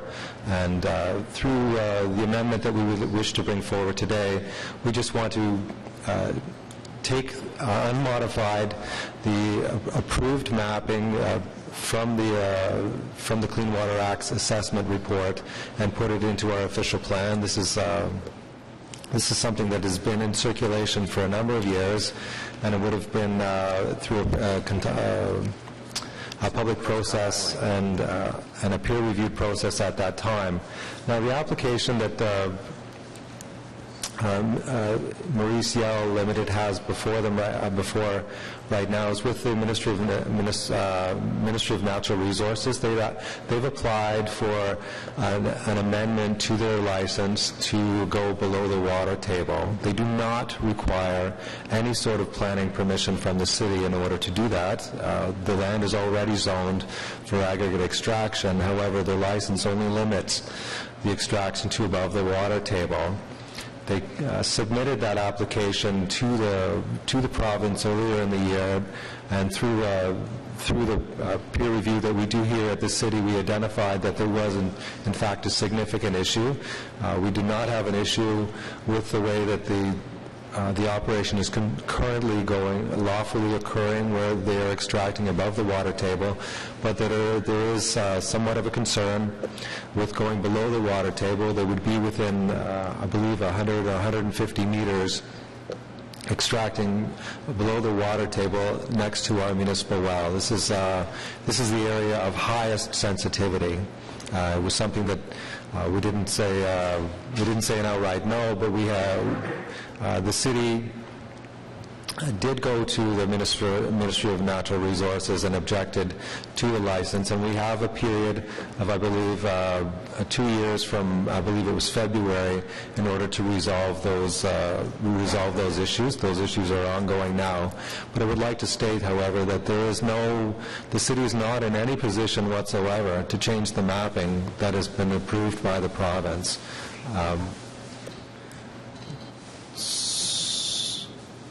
So if they show that below the water table they can protect our well,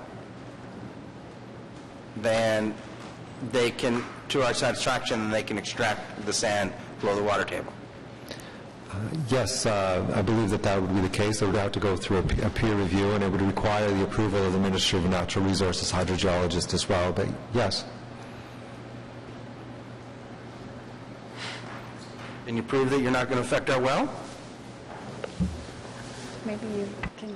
I'm going to let the engineer comment on that. It's more of a technical question. So I can't answer right now for certainty that we could not affect your well.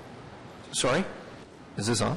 Yes. Sorry. You got to speak right. I'm sorry. I'm just saying I can't for certain guarantee that we wouldn't affect the well. But what I can say right now is that I know that the mapping has been approved, but there is a table described in that wellhead protection study that says that the length and size of that map is highly uncertain.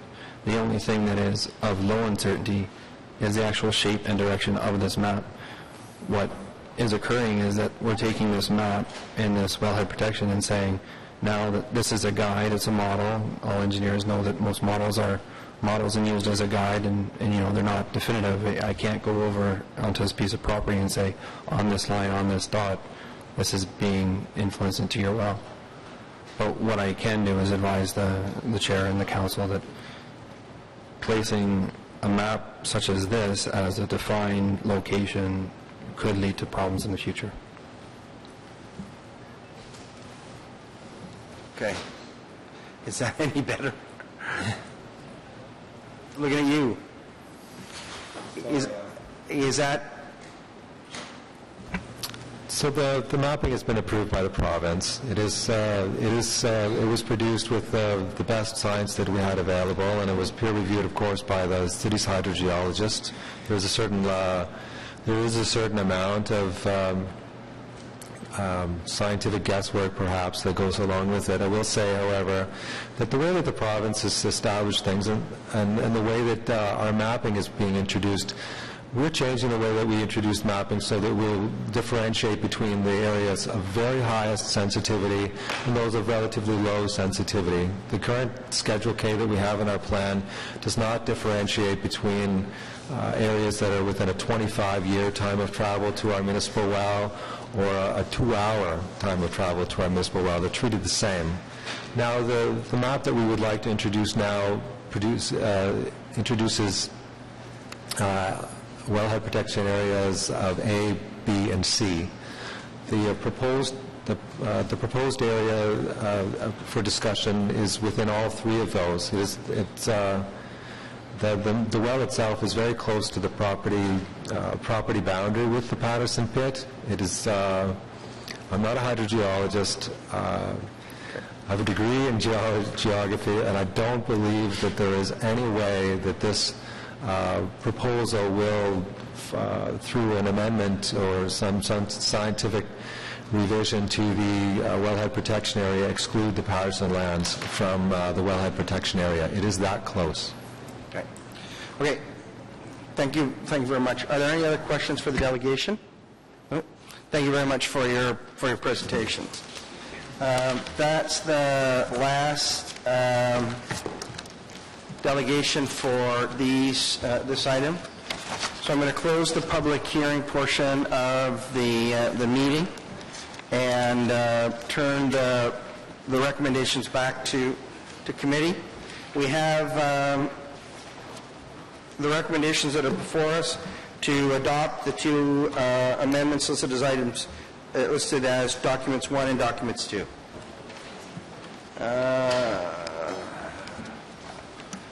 Motion from Councillor Moffat as well.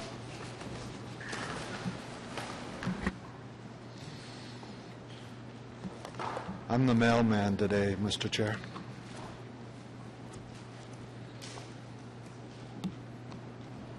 Okay. How does... Apparently this is part of this is this motion before us. Is this part of the...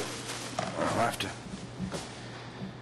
Okay, so you want to move that you want me just we to amend the policy, right? So, have you seen this motion? Sorry, what? I don't know what you're talking to, Council. Councillor Moffat's provide an exemption from the lot sizes in section 3.7.1. Okay, yes, I have seen that motion. Yes, I have seen the motion. It's not recommended by staff. No, I know it's not recommended. That's not my question to you.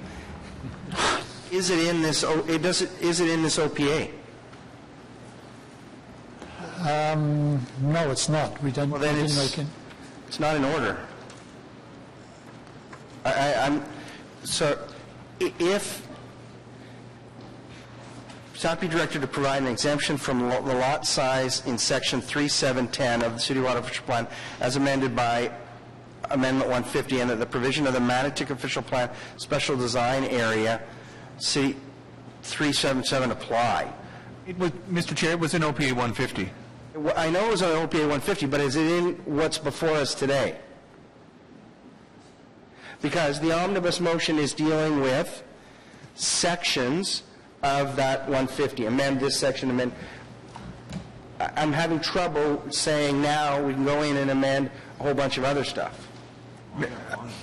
Mr. Chair, the rationale for this one is that this was an oversight made by staff that had been brought to staff's attention to impose a larger lot requirement than such as historically existed on this particular area, and staff had thought that this was a reasonable approach to deal with respect to this particular anomaly. So, what he said he didn't support it. So the policy that was recommended by staff in OPA 150 was that the minimum lot size for villages where the development is serviced by private well and septic system is 1 acre of land. And that's far larger than the lot sizes that are being requested in Manotick. Okay. So the staff recommendation... Let's go back to, does this report amend those provisions? No, it doesn't. So, Mr. Mark, how can we then introduce something that doesn't have, it's not an anomaly because staff don't support it, and it's not before us?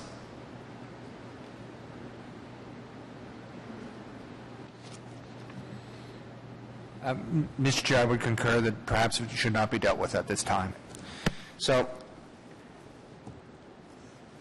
the omnibus official plan deals with a number of sections of the official plan and seeks to correct errors and omissions from that plan. What the councillor is proposing is a substantial deviation from the official plan, and he's going to have to, I'm not sure he can introduce it without suspension of the rules. Okay. So it's not in order here under this program because there's no, if we were amending that section of the, if we were making a correction, yeah, I would say it was in order, but we're not. So I would suggest that if he wants to do this, he can do it one of two ways. He can bring a notice of motion to council or a notice of motion here, but he will require suspension of the rules to do it, or he can wait till the next term of council and he can introduce a motion at that time to deal with it. Okay. I mean, okay? Okay. So that's the way I would suggest that we do that.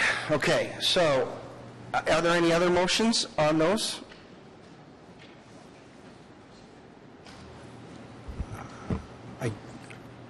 Just looking across the to my German friend, if anything was coming from.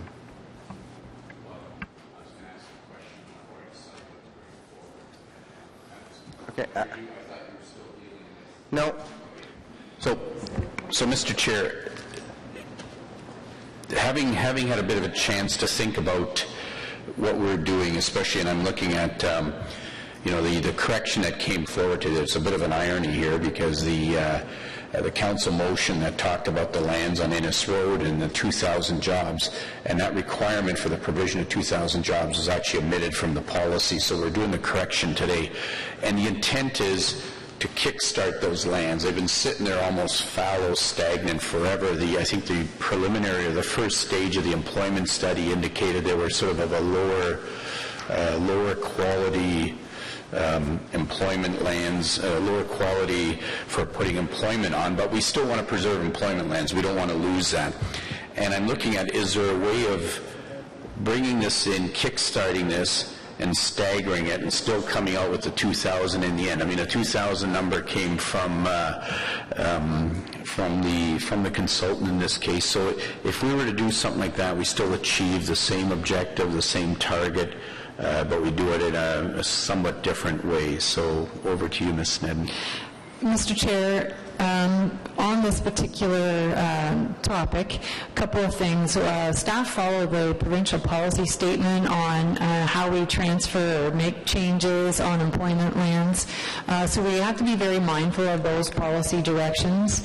And as Councillor Harder has also pointed out, we have embarked now on a very major, significant employment land study that we're undertaking. And we are going to be looking at in a very comprehensive way our employment land strategy and how we should be going forward in the future with our employment land strategy. So I think we'll be answering those questions once and for all in terms of where our employment lands are designated and the locations in the city and where we want them to, where they should be, and what our strategy is going forward. So I would certainly recommend to committee that we defer any of these one-off situations to those that broader employment land study that's currently underway right now. First of all, we're going to need, but in order to amend council's decision that we've made with respect to this property, we're going to have to suspend the rules. Well, that was going to be my next comment. Yes. Was to go this direction, I would ask for suspension of the rules. Yes. I don't know where that's going to go. And then whether I do it here today or I do it at council tomorrow. It's up to you. And it may be better that I wait for council tomorrow because it gives me a chance to confer with the staff some more. So. You may be better to do that. So I'd rather go for one suspension than two. Yeah, and it's not going, I don't think we're sending it to council tomorrow. It's not until August, so you got lots of time then. So, to work it out. Unless they direct it unless committee directs it goes, then it goes to, no. So, okay, Councillor? Okay. Okay, so on the report, is it carried? Carried. Okay, now we have two other items that we have to add to the agenda. New street names for the private roads at Lansdowne, and the demolition of 207, 209 Murray Street. So Councillor Harder's not here, but and the reason that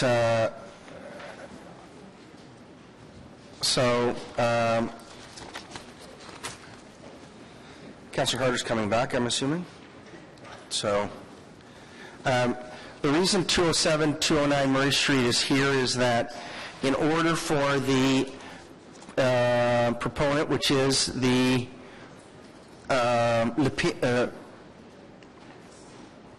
owner is Group Lozal, in order for him to do the work on 287 Cumberland, which is the school, right? He has to, we've got to take down 207 and 209 Murray Street, right? Which has been approved by the Heritage Committee, but it needs to get here, and it needs to be approved by council tomorrow, so demolition can be completed by August 9th. Right? Right. Okay. So Councillor Harder is moving suspension of the rules. Is that carried? Right. Are there questions on the item? Oh. So you have to take down the two to get to the other. And the other one is the one that we're saving parts of. Yeah. So and we want it taken care of. So. Carrie, they're saying they're... Whose motion? Yeah. So the next one is with respect to... Street names. And we were... yeah. Okay. This has to do with Lansdowne, and it's because we are the owner. So normally what would happen, the city would, the city would just approve it, the staff would just approve it, but because we're the owner, it puts us in a different position. And so that's why they're coming forward today, and obviously with the timing, we need this to happen. Right. So that... so we're going to be changing, we used to call it Lansdowne and Aberdeen Way. Well, there is a Lansdowne Street and there is an Aberdeen Street. So we have to change those to Exhibition Way, Voie de Marché Way. So we are changing those two names. And because we're the owner, we can't approve our own names. So it can't be delegated, right? So staff can't do it. Staff can't do it. We have to do it. And also, we've had no objections. We've had no objections to the names and the locations and all of the wayfinding. It's consistent with the Lansdowne So it's Voir Exhibition Way. Yeah. So, and they were, the site, there was Aberdeen Way and the Lansdowne, wasn't it, were the two names that we had chosen, or that had sort of been colloquially used?